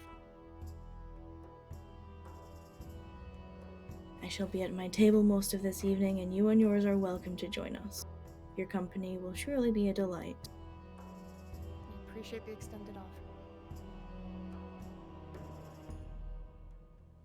Your advisor was very polite in her And what? You cut out at the end. offer. The invitation to this ball. Ah. The Sorry, I don't know. event here. I got confused when he said, your advisor. I was like, huh?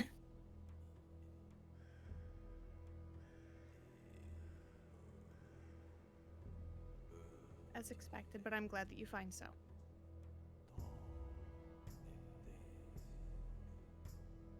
We are interested in the conversation that will be held tomorrow. I'm not sure if you will be present. The continued ongoing support of Mernalak and Siath over certain mines in our continent.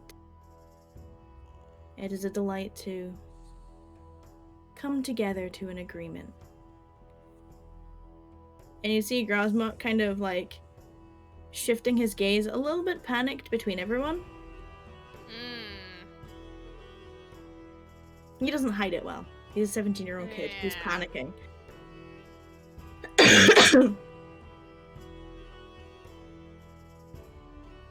I agree. Things seem to Things are better for all involved if we can work together.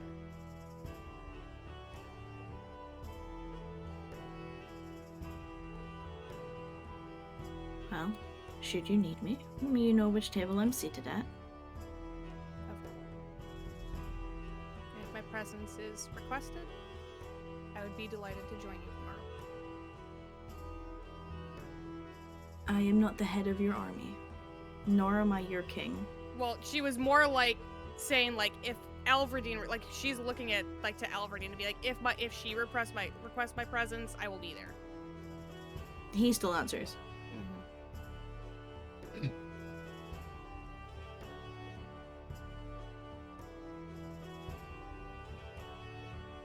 And she kind of looks awkwardly at you, and then to him, and then back to you, and then back to him. Well, the dance was delightful. However, I feel I am parched, and I am going to take a seat and I get a need drink. the fuck out of here. If you'll excuse me, it was a delight. And young king, I would be delighted to dance with you next. I'm almost offended you chose my soldier over me, and she laughs as she's walking away. Does he react to that? You can roll an insight check Yeah. to get a read on his face. Yeah. Yeah, Rex is very curious how he's gonna react to that too. Okay.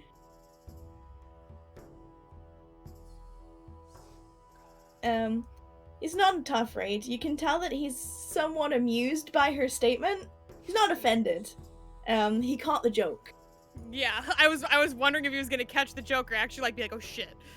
Well, he got the joke, and there's a little smirk pulled on the side of his face. And then he turns and catches gaze with the Ageless King, who focuses his gaze and towers, like his posture straightens more than it already was. Fuck me, I'm not equipped to referee these two. And he towers over, and he just goes,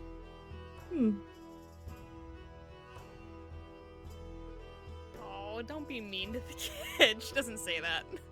And then Growlsmog looks up at him and goes, it's nice to meet you on peaceful ground. Formally. With no weapons in hand.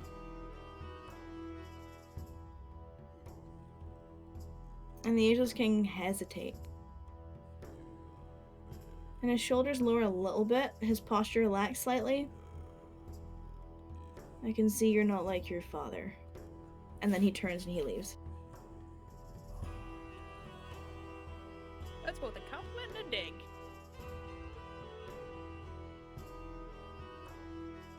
All right. And Rattan turns to the king who's still remaining in front of us in the aftermath of that. Gives him another polite bow. Lychee reciprocates. So start heading back to our fucking table.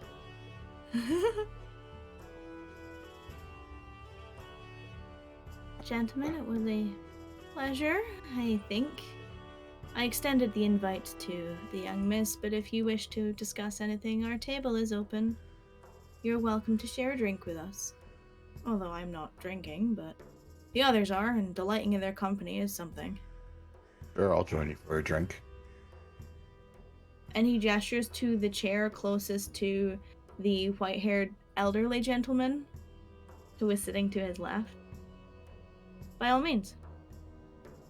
I will sit next to the elderly white-haired gentleman. There you go. And Tan, you're going back to the table. You hear this exchange happening as you're walking away. Yeah. It's like the lull between songs picking up, so you catch Yeah. it. Rex, you hear it all because you're there. Yeah. He'll kind of like watch as Cassian goes and gestures at the other open chair and say, I'll join as well if you don't mind. By all means. Please. Rattan gives you like a very like diplomatic nod.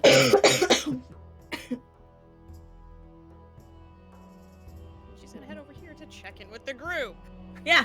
So Saran gets up and pulls out the chair for King Grosmok, sits him down. Dan, what are you saying to the group when you go over?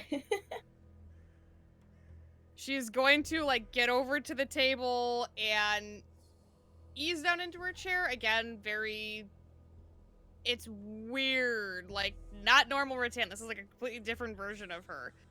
Sits down, looks around the table. Huh, that went well. And then looks at Cass. What are you doing? Sitting down. Why? What? Help me. What? Anything else?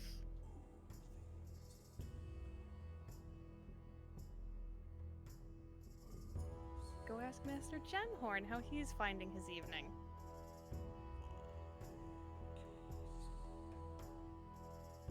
He just like looks really confused for a second, and then he'll get up and go over to the other table where Mr. Gemhorn is. Mr. And as he Gemhorn? gets up and Sir leaves, Gemhorn. she just mutters under her breath. Stars preserve. Are you walking through the dance floor or are you walking around tables? Excuse me. Sorry. Excuse me. I don't remember how to do like the pathing thing, but he'll like in front of Like the along the stage, front of the kind stage? Yeah. Okay. It's a valid way to go. It is, but hold on.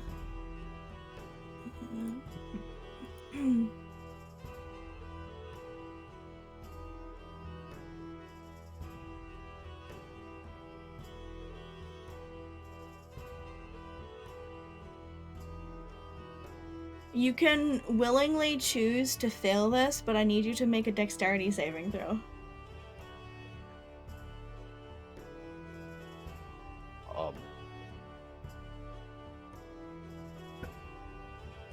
Because the pale pink colored Dragonborn is casting a spell as you walk past.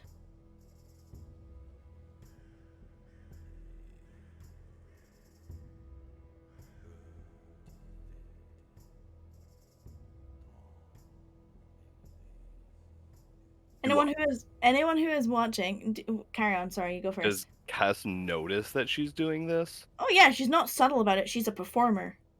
She is casting a spell on stage. Oh.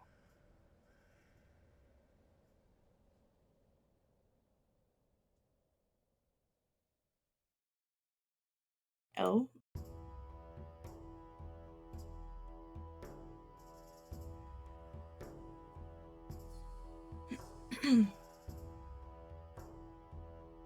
He rolled a 17. I was waiting for more Oh. after the O. Oh, there was nothing. Sorry. Okay. So you pass the save.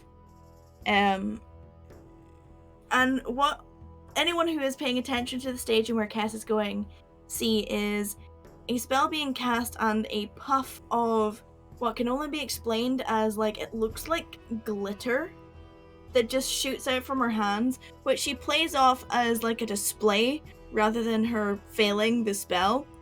And it just sort of gently like bursts out and over the dance floor and floats down to the ground. It's got like a faintly glowing aura to it before it settles and then dissipates. You pass the save so nothing happens to you. But she weaves it into her performance. Interesting. Mm-hmm. It's not a subtle spell. And you find your way over to the opposite table, across the front, dodging a spell. And Elliot lifts his gaze from the conversation and he's like, Cass, welcome. Your Gemhorn? Please Crow? take it. And her gaze flicks to you. And there's another one of those looks like she's trying to suss out who you are. Cass, I believe. Correct? That's what he said your name was. Please join us. Wither, are you okay? Yes!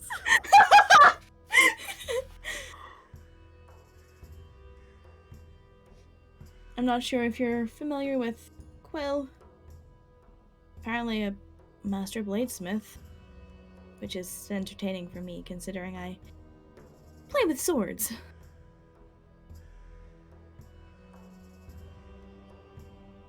I believe I've met Quill once.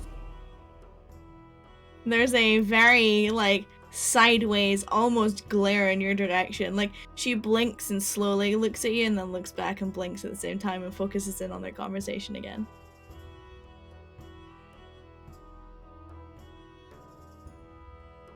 We were discussing how to get in and out of the Illusion Wisp. Since I've been there and since I came out of it, he was asking for my help, and well, what better place than to meet like somewhere like this? You know, I was in the area, he was passing through. Simple. I would be very interested in this conversation if you don't mind. I mean, you're here, so we invited you to sit at the table. So if it makes you uncomfortable, we can change the topic, or we can continue speaking about it as we were, and we're halfway through it, so sparing you the details is going to have to happen, but, you know, think there's notes somewhere. I appreciate it. You're welcome. Why does he want to know about it? She turns to Elliot. And he's just like... And he regains his dignity and his composure, this giant tree motherfucker in a room full of people who don't look like trees. Well, because he's the reason I'm asking. Though I'm sure the intricacies should be saved for a more private occasion. Making contact with you here is a blessing in disguise. It's like...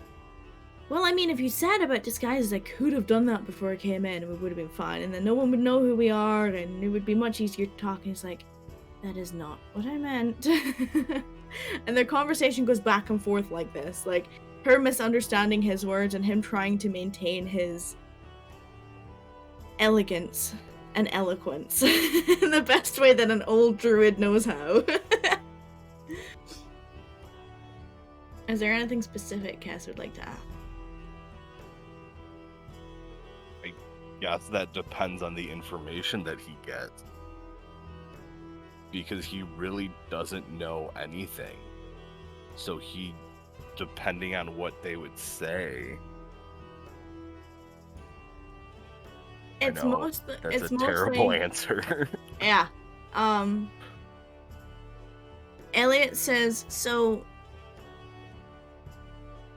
What you're saying is that you met people there. She goes, yeah, really, really nice people. And I mean, like, I can't remember their names, but I have descriptions of them. And he goes, well, that will be useful. Do you remember anything specific? Like, words they said, languages they used? And she goes, yeah, they spoke Sylvan and Elvish. And they had these weird markings on them. And they said, like, they were the living something or other. And he goes, perhaps this is definitely left to a later discussion when you have all of the information at your disposal. And that's like what you catch from the conversation. He's not going to ask any questions. Sorry. No, it's okay. At Grosmok's table,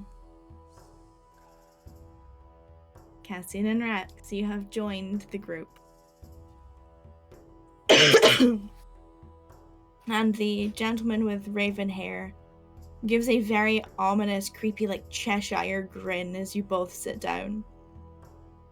And his voice comes out like, kind of like me when I have a cold, where it's all like gravelly and like scratchy.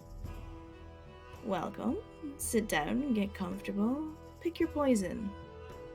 And he gestures to empty glasses and numerous different bottles of wine and liquor on the table.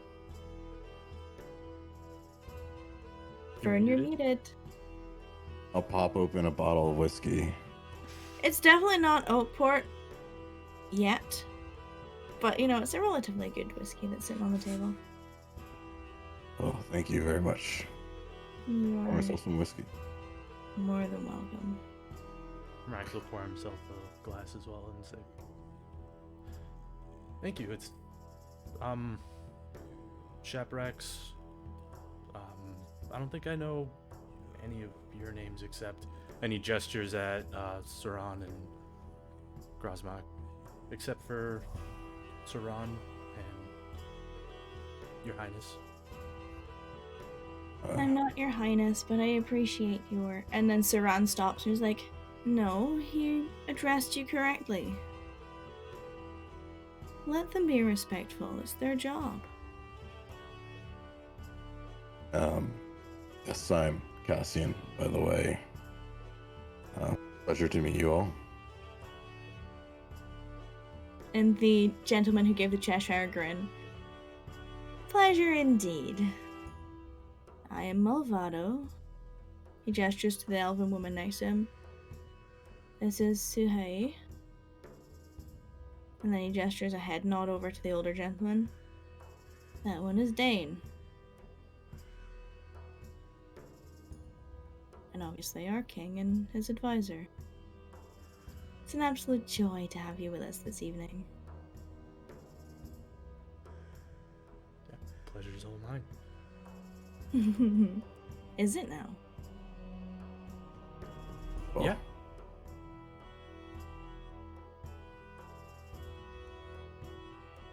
How do you find the festivities? We're not really ones for formal events such as this. We display our strength on show for everyone to witness and applaud. This is just pompous. Unnecessary. Oh. Well, I'm sorry that you can't enjoy yourself here then. There's about as much enjoyment here as there is watching paint dry.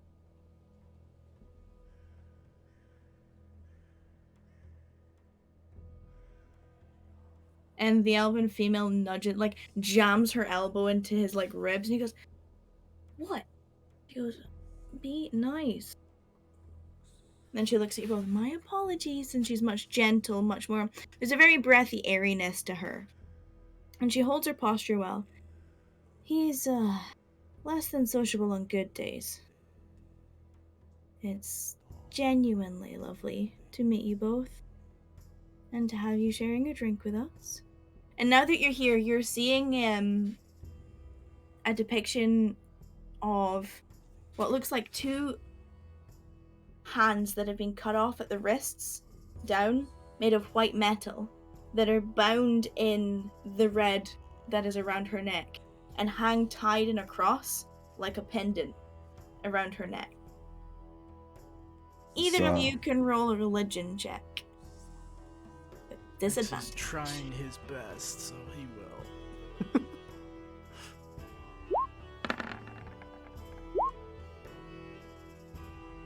Oh, that nat 20.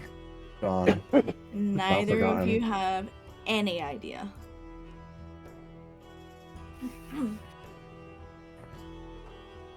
Oh, thank you very much. That is a beautiful pendant, by the way. Thank you. What does it mean? Does it have any meaning?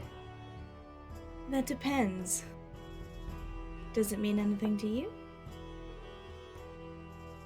You know, I would say it might be on the tip of my tongue, but I am unsure. Every piece of jewelry has different meaning to different people. Indeed. And this is just a personal favorite from my own collection. Sentimental, you could call it.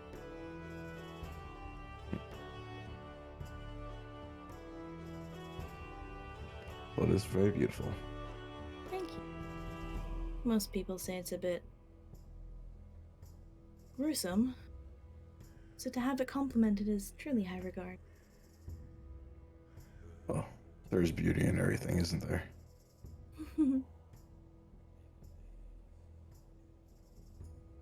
She leaves it on an innocent chuckle.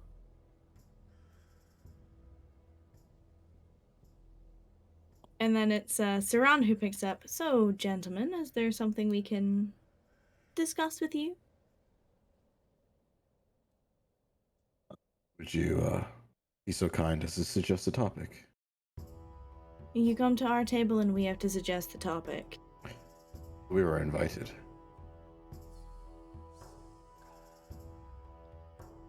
And there's like a flick of a gaze to the king,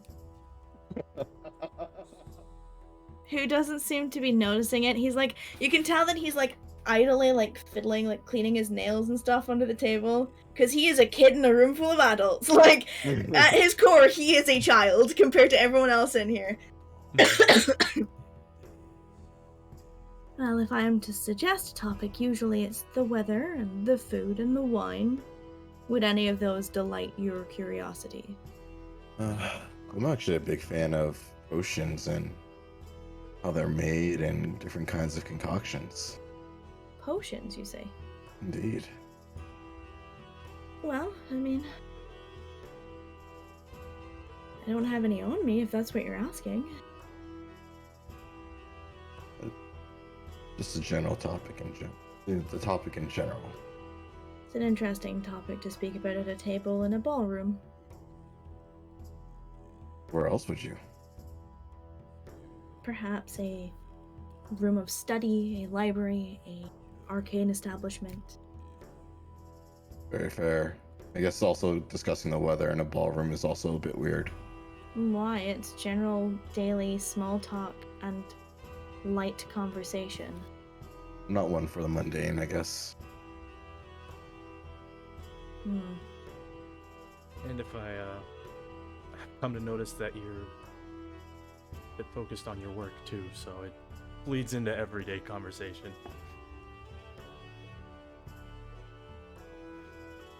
Nothing to be ashamed of. Actually, I mean, it's quite admirable. What exactly are you implying? He gestures at Cassian, the potions, talking about that, and he just makes like a general gesture of the room at a ball. So what you're telling me is Cassian is versed in brewing potions. And that's where his intentions in his work lie? My intentions in my work lie in lots of things. Do enlighten me. I love studying. Love Mm, books.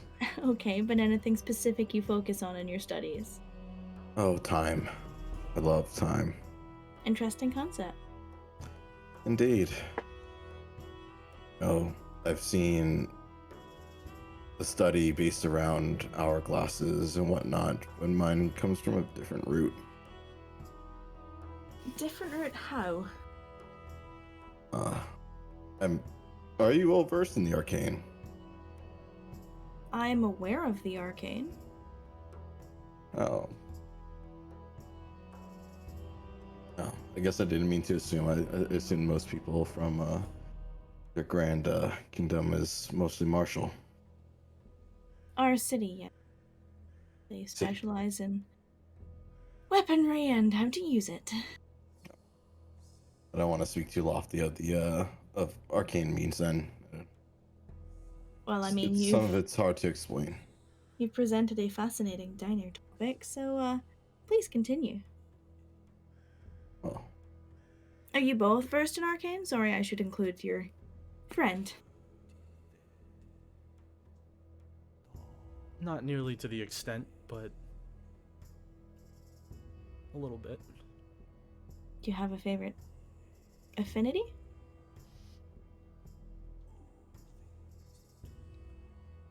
You know, I'm kind of working that out, Hmm, especially as of late. admirable. A journey of self-discovery. We've all been there. But I like to view things through the aspect of time and understanding how things come to be and how they end up being destroyed as well, and recreating such things. There's been a particular potion that came across that is very perplexing. Oh, Yeah. Never seen anything quite like it. well, I'm sure your studious brain is fascinated. Indeed. You know, the strangest thing was actually Does Saran have any tattoos on him? None that look like yours. Like, There's, the only marking that could be considered a tattoo is the faintly glowing on his forehead. But other than that, you can't see any specific ones. But if you are interested in potions and these kinds of things, I can maybe share some research. But that's if you're interested in that kind of thing, it is a bit arcane. I'm interested in conversation, Cassian. Well, So if that's the topic of your choosing, by all means enlighten us. well, if we're going back to time, did you know Did I been know? wor- And he leans on the table. I've worked on a specific magical formula in order to reverse time in a very small portion of a person. Fascinating. Indeed. Truly. You see someone with a massive grievous wound and you can get gone. A grievous wound, you say? Shame. If only you had been around. I've been around for what? Neither here nor there. Oh, you can't open the door to something and shut it down real quick. What about the potion you're alluding? Well, like you said, you were interested in conversation, so you Yes, seem continue. very piqued in the arcane discussion. So I'm still an arcane. Please continue. Oh no, please. What would you like me to be around for? Love to learn. You said that it's only a brief moment in time that you can change, so my comment is neither relevant or required. This happened a while ago. Well, I am working on to do something a bit bigger, but baby steps, right? Well, I mean, you don't learn to swing a greatsword in a day. Actually, you'd be surprised. I'm sure I could put one in your hands and you'd learn to swing it. It may not be effective, but you'd still learn to swing it. Fair enough. But what is your specialty on the battlefield? Well, I personally don't go to the battlefield very often, but I can hold my own with various daggers or swords, rapiers. You know, weapons that we are versed in. Not necessarily a longsword or a greatsword, more finesse-based, that require an air of elegance and are easy to conceal. That's quite useful. Isn't it, John? I don't want to hog all the conversation. And his gaze flicks direct.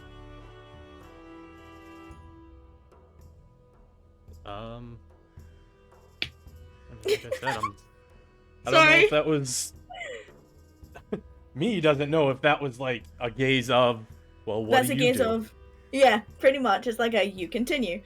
Says, well, like I said, I'm learning myself. I mean, trying to figure out where I want to focus my efforts. Okay. And what are you looking into? I mean, I'm not anymore well versed in martial things, so it's mostly spell based. Kind of testing out a few different means, mostly minor cantrip based magic. A few of those that I can do, and just like I said, I'm just learning. And he gestures at Cassian, and while he's been with us, been learning quite a bit about different kinds of magic, and been helpful. It seems you complement each other well. Indeed, I've only been, it's been, what, 3 weeks now since I've met them. Met you and the rest of the people. 3, maybe coming up on 4. Yeah, I think so. Relatively new. to the adventuring life, if you will. To have learned so much already. It must be such a joy for you. Looking And to he me. directs that as at Rex. Definitely. Definitely keeps my interest as well, which is sometimes, and he just kind of does like the doy kind of thing off of his head. Like sometimes it's a bit difficult. You have problems focusing. Quite often, yes. Hence I the see. still kind of learning my way. Well, my suggestion, something that I do, is find something to fixate on. So, for example, when you hold a weapon, it's an extension of yourself. Don't think of it in your hand, think of the end of it and where it's going. I'm not sure if there's something that does such things for you in the arcane means. I know that people have various ways of casting, that much I'm aware of. So find something for you and use it to target your attack. It might work out for you. Excellent advice. Thank you. I wouldn't be an advisor to one of the biggest cities if I wasn't good at giving advice.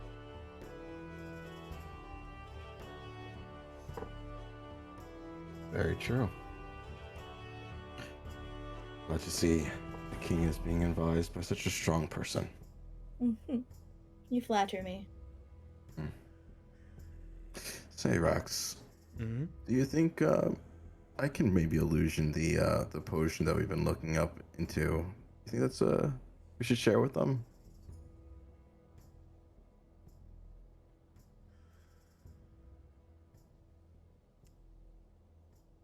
If you really want to. Oh, I mean, no, this is your research. that's okay. Maybe another time we can speak. Oh, now, what was all of this about whipping the carpet out from under people after you engage in a conversation topic? I guess we're one for one on this one. You'll excuse us. We'll chatting around, but name's Cassian Hart. You wish to speak with me? There's just a smile on his face. Would you have any kind of magical inquiries, of course? Magical inquiries. You know, I mean, I thought you would come to me for any kind of martial or military strategy inquiries. Nor would I feel the need to. Exactly. So, again, magical inquiries. You never let me finish. Oh, apologies. Nor would I feel the need to come to you for magical inquiries either. Well then I guess there is no need to continue our conversation. King.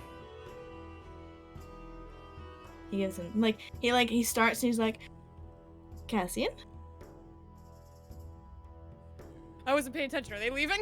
Pretty much. Thank you for giving the inner monologue of King Grossmark Warmaster. I'll be here all night. The offer is also extended to you, King. If you have any magical inquiries, the name is Cassian. Oh, right. Take care. I intend to. Should I be on the lookout for something? I think that was just a very formal way of be well. Ah, sorry. Excuse my misunderstanding.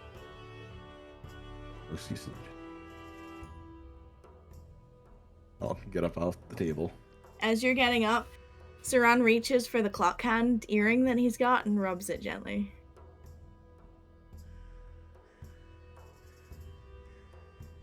Cassian just smiles and rubs his tattoos on his wrists.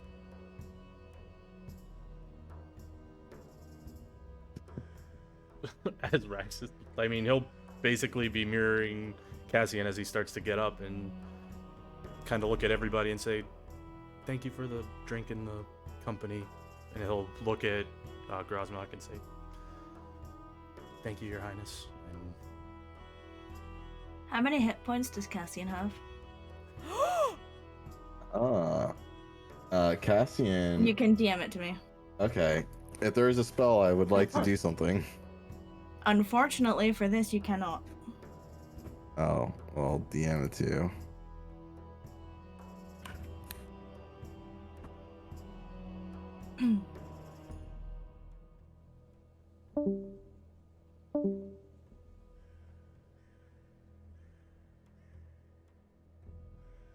The fuck did he do?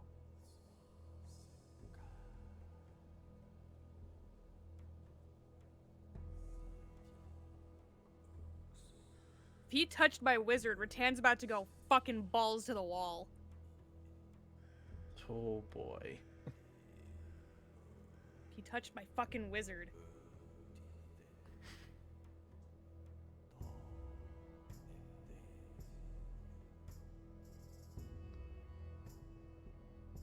I don't like that she asked how many hit points he had. Mhm.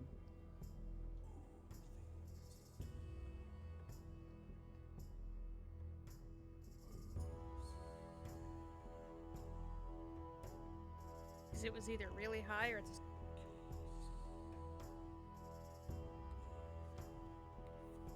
Wonder if he just falls asleep. Maybe.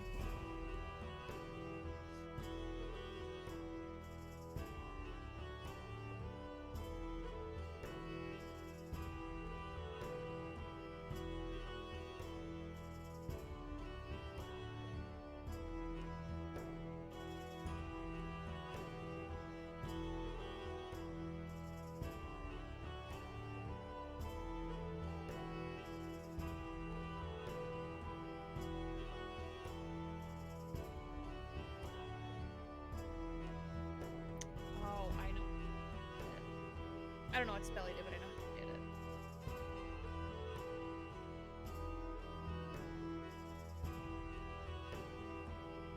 Oh, he's able to cast magic? Mm-hmm. Mm-hmm.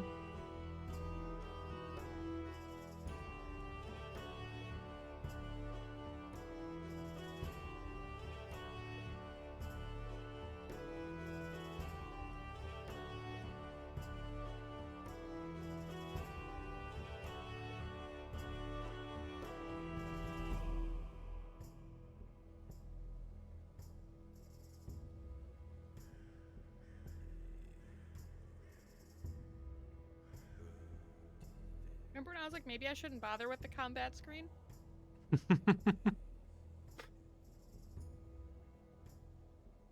Might be a good thing I bothered with the combat screen.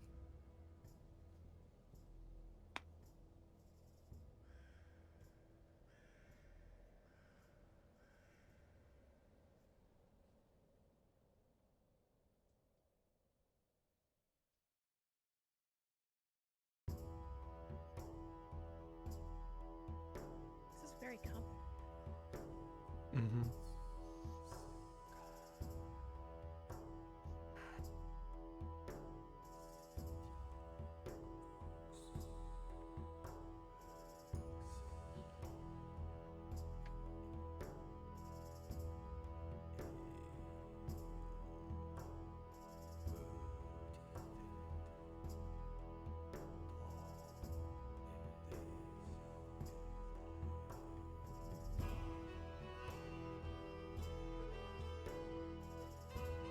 The longer this takes, the more nervous I get. Mm-hmm.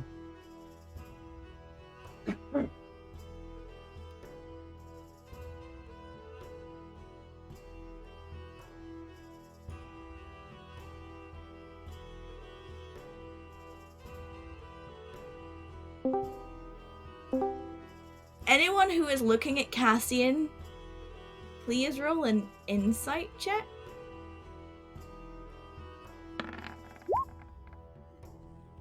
Rax, you don't see it. It's not difficult to see, but you know, 9 ain't gonna cut it. And you'll notice soon after, Actually, Cassius- hold on. I'm gonna. Okay. I'm pretty. Would it be coming up on like ending the hour after? Yeah. Yeah. He'll just use the fortune's favor. Okay, so you catch it. Cassian buckles over. Well, pretty much buckles over in what looks like agonizing pain that is coursing through his entire body after he stands up from the table. He is essentially shuffling his way back towards where the group table is. If you're trying to play it off, Cassian, you can roll a disadvantage performance check before your next check. That's fine. He's gritting his teeth so hard. Mm-hmm. You're not doing a very good job, I'm afraid. No. But you can make another one of your saves. I am rolling self-control checks. 20. Yeah, you save now. So you grit your teeth and you just feel that, like, even gritting your teeth sends a wave of pain through you, which just shudders down your spine and through every nerve in your body. And then you take a minute, you center yourself, you focus, and you take a deep breath, and you feel as you're exhaling, the pain leaves your body. And you're about 20 feet closer to the table. So you're about here when it happens. I look back to Saran. I'll just mouth, dirty, dirty. Okay, he doesn't give a reaction. Yeah. I mean, Rattan's just kind of like observing, like, my self-control check was to see if she was immediately gonna stand up. Which she doesn't, but she's watching and she's waiting for you to come back. So after that, After you pass, you can move at normal speed. You don't after feel like pain. however, like 12 seconds of 12 immense seconds pain. I walk back and just do a deep exhale. And Luna puts like her arm on your upper arm. She looks at you with concern but says nothing. Can I make an Arcana check on what just happened You can. to like recognize What? the spell? Yeah. It's going to be a very high check because of the spell that was used, but you may try. Oh! Okay. Holy Never shit! mind. What a time for a nat 20. I Never mean, I mind. told you what spell it was, so Cassian Yeah. will have read about it before. He Uh, knows exactly what he just Rattan's did. is watching you very evenly. Rex is as well. He you was see a like little not touching you while we were walking back, but he was like kind of like giving you the side eye of like, "Are you okay? see, what are we doing?" Cassian takes like a napkin and wipes some blood from his mouth from biting his cheeks. You see Rattan's eyes seem to flare with a little bit of light. It's kind of like, just like for a split second, just a little flash. Yeah, he's a very powerful, annoying spell on me. Excuse me? And I can do this without actually doing anything, Zoe. Without any kind of magical components and whatnot. Hold on. The fuck is he gonna do back? This is literally gonna be like, well, he hit me first, so okay. Mm-hmm.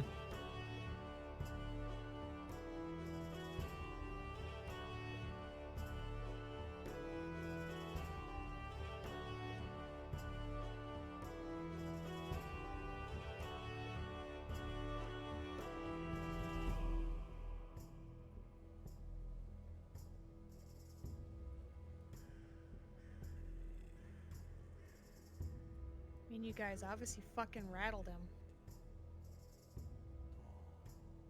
Oh god.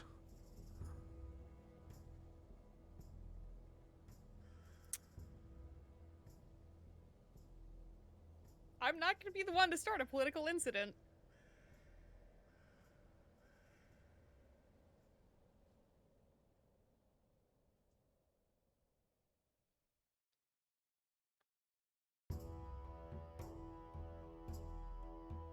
Probably a good thing Rattan wasn't at that table and you were. Okay. annoying spell called Power Word Pain. But if you want, let me, I will momentarily make him frozen in time for a moment. Just to be annoying to him. You're muted, I can't hear you. No, she's literally like, you can tell that she's thinking. I would say probably As much not as the I best think idea. that's amusing, we should Oh. not retaliate. Well, the annoying thing is he's not supposed to have magic. Yes, I'm well aware of that. And Do you want me to go inform someone? I think it would be wise to inform people who know. I will go inform my commanding officer.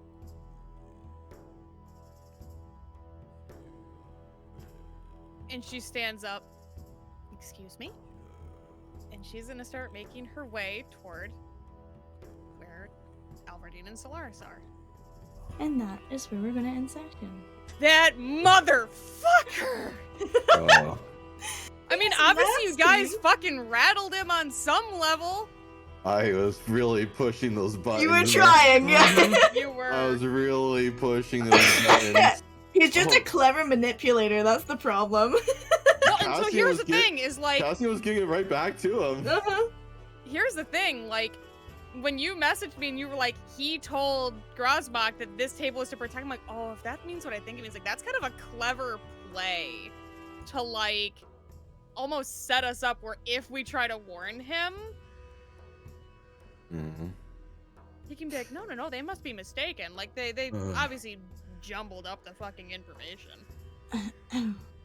But he can take credit for it. Fucker.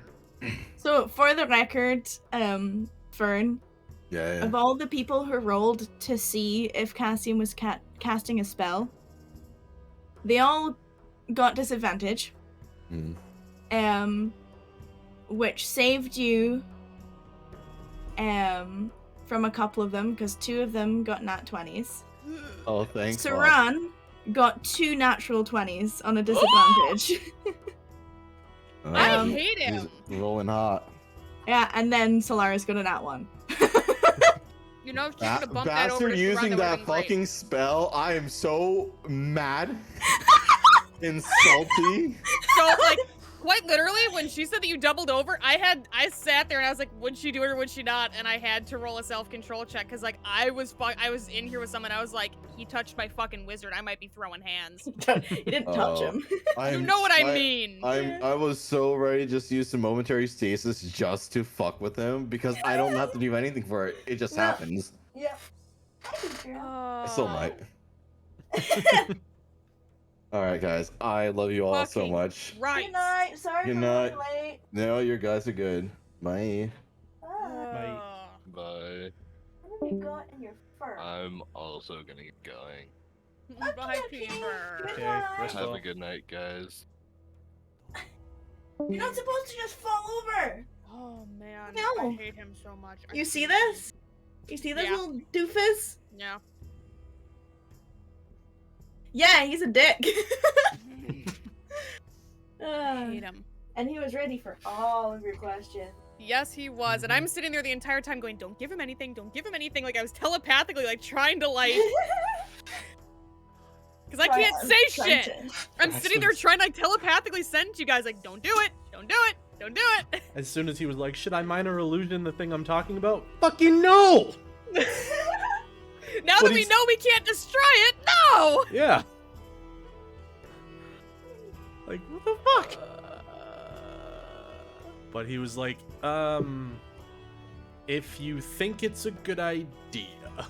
It's probably fucking not. Sorry, I know I'm clambering around on the floor, but my cat has something in her fur, and I'm trying to deal with it. Yeah. Rex is the voice of reason way more often than he needs to be. The fact But that, then he like, should be. Rattan is, like, ready to throw hands and is saying don't. When the Vengeance Paladin is saying don't retaliate, you know that you probably shouldn't. Yeah, right? Oh boy, what a session, ladies and gentlemen. Fuck me. Same with the chaotic shitlord warlock. If he's like, Uh. maybe not a good idea. Yeah, maybe don't. Ay.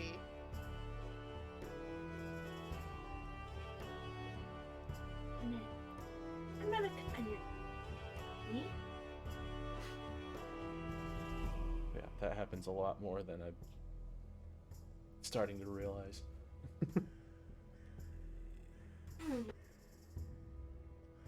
Let me see. Let me. Alright. Alright, so that is it for this week. We'll be back in 2 weeks. And I will see you all later for Rift Chasers is in 2 weeks as well, so have a good one. Have a good one, everybody.